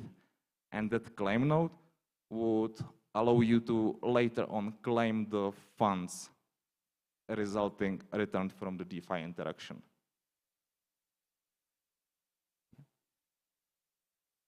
So you might be asking, how is this possible that like this is private when the settlement, like the interaction actually happens on Ethereum? And this is a good point. And here in the left bottom corner, we can see what it looks like what token transfers there are. And this looks pretty not private, but the thing is that thanks to zero knowledge proofs, nobody can distinguish like who is actually originated this interaction. And also there is this aspect that there can be multiple users per interaction. And so these balances get even more obfuscated. And currently there are more than 50,000 unique users. Last time I checked, it was like 51,000 something. And it means that like the amount of people you get hit with is pretty large. You might be wondering, does it scale? Rollup is quite a common buzzword, and it does scale. And one reason why it scales is because there is that one L1 transaction per multiple users. But of course, everything is always more complicated, and there are overhead costs to rollups.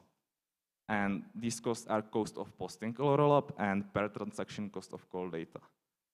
Luckily, this cost of posting a rollup gets split between many users. So when there are many users in the rollup, this goes down. And the cost of call data is fortunately going to down a lot with this Ethereum improvement proposal for 844. So hopefully, like in a not so distant future, the cost of interacting privately with DeFi will actually get very close to the gas cost of that one L1 call divided by the number of users. Now you might be wondering, like, how do we integrate?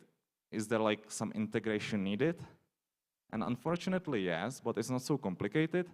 And we have this thing called bridges, but bridges nowadays have quite a bad connotation.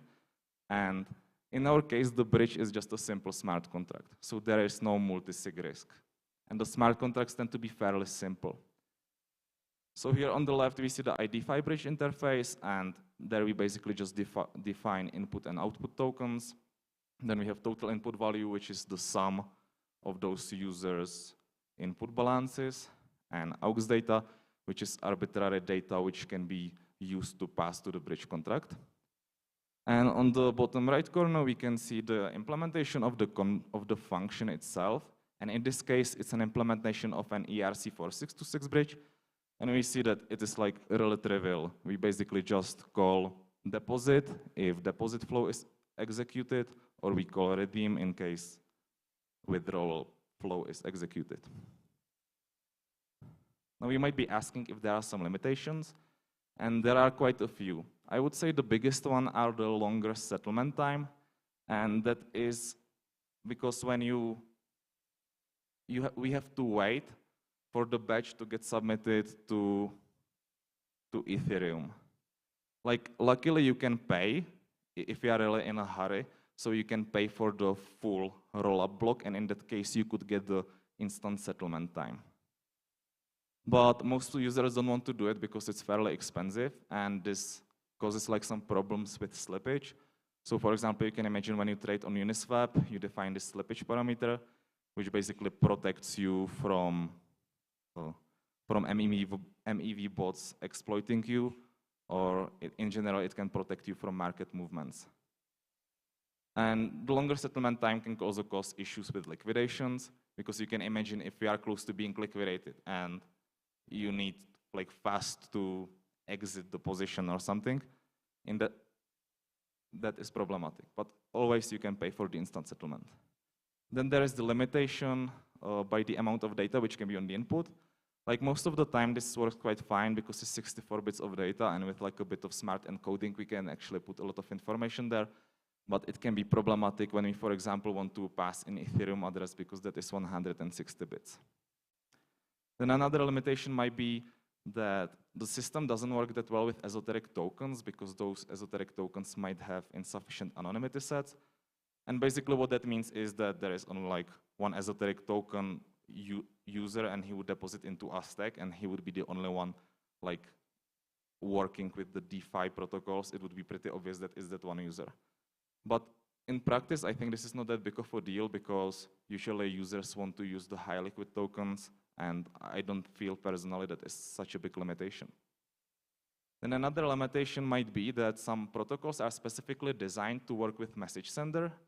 So for example, when those protocols just work with tokens, you can imagine that there is like token on the input and token on the output, which is, for example, the case of Lido. Like this works perfectly because there is no limitation. We just have tokens on the input and then we distribute the results.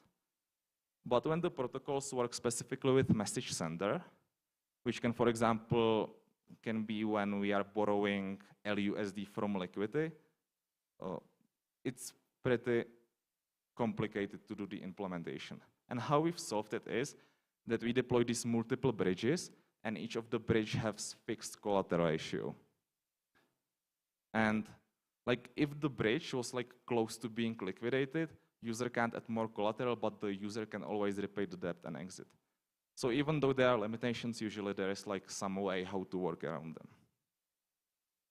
Now I would like to talk about advantages, and I think those advantages are pretty huge because Aztec Connect doesn't need redeployment of smart contracts on L2 because we work directly with smart contracts on L1.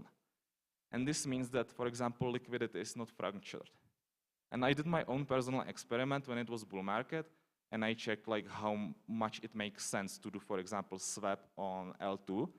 And it turned out that for not so large amounts, like over $5,000, even with the high gas fees, it still made sense to use Ethereum L1.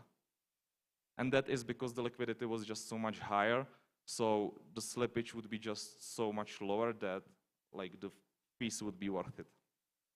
And another advantage is a lower risk for integrated protocols. And that is since we don't need to, the target protocols don't need to like redeploy again on our L2. There is no risk for them, like for example, the risk of fracturing liquidity. Then I would like to mention that there are also, of course, non-DeFi use cases, but DeFi is like a nice buzzword, so we mentioned it here. And I think very cool use case could be private DAO voting, and that is because in all the voting systems, privacy is very important. And another interesting use case might be NFT minting. Yeah, thank you for the attention.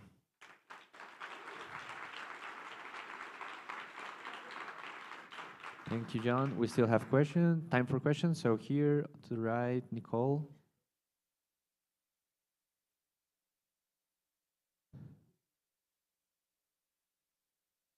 Yeah, I can put that, I can let them know. ¿Podemos poner la última slide, por favor? La presentación de John. Yeah, just a quick question. How expensive is here? Yeah. Sorry, you were looking for me. How expensive is each operation? Because it seems like you are doing complicated cryptography on Solidity. So on Ethereum L1, it costs like the same as I mentioned before, like the call itself, and then there is the cost of call data and processing the rollup. So does it answer the question? Like I have to admit, I'm not a cryptographer. I'm just like a basic Solidity engineer. Well, as well. So yeah, so it's not very expensive. A second, can this work on alternative chains like other in other L2s, like having one in Aztec and? Okay, so our contract is implemented in Solidity, so we can deploy it to any EVM chain, and like our L2 infrastructure just uses generic JSON RPC. So like there is no fundamental issue why that would not be possible. But like an interesting note is that it might not make sense because usually those other L2s have to post the call data on Ethereum L1. So it means that if you, for example, were running over optimism, we actually would not save much gas. We have one there on the left side, then there, and then the third one. Thanks for the talk. You mentioned you have over 50,000 users on Aztec network. A couple questions, like who has integrated besides Euler? Like who's on the docket, and like what are those 50,000 users using it for currently? Yeah, so we have quite a few integrations. I think the most important are, for example, Lido, Euler, then we have Yearn. We are working on Uniswap, Liquidity. And yeah, we have a grants program where we basically give some developers money to build the integrations. And yeah, that's it. And what are the users using it for currently, mainly? I think that like in general, the farming vaults are quite popular. So we have quite a few users of Yearn. And we've also built this thing called DCA bridge, which allows like users to DCA into ETH or DAI. And it's also becoming quite popular. DCA is dollar cost averaging for those who don't know. I got the mic already. So one of my question was around what you're doing to try to deal with this settlement, like waiting times and stuff. And I was wondering if, like, as you integrate with other protocols, if that's like a breaks composability or brings in composability challenges, and kind of how you're thinking about solving that in the long run. Yeah, so there are no composability challenges because it's running on Ethereum L1, like the calls, and like the best how we can deal with the settlement times is basically having enough users that it's profitable to submit the rollup blocks frequently. But as we said, if there is like some user which really urgently needs it to be settled, he can always like pay for the instant settlement. How much does it usually cost if it's just like one user, or it depends? I mean, when it's batched, like currently it costs like $1 to deposit into Euler.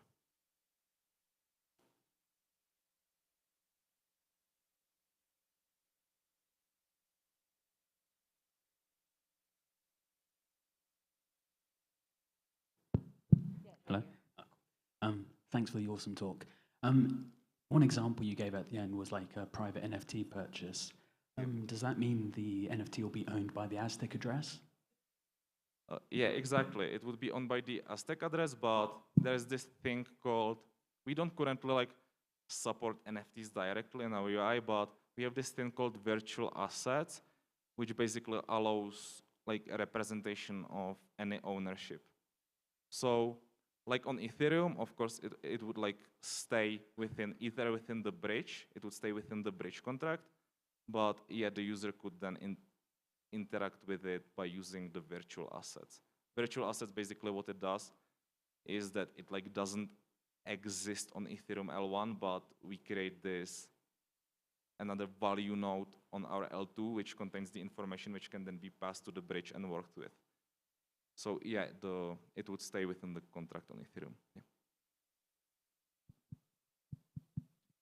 My question is, can you do scripting logic on the L2 itself?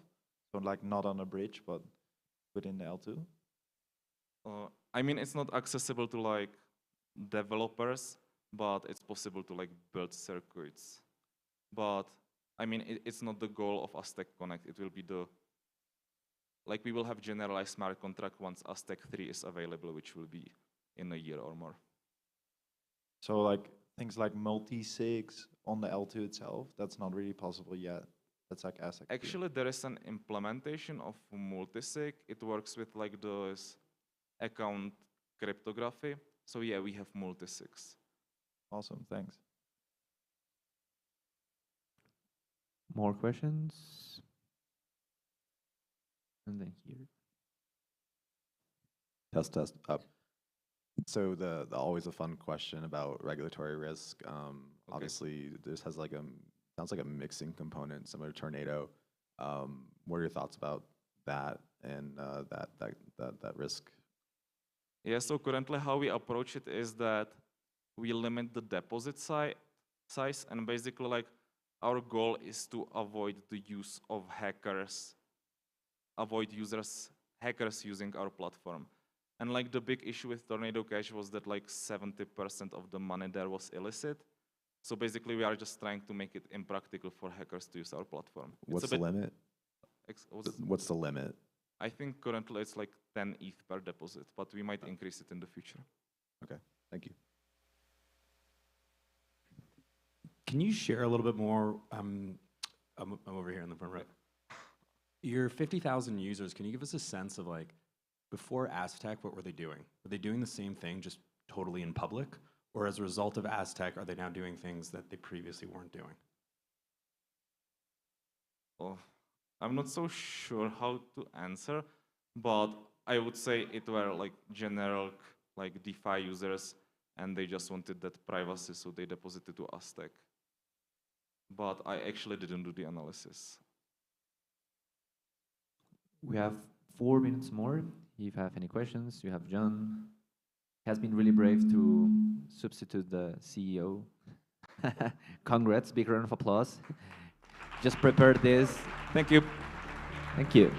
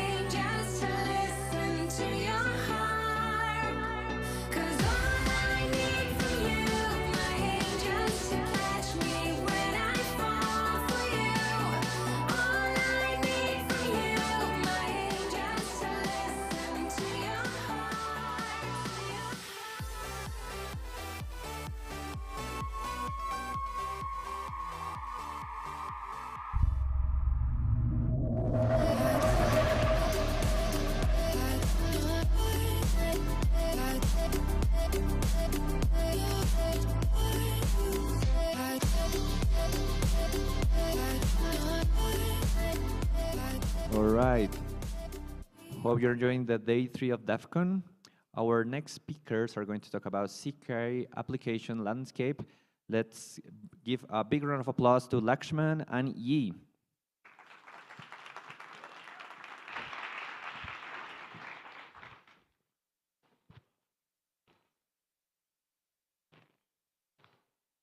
Oh. Want to make sure this works. Cool.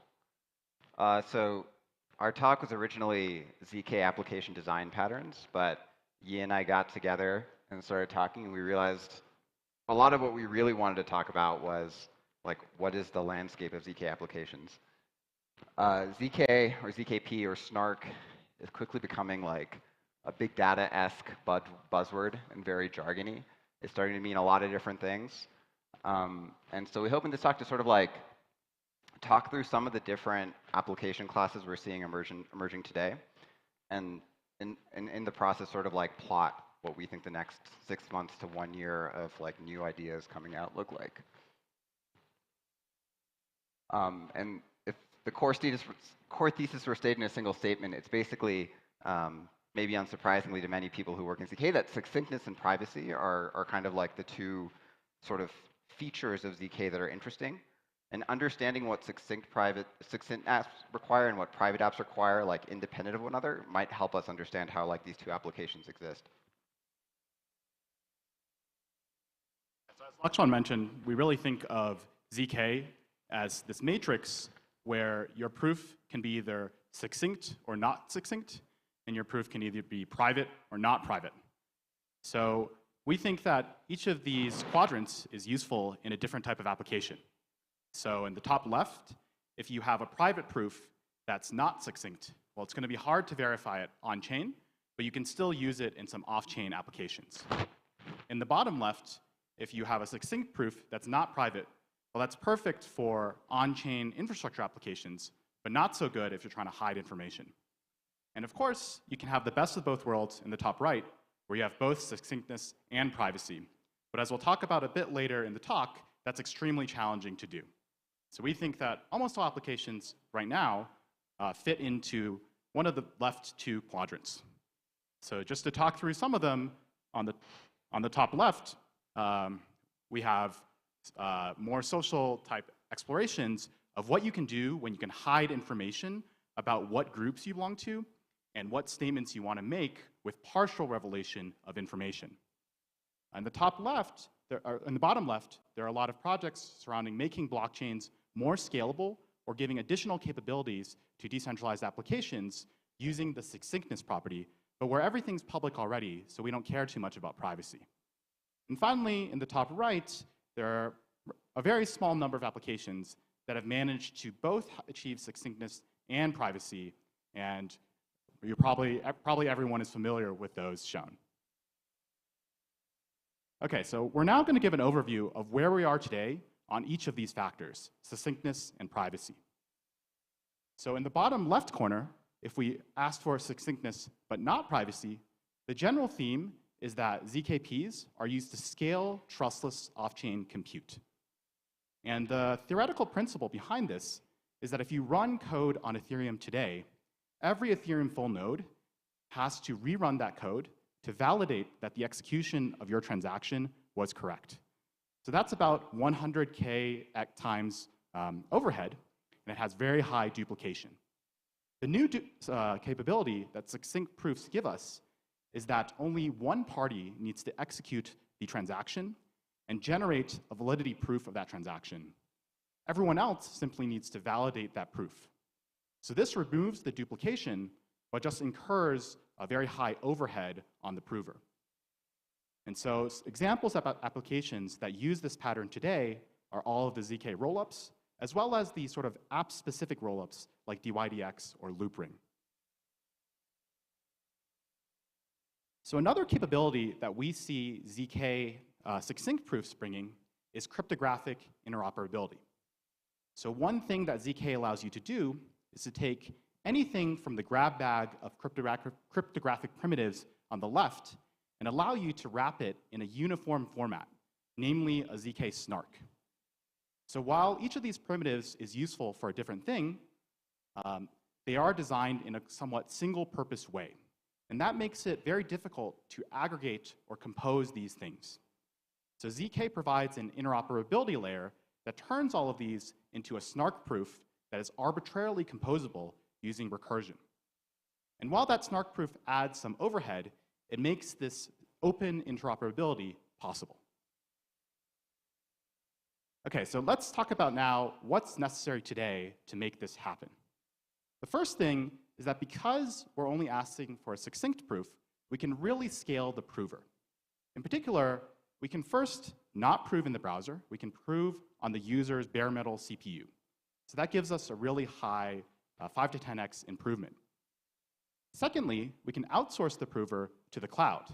So the user can send a request for a snark proof of something that's already going to be public, and then the cloud-based server can run a big, large AWS instance, it can run a GPU, it can run an FPGA, or eventually an ASIC.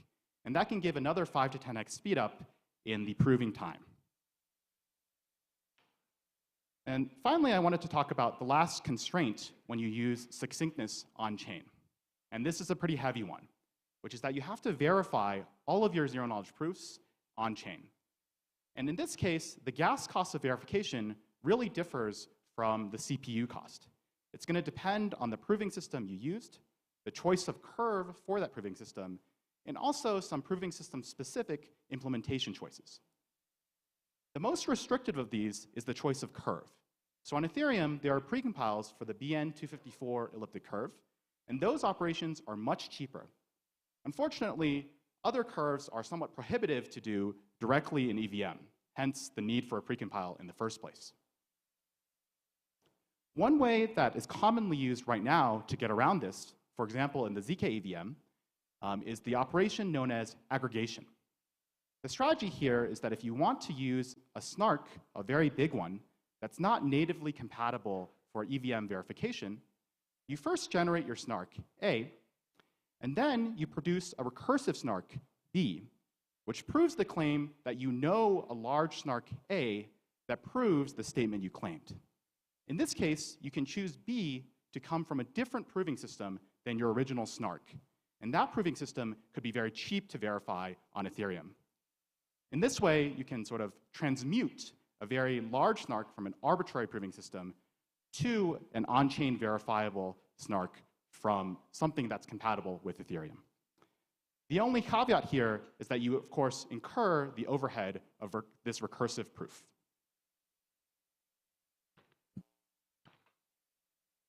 Cool, thanks, Yi. Yeah, now I'll talk about the other kind of interesting cluster we're seeing in the top left, which is application classes that seem to require privacy or pseudonymity of some sort, but don't necessarily require succinctness. This is kind of like a more nascent ecosystem of things. Many of them don't require chains, and so I think relative to maybe a lot of the things that you talked about, they're perhaps less familiar to the average Ethereum conference attendee. But what we're seeing is that they seem to cluster around social type things. This doesn't mean that this is all it is in the future, but kind of want to talk about what we're seeing today. And so in thinking about this quadrant, I spend a lot of time thinking about sort of this spectrum. There's a spectrum, so let's say, think about those arrows are zero knowledge proofs being made. The computers are like, say, like an end user computer. Ethereum, there obviously is a decentralized state machine with a high-ish block, or a low-ish relative to congestion block gas limit.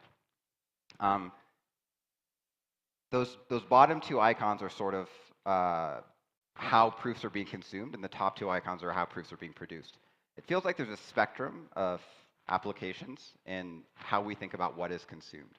Is it being consumed by a human? Is it being consumed by a state machine, or a decentralized state machine?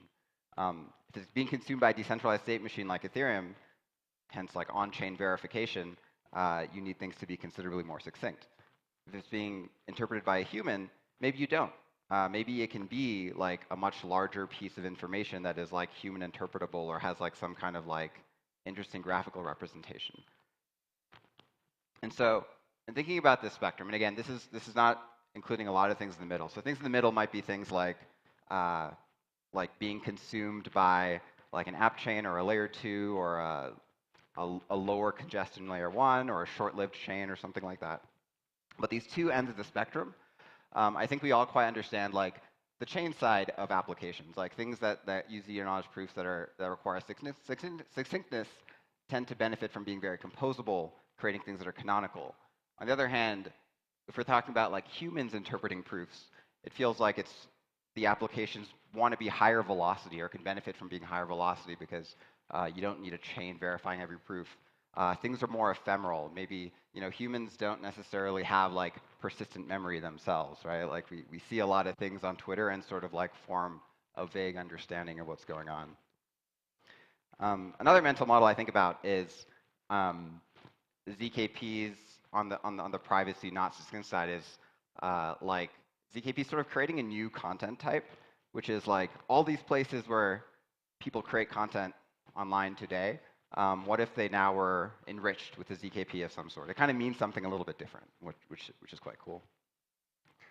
And so I didn't really talk about. I realized I probably should have had a slide here presenting some applications, but some examples are like. Actually, let me just go back to this slide. So Semaphore, which is a project of the PSE, which is kind of group membership in like proving private group membership, so you can prove that you are one of the people in a group, and so you can use this to do like private, pseudonymous message board or something like this. Things like ZK email, like proving that mail servers. It turns out many of them like sign the email body, so you can do a zero-knowledge proof that you received an email with certain properties or something like that, which is kind of cool. And these things like, it's not obvious that zero-knowledge proof in either of these cases needs to be interpreted by a chain. And so the requirements in this quadrant are quite a bit different than the quadrant E was talking about, in that like verification complexity doesn't matter as much. Verification complexity matters in succinctness because, or matters when you're verifying on chain because you don't want the chain to have to spend a lot of gas to verify your proof. But if a human's verifying it, like whatever, right? Like it can be done somewhere else, like off chain, or like it can use like some, like even consumer hardware is more powerful than a chain. Proving complexity tends to matter a lot more because we are operating usually on a consumer device for proving. So consumer device proving friendliness as well. This is something we think about a lot, is how do we make things work in a web browser? How do we make things work in a mobile device?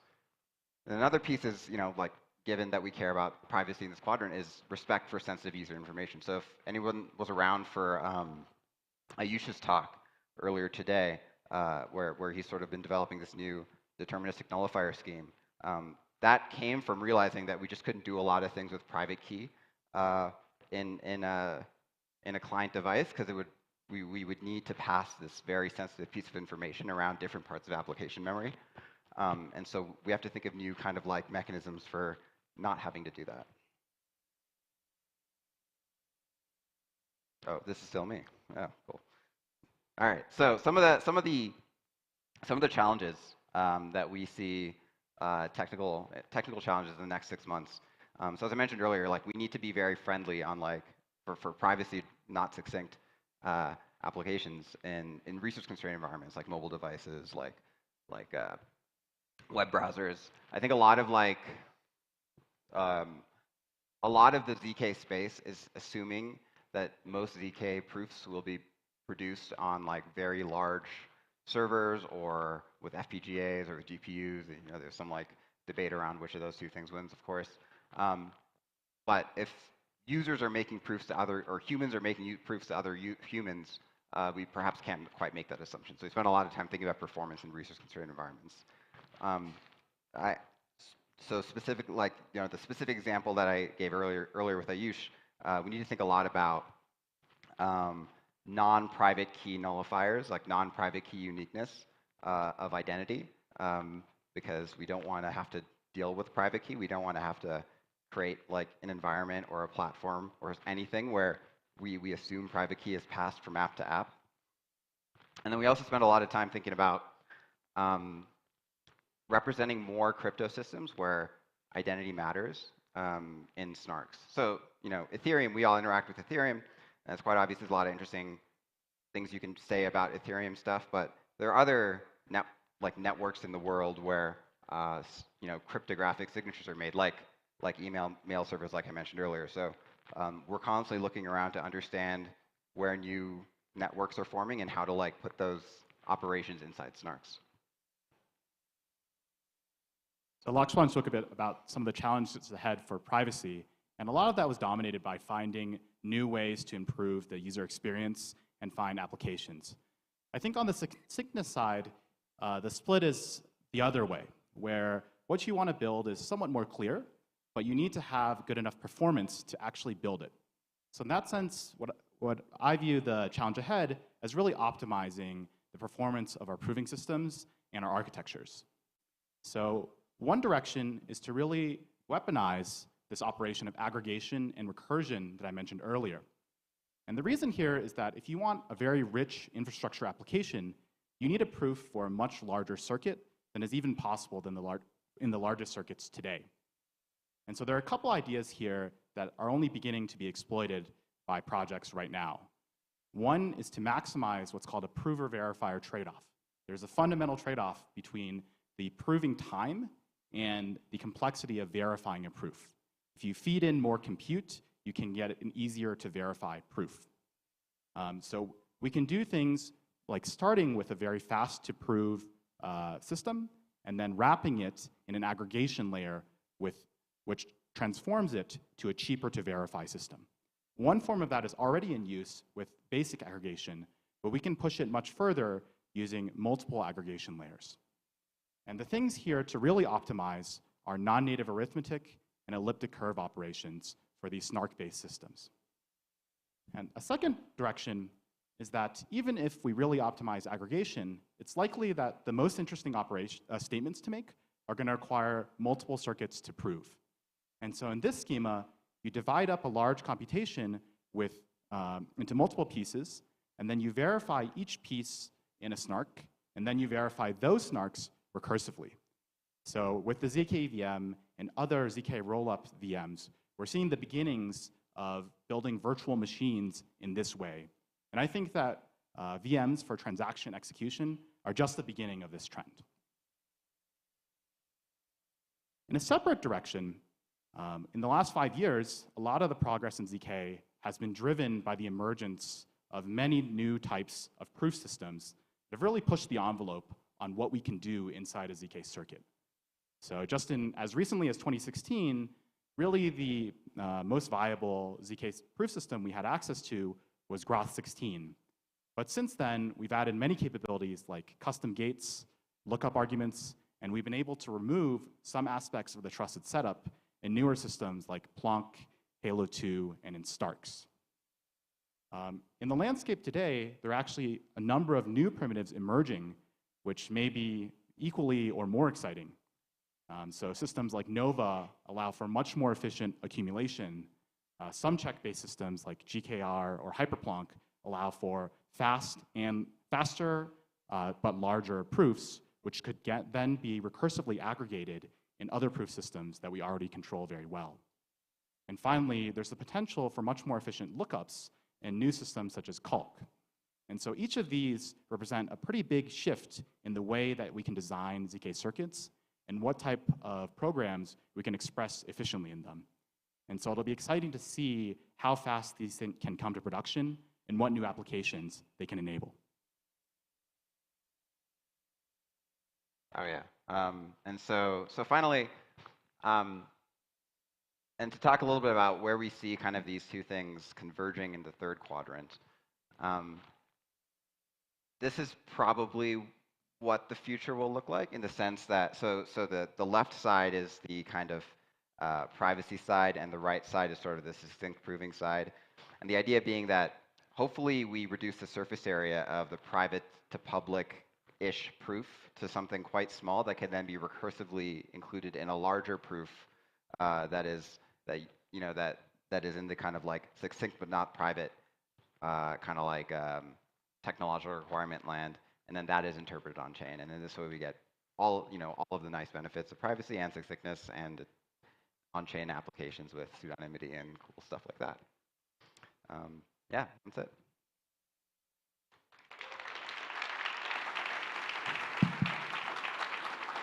We still have 5 minutes for questions, so please raise your hand. We have our volunteers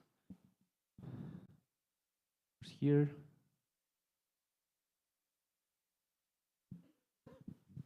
Sorry, maybe a silly question for the audience, but can you explain a bit more like what actually succinct means? Like, what's that property, you know, in a layman's terms? Yeah.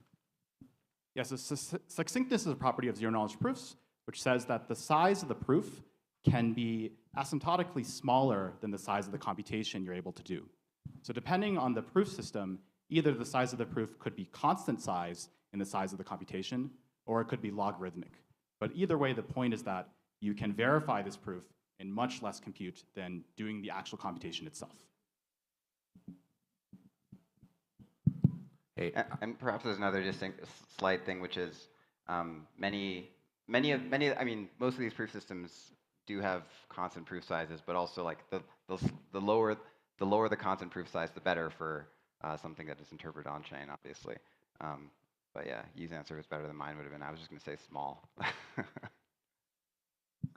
Hey, so when we recursively prove stuff, so over here, sorry.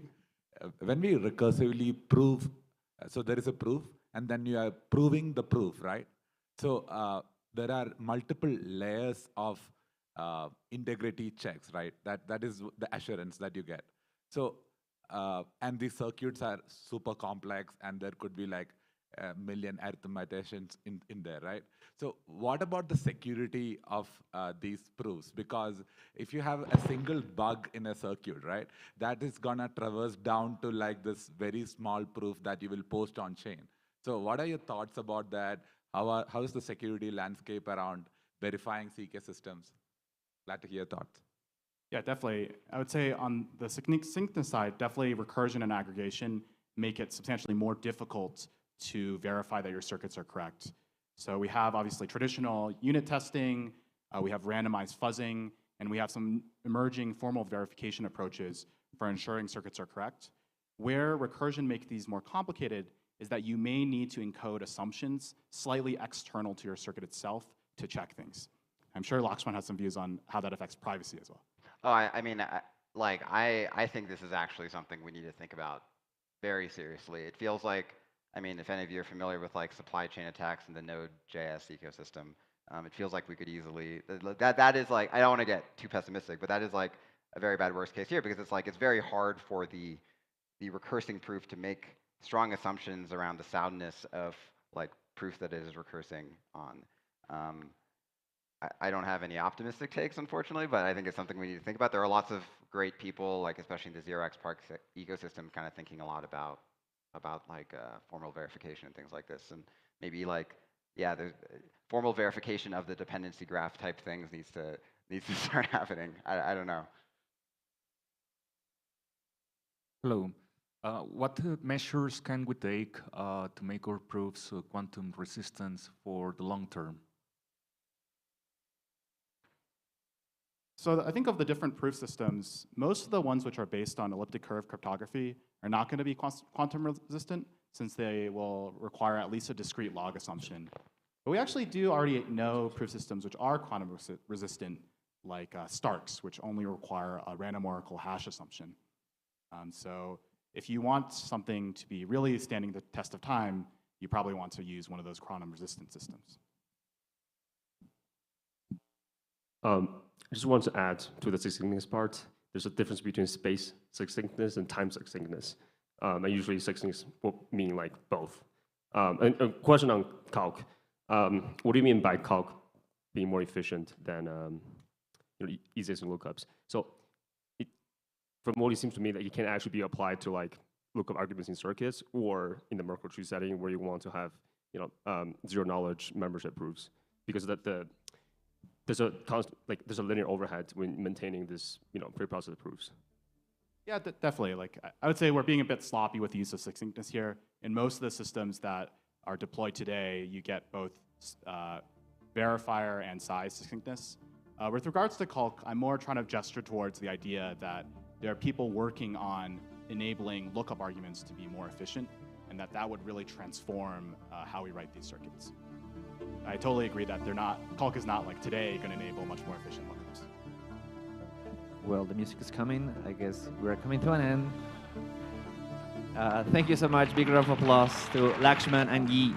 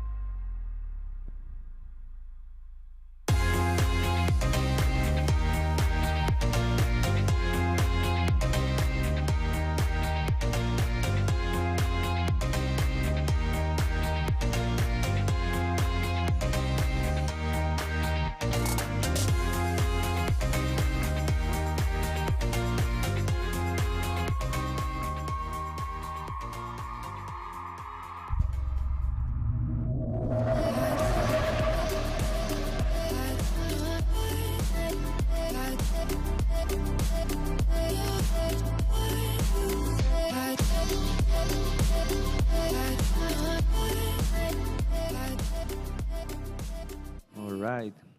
I guess you get tired of after all this like NFTs. We are going to suggest like to bring them down. So our next speaker is Sador. He's going to talk about anonymous signaling on Ethereum. Big round of applause.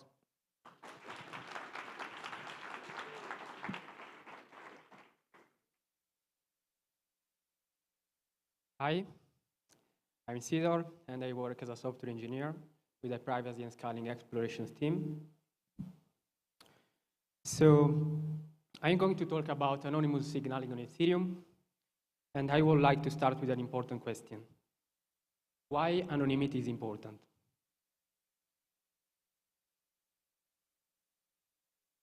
I don't know why people are so keen to put the details of their private life in public.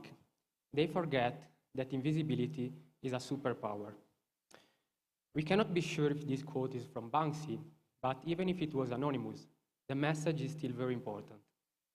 Invisibility or anonymity is a superpower because it decouples an idea from the identity of its author, because it allows flowers to be thrown without the identity of the thrower being known.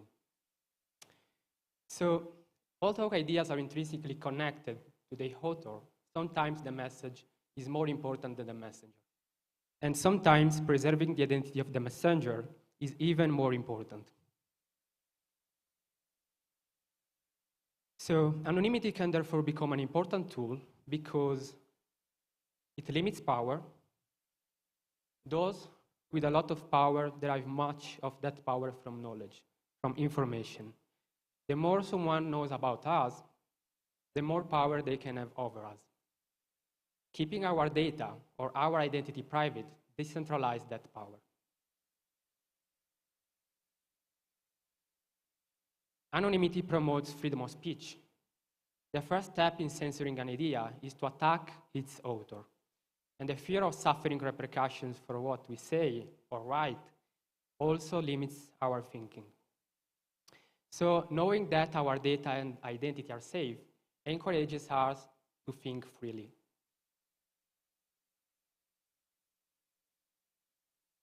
Anonymity safeguards reputation. It is important that people are held accountable for their actions and especially for their mistakes, particularly when these people have a lot of responsibility, when they have an important role.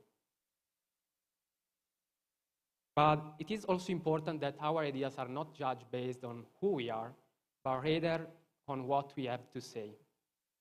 Anonymity allows an idea to be shared regardless of its author's reputation, which allows people to consider and evaluate ideas from a more objective perspective. So, most of us are aware of the importance of anonymity and privacy, but what about our challenges? What are the main drawbacks right now, and how can we solve them? There are probably many reasons, but two of them deserve particular attention. The first one is complexity of technology. In recent years, we have seen a constant growth in the development and use of cryptographic technologies. Zero-knowledge proofs, for example, are now being used in many applications. Proving you have a certain information without revealing the information itself is a really powerful concept. But the way these technologies work is not trivial for people without a background in mathematics or cryptography. In addition, the availability of simple and practical development tools is still limited. Well, a lot of progress has been made actually, but I believe one more step is needed in order to further abstract some technical concepts. So the second drawback is the indifference of people.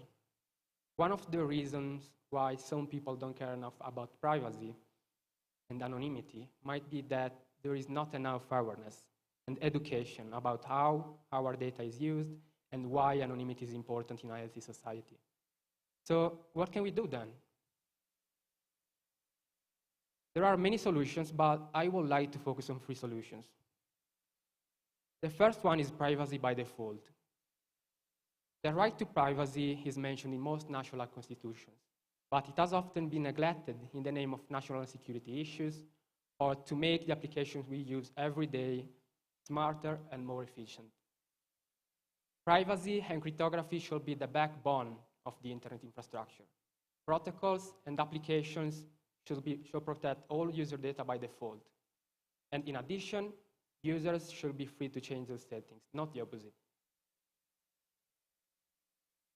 Another point is education. Explaining to people why privacy is important and how we can build privacy-focused applications are very valuable challenges. It is important to choose the right words, build effective designs, and convey information as simply as possible. However, simplify things is not enough. Making people aware of the technological and social complexity of the world we live in is equally important. Because we don't just want users to enjoy an experience, we want new friends helping us build a new Web3. So the third point is the developer experience. The growth of a community and the adoption of a technology depend heavily on how clear the goals are and how easily the main values and concepts can be conveyed. However, another extremely important aspect is the quality of the code. The code should be tested, documented, formatted with the utmost care. It is extremely important to use the right patterns and to follow the best practices, like dry and kiss. So developers need to be able to rely on robust, easy-to-use tools that allow applications to be built in a short time, while also allowing them to be extended, customized, and adapted for their specific uses. So developer experience and education is what we have focused on in the last few months of work with Semaphore. But many of you may be wondering what Semaphore is. So Semaphore is a zero-knowledge protocol that allows people to join a group and then to send signals such as messages, endorsements, or votes without revealing the original identity. In addition, it also provides a mechanism to prevent double signaling, which basically means you cannot create the same proof twice, or the proof cannot be verified twice. So what makes Semaphore a powerful tool is the simplicity of the protocol and the flexibility. It can be used to build many applications like private voting applications, whistleblower applications, or zero-knowledge DAOs. Semaphore is made of three different parts: Ethereum circuits, Solidity contracts, and JavaScript libraries. My work has focused more on JavaScript libraries and Solidity contracts. So I would like to show you the main Semaphore concepts and how our libraries and contracts work and how they can be used to build private applications.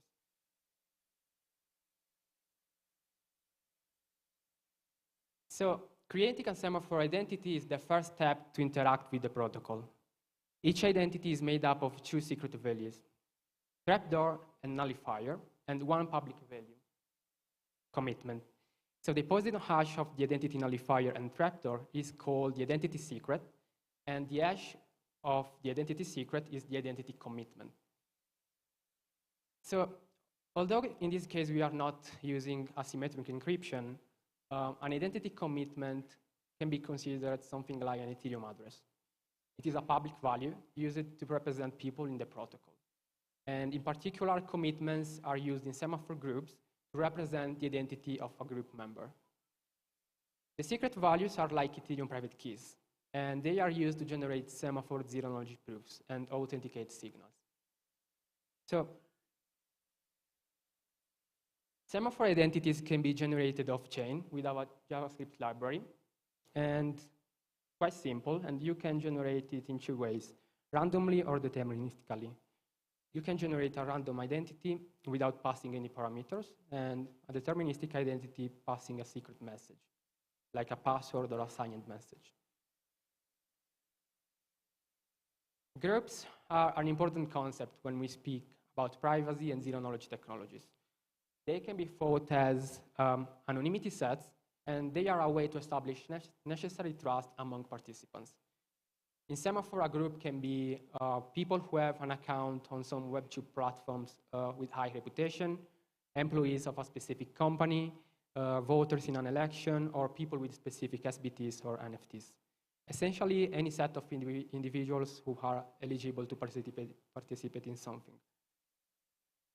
So Groups can use several types of data structures, but Merkle trees are particularly efficient since they can prove that a leaf belongs to a tree by using just one portion of that tree. So Semaphore uses binary Merkle trees, in which the leaves are the identity commitments, and all the other nodes in the tree are the hashes of their child nodes.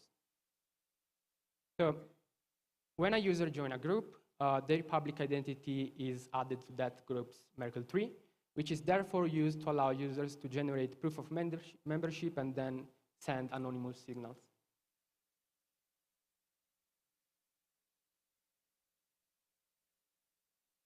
So groups can be created off-chain with our JavaScript library or on-chain with our Semaphore contracts.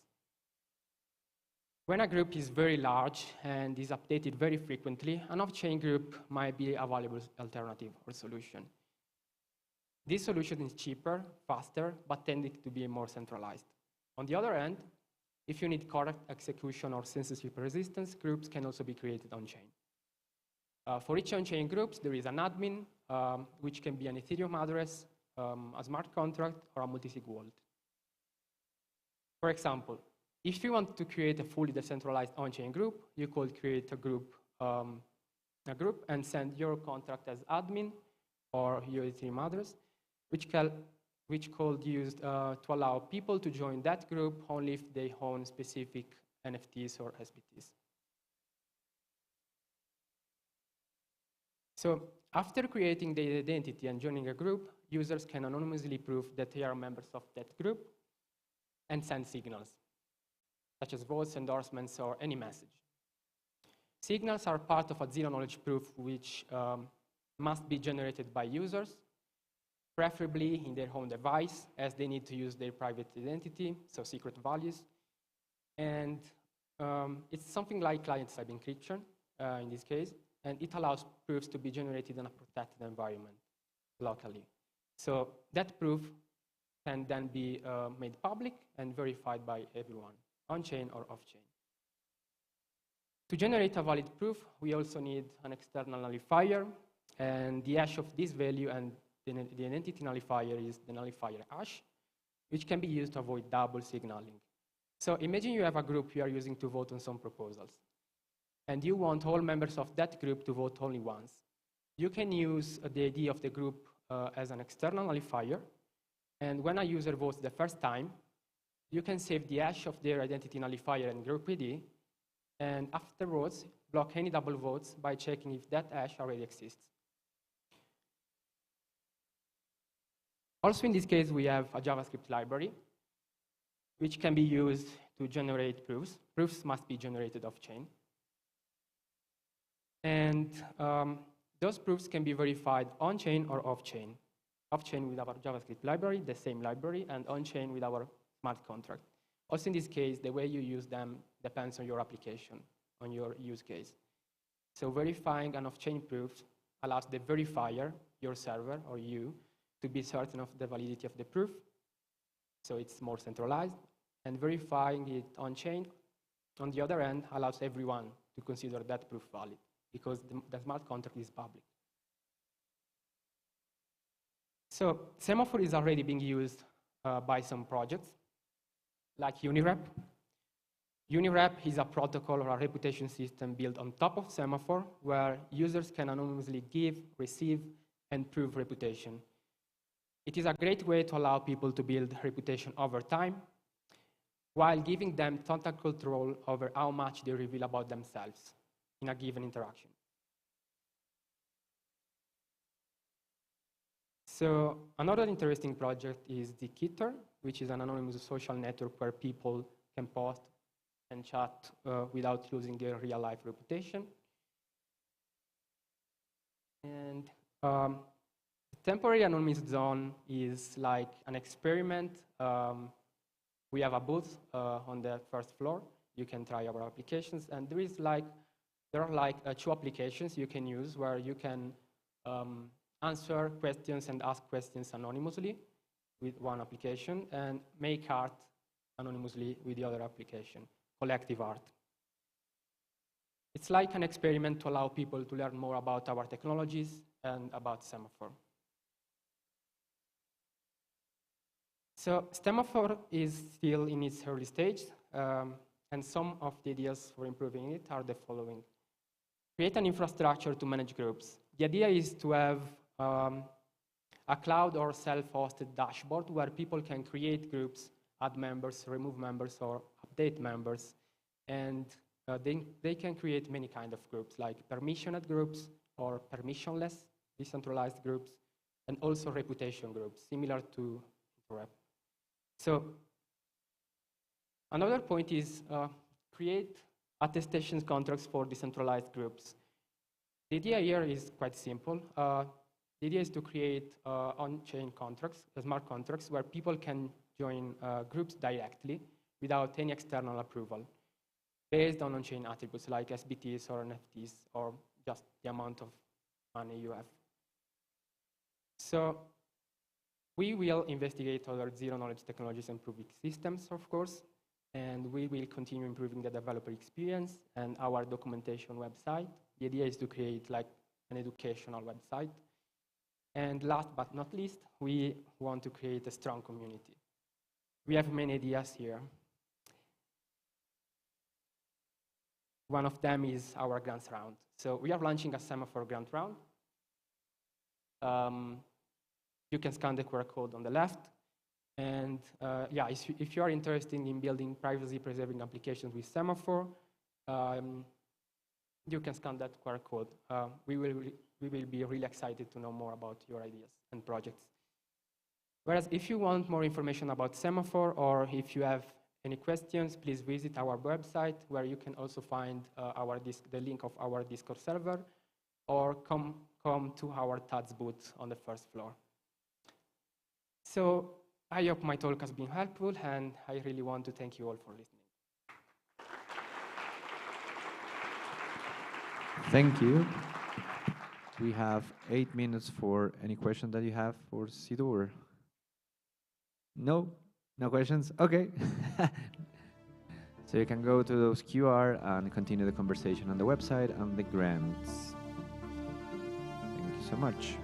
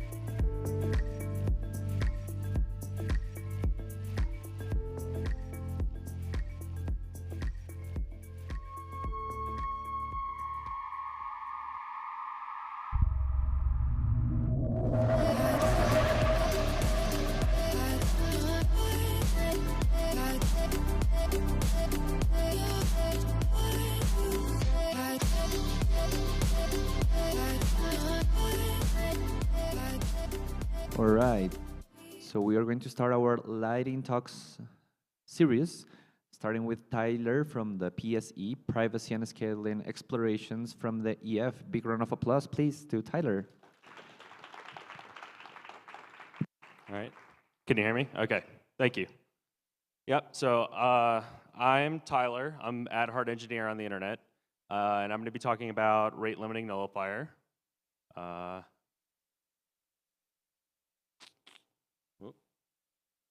All right, there we go.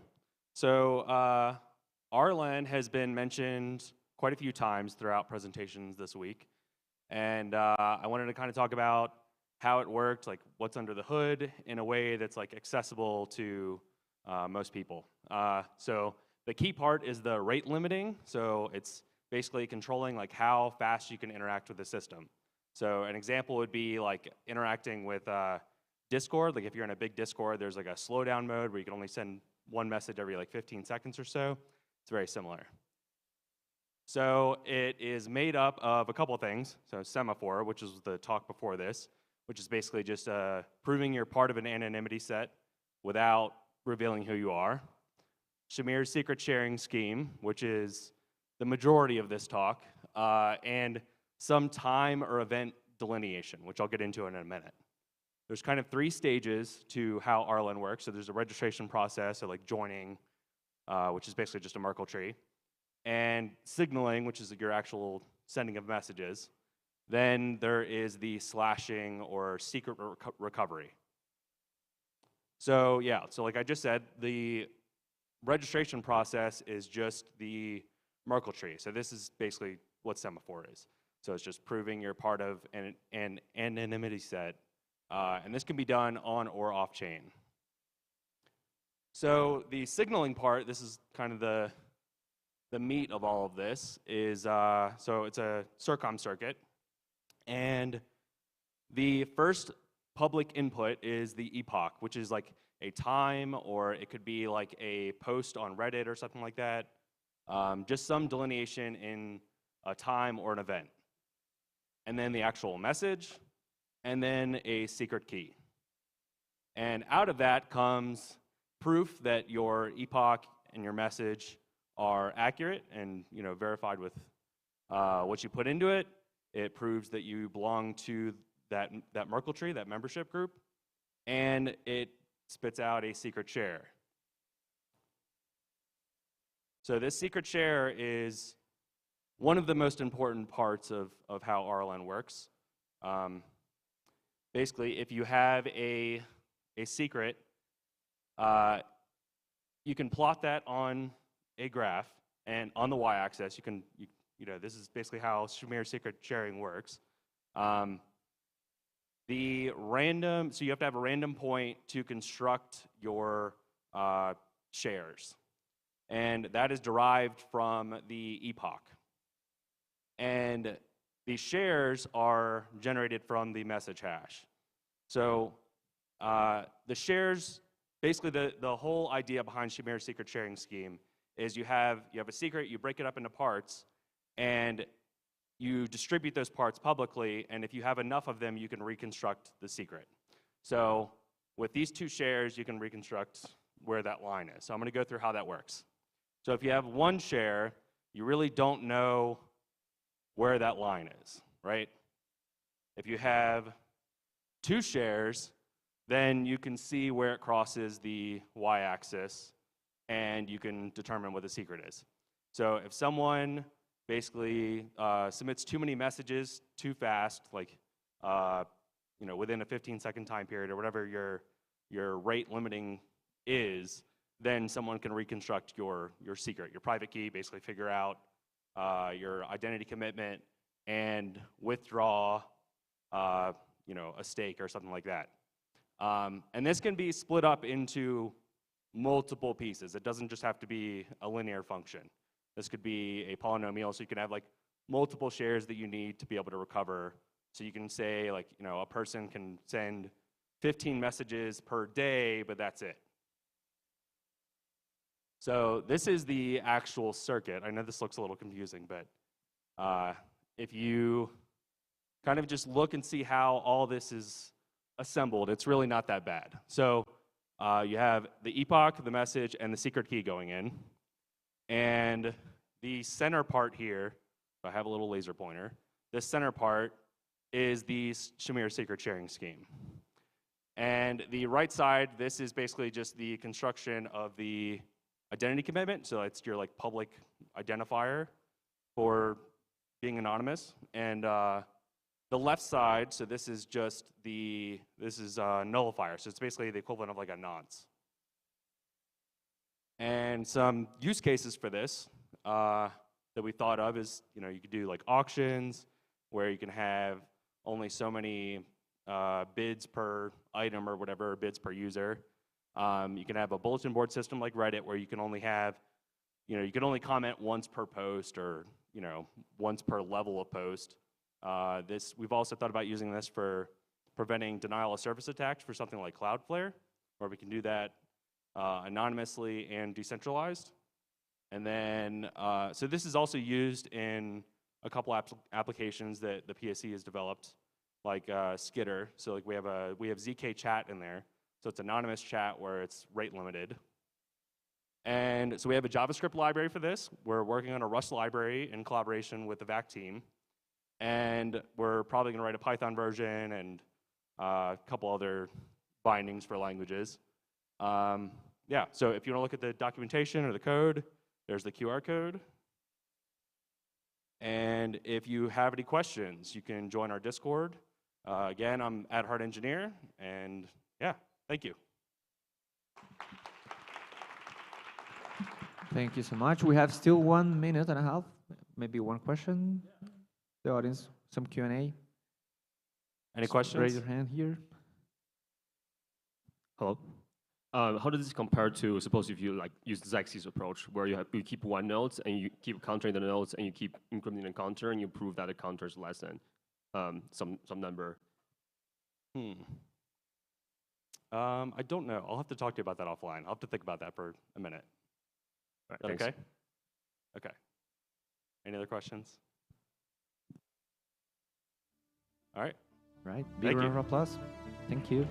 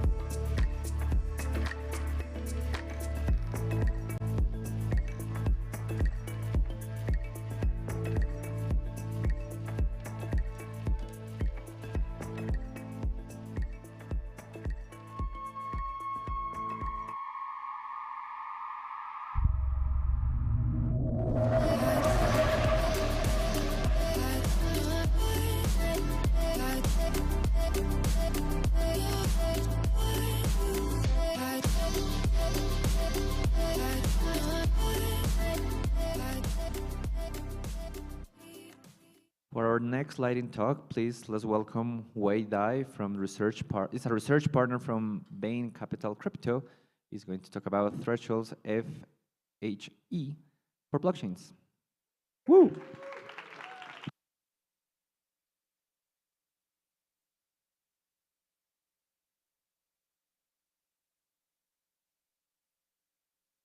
Mic check. Awesome. All right, so my name is Wei Dai. I'm a research partner at Bain Capital Crypto. We're a VC fund, crypto native. Anyways, okay, so what I'm going to talk about today is not about zero-knowledge proofs. And let me open by a question. Raise your hand if you think zero-knowledge solve all the privacy problems in the blockchain space. I see one hand. I see 2, 3. All right, well, if you didn't raise your hands, maybe, well, maybe you know better than I do, but I don't think zero-knowledge solve all the privacy problems, so let me explain why. So let's think about blockchains. So what are blockchains and computation, right? Well, blockchains applications, everything is a computation on a blockchain, right? So Ethereum is a public state machine that's replicated via some consensus mechanism. And so what is the state machine? The state machine is something that keeps a state and has some transition function and transition states through transition function, right? And what can be thought of as state machines? Blockchains and smart contracts, right? So everything on Ethereum, all the smart contracts are state machines. Okay, what if we want to do state machine transitions with privacy? Well, let's try to use zero knowledge. How are we going to execute a state machine in zero knowledge? Well, we're going to execute it off-chain and only prove the execution that is correct on-chain, right? So I'm not going to show you the details here, but more or less it's going to look like this picture, where every single state, is a different color, and your zero knowledge update is going to essentially link one color to another color, right? So here, on-chain we'll have 3 different states, and suppose that a user want to interact with the state machine, and they each independently generate a different proof, right? Linking state 2 to some state 3. Now, if one proof is processed on-chain, let's say the left one, the blue one here, what happens is that the second transaction of the second user is now invalid, right? Because it's the proof is going from the same like state 2, but now it needs to link to state 3, right? So that's the problem with executing general state machines in zero knowledge off-chain. You run into risk conditions. Okay, so this problem is actually been observed over the years in many different ways. But basically, the story is that either you do a transparent on-chain computation, which that we do on Ethereum, so you have no privacy, but you have the benefit of a shared state that everybody can have access to. Or on the other hand, you have a zero knowledge off-chain execution, and you kind of have the flipped benefits and kind of downsides, which is that you have private inputs, but to state that's not shared between anyone. Okay, so we're basically somewhat at odds with these 2 properties, so we can't really get both. And my talk is about how to get both properties. And I call that confidential share state. So how do we get confidential share states on a blockchain? And the answer is fully homomorphic encryption, or FHE for short. Okay, so what is homomorphic encryption? This is brief intro to cryptography. So this thing here is called a commutative diagram. Okay, so suppose there's a message and fix a circuit C here. We can compute the circuit on a message to get C of M. So that's this arrow over here, okay? An FHE scheme allows you to kind of do this thing, but with 3 different steps, okay? And so first, let's take our message. Instead of computing the function, we're gonna encrypt it, okay? So everything that's done here is encrypted. You cannot see what's inside, right? So, this is what kind of goes through in your TLS channels and stuff like that, right? You first encrypt it, and then you kind of run this evaluation function, which takes in the circuit, right, and this ciphertext to get another ciphertext, okay? What have we done here? Well, we haven't really done anything useful, right? But let's actually try to decrypt this thing again, right? a FHE scheme allows you to essentially, so if you decrypt this, and this, and this thing is, it actually works, it means that you actually get back the result of computation. Okay, so what have we done here? Instead of doing computation in the clear, we can first encrypt, do the computation, and then decrypt. Okay, so this thing is like really sick, right? Because it allows you to do computation on encrypted data. It's like the holy grail of computing and privacy, right? So this thing has been discussed ever since like the 80s, but like recently only within the past about 15 years do we know constructions of this thing. Okay, so there's still a single point of failure here, which is the decryption key, right? So like anyone holds the decryption key can get the data. So the idea is we're going to like move everything on chain to be encrypted stuff, right? So, but we don't want a single person to be able to decrypt. So what do?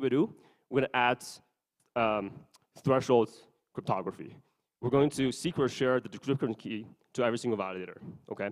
So now we're going to have the guarantee that you can only reconstruct what's inside if k out of the n validators say so, okay? All right, so what can we do with that? With such a threshold FHE scheme, it turns out we can basically, do confidential same machine replication on chain, and release any information that we want to the public. Okay. So let me kind of wrap up by telling you about the work of PESCA. So PESCA, it's short for Privacy Enhancing Smart Contract Architecture, which is kind of a blueprint to unify the three types of computation, right? So we have transparent on-chain computation, zero-knowledge off-chain computation, and this on-chain replicated confidential computation.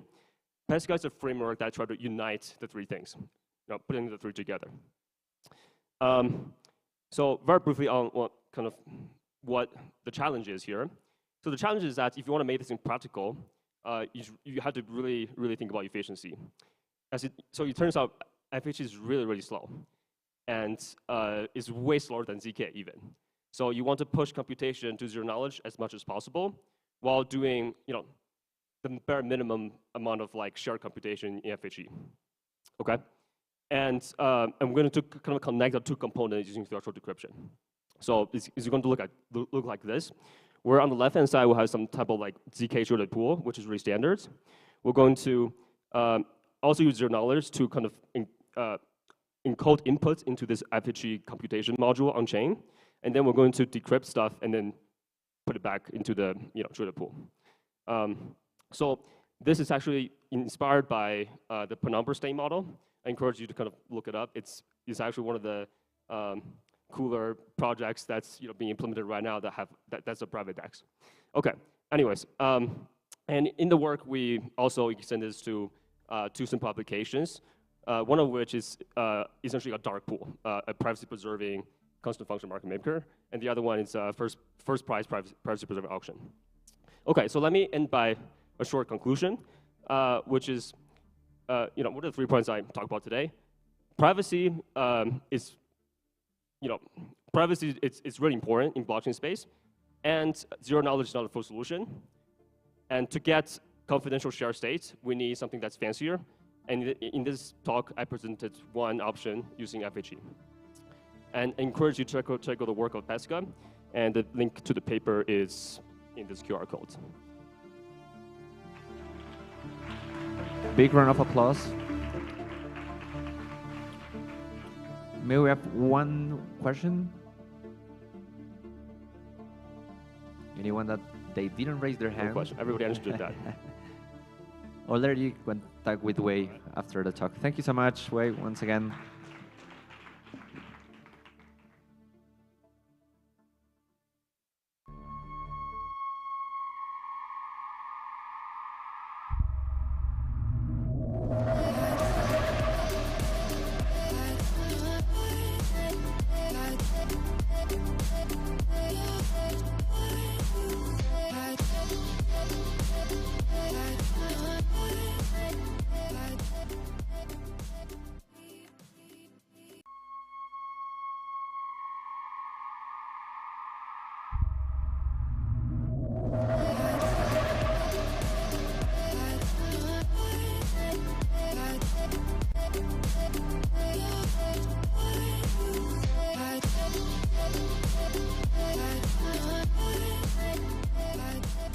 right. Welcome to our next speaker. I see so many names on the screen. I have to guess it's the one in blue. Please turn your mic on. Let's check it's on. Testing. 111. There you go. Okay. Yeah, the last one. So, Michal, that's how you pronounce it. Cool. Now try with my family name. Oof, Shajak. Yeah, close. Close. How was it? What's the proper way? Zions. Okay. So, big round of applause to Michal. He's going to talk about Vampire, a novel cheap to verify psychic snark. Yeah, hi guys. I'm really excited to present you our new ZK Snark. It's a joint effort with two other guys, with Helger Lipma and Janosim from Simula. So we in our paper we presented a new ZK Snark called Vampire. It's a ZK Snark for arithmetization called as R1CS Lite. It's universal and updatable. That means that you can have like one trusted setup for every circuit up to given size. And if you don't trust that the trusted setup was generated correctly or non-maliciously, you can always update the setup by your own. It's based on Marlin, another ZK Snark, but it's like really highly optimized. I would say it's a Marlin on steroids. It's so optimized that the proof is only 4 group elements and 2 field elements, like compared to Marlin, which has like 7 group elements, or Plonk, which also requires 7 group elements. So communication-wise, this ZK Snark is really close to Graph 16. So the difference in the proof size is about 500 bytes. But Graph 16 is neither universal nor updatable. And it uses only 2 sum checks. And why I want to talk about sum checks is because this optimization was possible thanks to the fact that we invented a new sum check, which we dubbed count. And it's a univariate sum check. It has great communication efficiency because the proof for the sum check is only 1 group element. Furthermore, the complexity of this sum check is really good. It's almost linear, what is much better than standard sum check we use in snarks called Aurora, which requires FFT. Okay, so let me tell you how to make snarks shorter and how it was possible to deliver a snark that is only 4 group elements long. So snarks, like a class of snarks we were investigating, has a number of building blocks. So first, there's a relation. So we need to pick what relation for snark we are proving. And for example, the relation could be R1CS, it could be R1CS Lite in our case. Plonk has its own relation. So arithmetization matters. The arithmetization also tells you, well, the proof size really highly depends on the arithmetization you pick. Then we have a sum check. So basically, the question is, how many sum checks do you need to show your result? Then we have lin check. So the question here is, do we even need a lin check? And the last but not least, the famous polynomial commitment scheme, which also like defines the size of the proof. So we need to tell which polynomials are we committing to and what commitments do we open. Can we batch openings? Can we batch commitments? So to compare Marlin with our Vampire, so there are several differences. So first of all, Marlin is for R1CS, while Vampire is for R1CS Lite. And why it matters, I will say in a few in a few slides. Then we have a sum check. Both Marlin and Vampire need 2 sum checks, but Marlin uses Aurora sum check, and the Vampire uses count and Aurora. Regarding clean check, Marlin requires it, we don't. Then there's a batching of KZG, a Kate polynomial commitment scheme. So in case of Marlin, it is batched, but we managed to batch it better. Okay, so let me tell you about the difference between R1CS and R1CS Lite. So we start with arithmetic circuit as usual. And we have some left input gates in the circuit, we have some right input gates, we have some output gates. And these gates are encoded into 3 matrices. So matrix A corresponds to left input gates, B corresponds to the right inputs, and C corresponds to outputs. And then we have Z that corresponds to evaluations on these gates. Okay, and that's R1CS Lite. And the fact that we have 3 matrices basically means that we need to send 3 polynomial commitments to each of these multiplications here. While in R1CS Lite, the situation is a bit different because we are able to encode the whole circuit into a single matrix. So we have only 1 matrix that need to be sent. And we want to show that the vector with evaluations times this matrix gives 0. Okay, so let's look at this for a moment. So W times Z equals 0 basically means that for all x's, sum over y of wxy, so the elements of the W matrix, times element of a Z vector equals 0. And with some mathematical trickery, we can say, okay, so let's not talk about vectors, let's talk about polynomials. And let's talk about sum of some polynomial, sum over some y for some polynomial f. And here comes the sum check. So count is a new sum check. So sum check argument basically states that if you have a polynomial f and you evaluate it at some elements h belonging to a set h, and you sum over all these elements, then you get some value v. And compared to Aurora, as I mentioned, Aurora needs 2 group elements, we need only 1 group element. So I'm not going into details of this sum check, maybe some other time. So let me only say about batching KZG very quickly. So there are like two ways of batching polynomial commitments. First of all, we can batch openings of multiple polynomials evaluated at the same point, and that's what Plonk is doing. That's also what was done in Marlin. However, due to some new results, we can also batch openings of multiple polynomials at multiple points. If you want to learn more, please check our paper, and now I can take some questions. Thank you so much, Michal.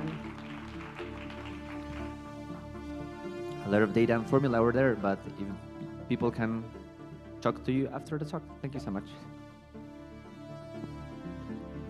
Big round of applause.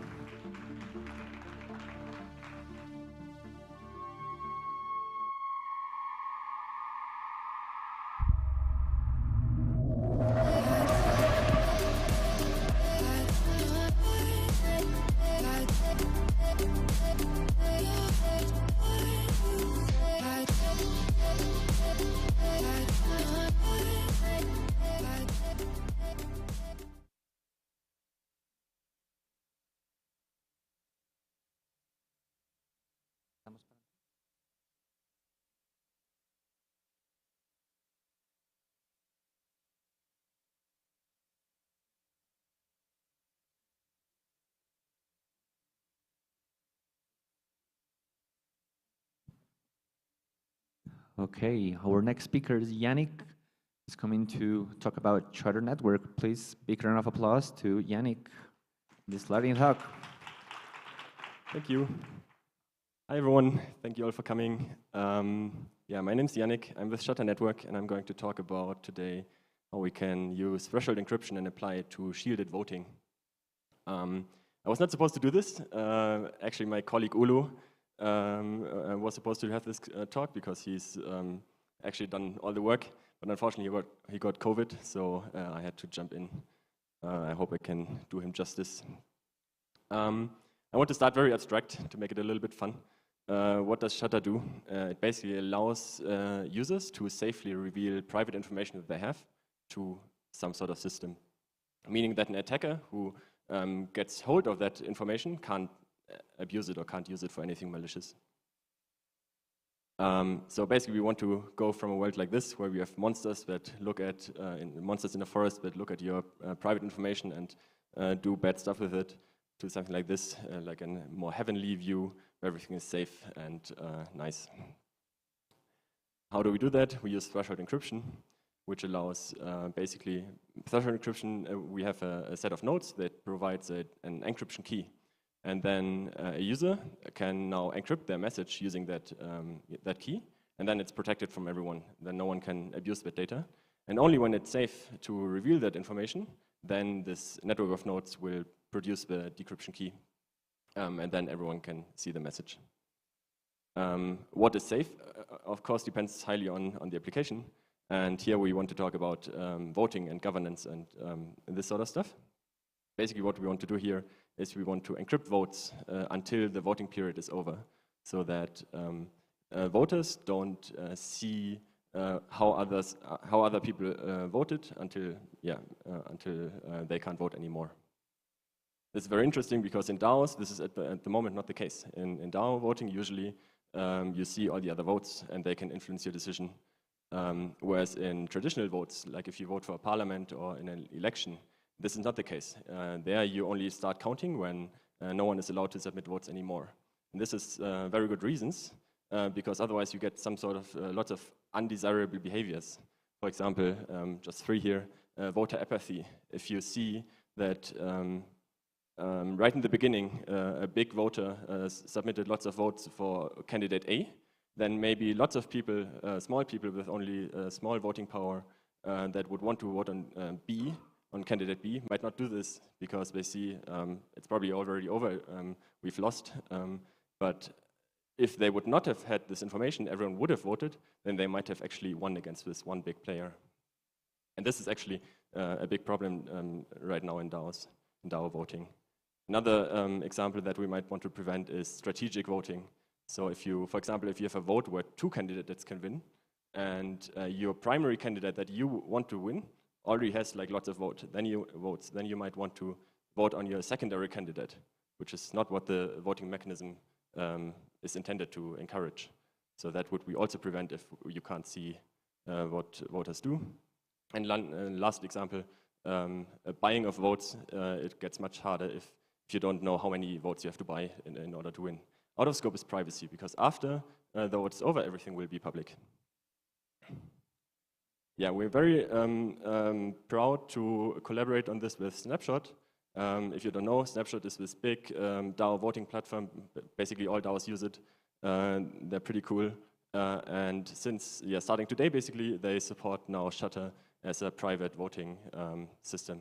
So DAOs that set up votes, they can use Shutter to make their votes more secure, their elections more secure.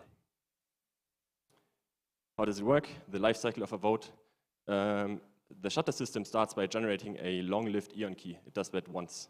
And then if a user wants to vote on a proposal, they use that Eon key and the ID of the proposal and derive an encryption key from these 2 pieces of data. For this, no communication is required. It can be done purely locally. Once the proposal is finished, basically then, the users encrypt their votes, send it to Snapshot, and once the proposal is finished, Snapshot will send a decryption request to the Shutter system. Shutter will then generate the decryption key, because then it is safe to reveal the votes, because no one can vote anymore. And using that decryption key, Snapshot can decrypt and count everything. Some screenshots here, how it would look like. Basically, if you set up a vote, you can select Shutter. It's purely optional.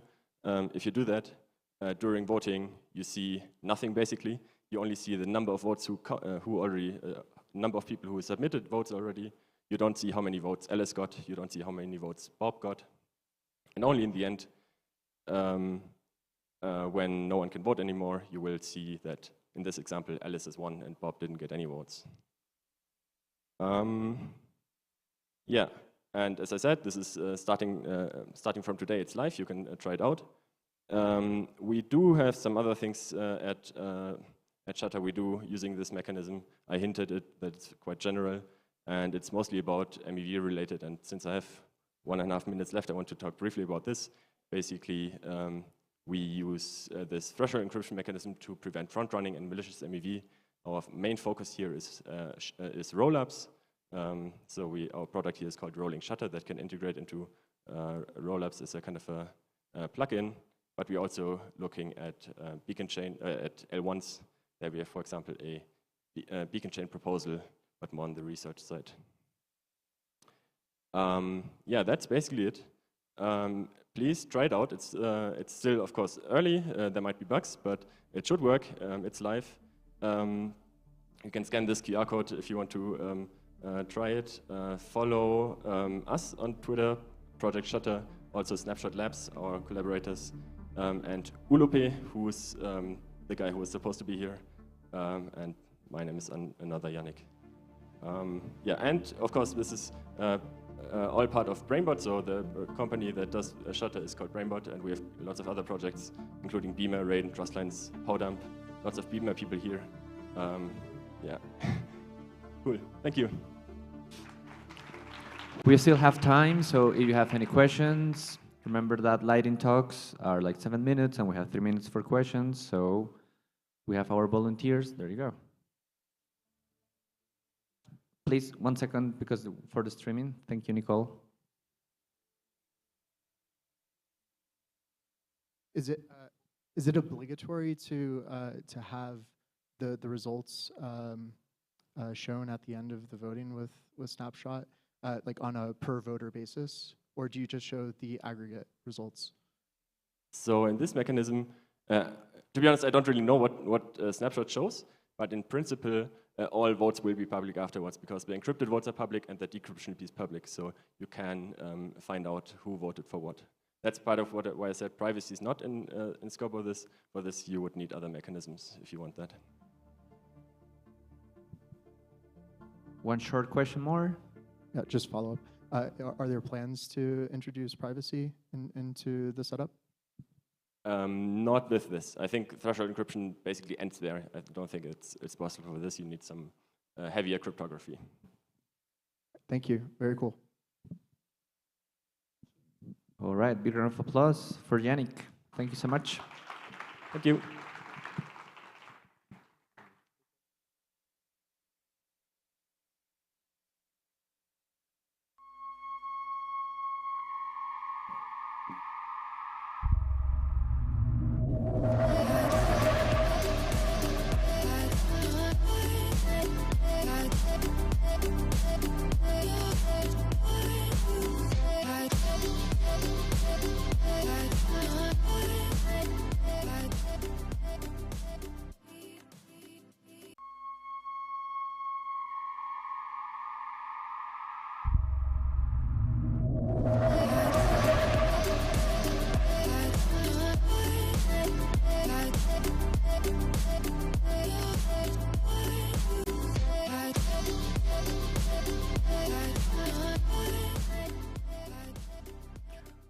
Well, we're getting to the end of the day 3. Please welcome to Gabriela Chang from Ethic Hub. He's going to talk about the Unbank. What a compelling title, a real blue ocean opportunity for crypto. Hello, everyone. I'm Gabriela Chang, CSO and co-founder of Ethic Hub. I'm an industrial and product designer, an artist and writer, and I work for the Secretary of Economic Development in Chiapas, Mexico. and I was also an organic coffee producer. I'm thrilled to be here to talk with you about the amazing opportunity arising for using Web3 to solve one of the most pressing problems in this world, the unbanked farmers. I'm here to remind all of you that blockchain initial promise was to enable a financial system where no one was left outside, excluded. Shocking data. According to the World Bank, a quarter of the world population is excluded from the traditional financial system.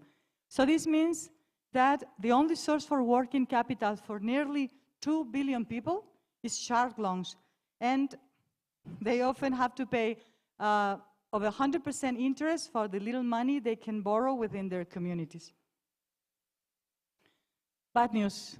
From these 2 billion people, 70% are smallholder farmers living in poverty despite producing a third of the world's food, our food. They live and work in very fragile ecosystems we all need to protect for our own sake. Money for these tiny farmers is scarce and outrageously expensive, preventing them from keeping a benefit after paying the debt. Although their annual financial need accounts for almost $1 trillion annually, they are not eligible for microcredits because they are not able to pay every week or every month. This is known as the poverty cycle. They are good payers. There's no record to prove it. So quite often, risk is perceived way higher than it really is. For an example, the global benchmark for groupal loans, groupal solidarity groups, is the default is less than 3%. There should be people queuing to invest in these farmers. This enormous dysfunction is also a blue ocean opportunity to build a better economic system leveraging on blockchain and crypto as catalyst for true development. The global paradox of the economy inspired us to connect complementary economic regions to benefit both parties in a win-win arbitrage, where lenders and farmers become partners that no longer pay abusive interest for loans or negative rates for the savings. Through our lending and staking platform, almost anyone in the world can invest into secure projects and earn a return while generating triple impact: social, economic, and environmental. Fintech approach to the unbanked usually is focused on data to do the credit scoring or in assets to act as collateral. But small farmers live in areas with no connectivity, and their small lands are of no commercial interest. So for them, Etihub designed crowd collateral, connecting DeFi to the productive economy of the real world, building a most resilient model where yield doesn't come from derivative, does not come financial derivatives, but from real agriculture. And this is yield farmers backing the loans of actual farmers. The key is to leverage on crypto to develop the incentives to create the proper incentive loops, as we call. We built an international community where all stakeholders benefit from interacting. Our mission is to improve the living standard of the smallholder farmers through their own productivity. Why? Because there's no future without sustainability, and it's a huge business opportunity to leverage on blockchain, on Web3, to replace and pre-internet and inefficient supply chain, transforming scarcity and inequality into abundance and true development. We are one of the most awarded and recognized projects within the ReFi, the regenerative finance space. They say Web2, it's about competition, and Web3 about collaboration. We need to collaborate in order to solve the huge problem the planet is facing. Remember this, most of the greenest areas of the world is where the unbanked live. So we need to secure their well-being to secure ours. We need to stop thinking financial inclusion, it's about solving others' problems. We need to work together using blockchain and crypto to bring back balance to humanity. Join us. It's a good business to do good. Thank you. Woo. Thank you for the optimistic message at the end. We still have 2 minutes for questions, so please raise your hand. Our volunteers will bring the mic for you. No, we need that for the streaming. Sorry. Oh. Hello, hello. Yeah. There you go. Hey. Hola, Gabriela. Hola. I have a question. What's the biggest roadblock to specifically Ethic Hub scaling massively? I know you've been around for a while, so I'm just wondering, how do we scale Ethic Hub and projects like it to reach more farmers all over the world, right? And obviously, sort of with nuances, et cetera. But what are the roadblocks? Through collaboration. We started we're in the space since 2017. We launched the platform in 2018. And it's very hard to grow with the available resources there where we start from zero, from scratch. And the challenge is to bring together all the actors. We are already working. We are attending over 500 families. We are in 3 countries and we are growing. But the challenge is to bring more actors to the ecosystem. We work by links of trust, by circles of trust, and theory of games. So we are working with trust here.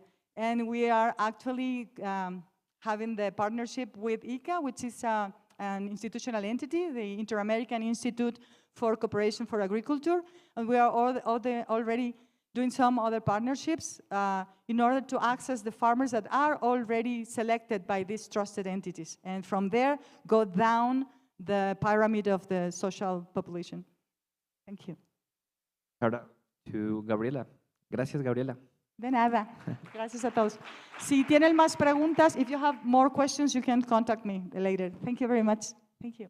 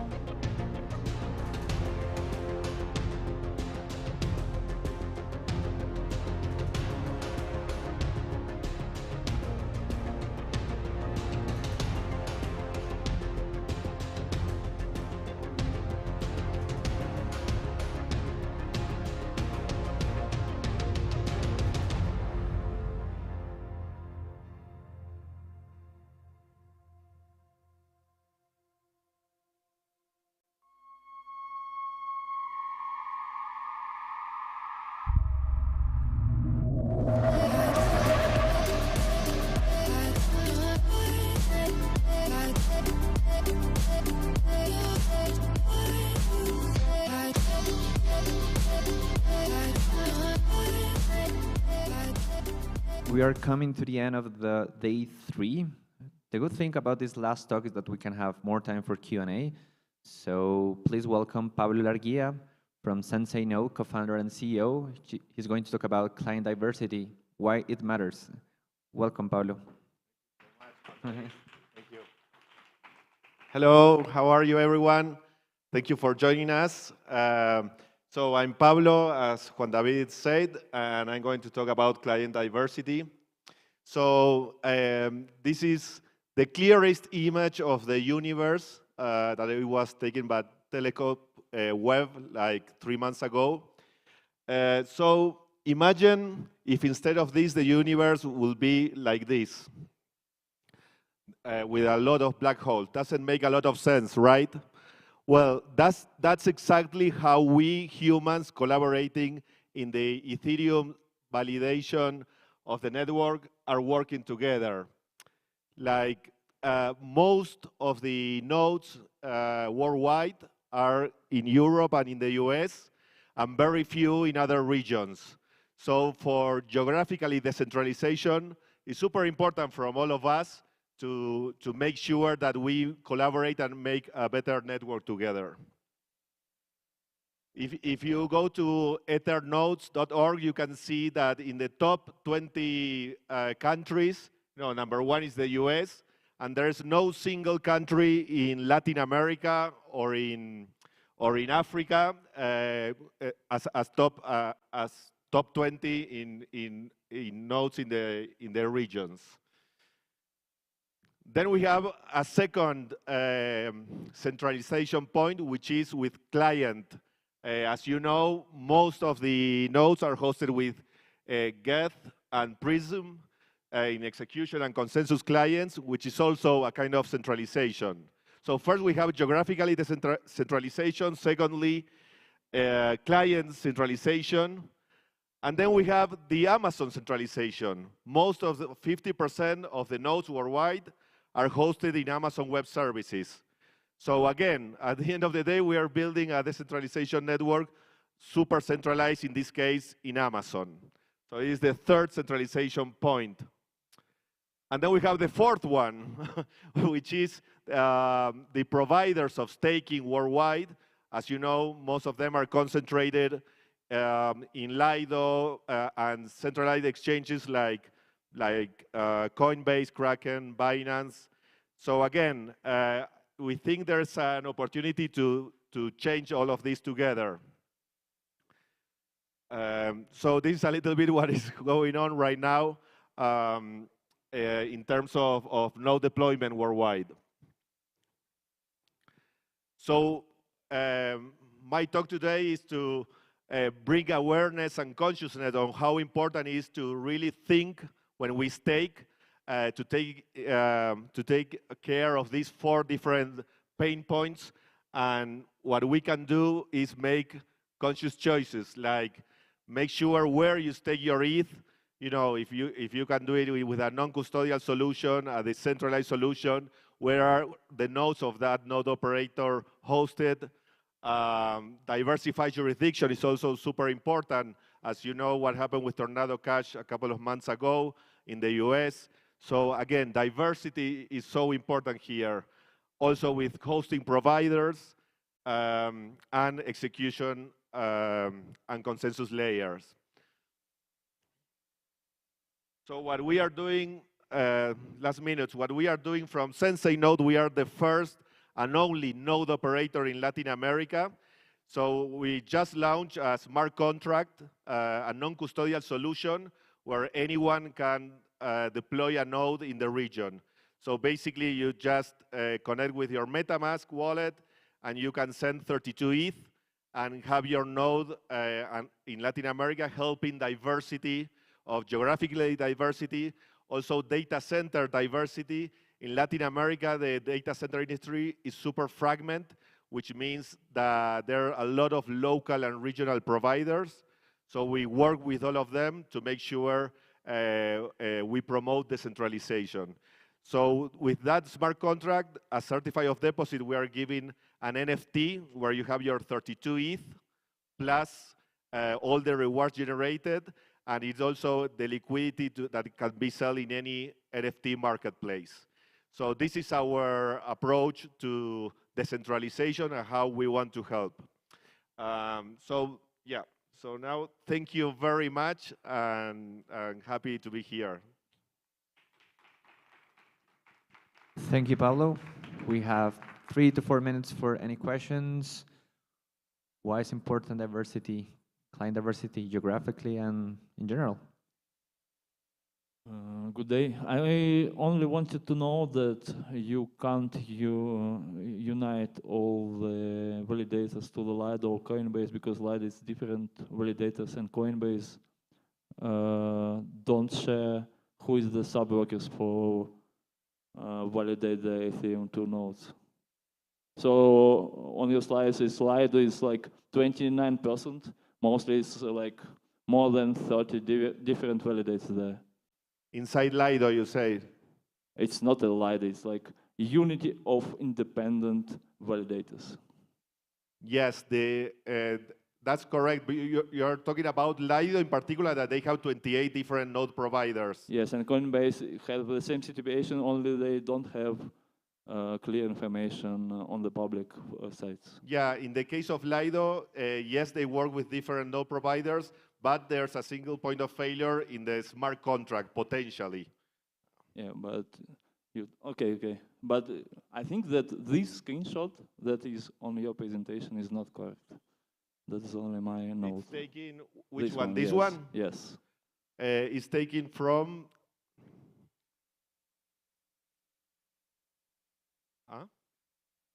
June, sorry. So, well, you can tell June that it's not a correct slide, but it's over there.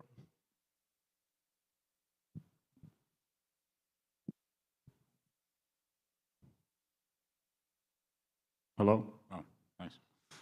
Hi, thanks so much for this talk. I wanted to ask you, who are the sorts of people you're finding in Latin America that are beginning to run nodes for the first time, or beginning to stake? And what sort of, is this in any way helping with adoption, or is this mostly like for technical people? And I ask this question because I'm trying to do something similar in the Middle East. Thank you. You're welcome. So nowadays, as you know, worldwide there are many node operators, but we are the only one deploying nodes in the region. And also for centralized exchanges, in Latin America we have Lemon, Bitso, Ripio, and they do not offer staking services yet. Okay, so that's also a constraint because most of Latin American users are on those exchanges, and the staking service is not in their wallet or exchanges. So I think this will change in the next 6 months, 8 months probably, when the exchanges that concentrate most of the Latin American people will be available to stake. One more question, we still have time. Those are the perks to be the last one. You can go a bit over the clock here. Hi, I would like to know how every time if your smart contract being audited for security. Yeah, we have been through 2 audits. One of them with CoinSpect, and yeah, and we are launching next week this smart contract. So we are just starting with it. Yeah, CoinSpect is our auditor. Any more questions?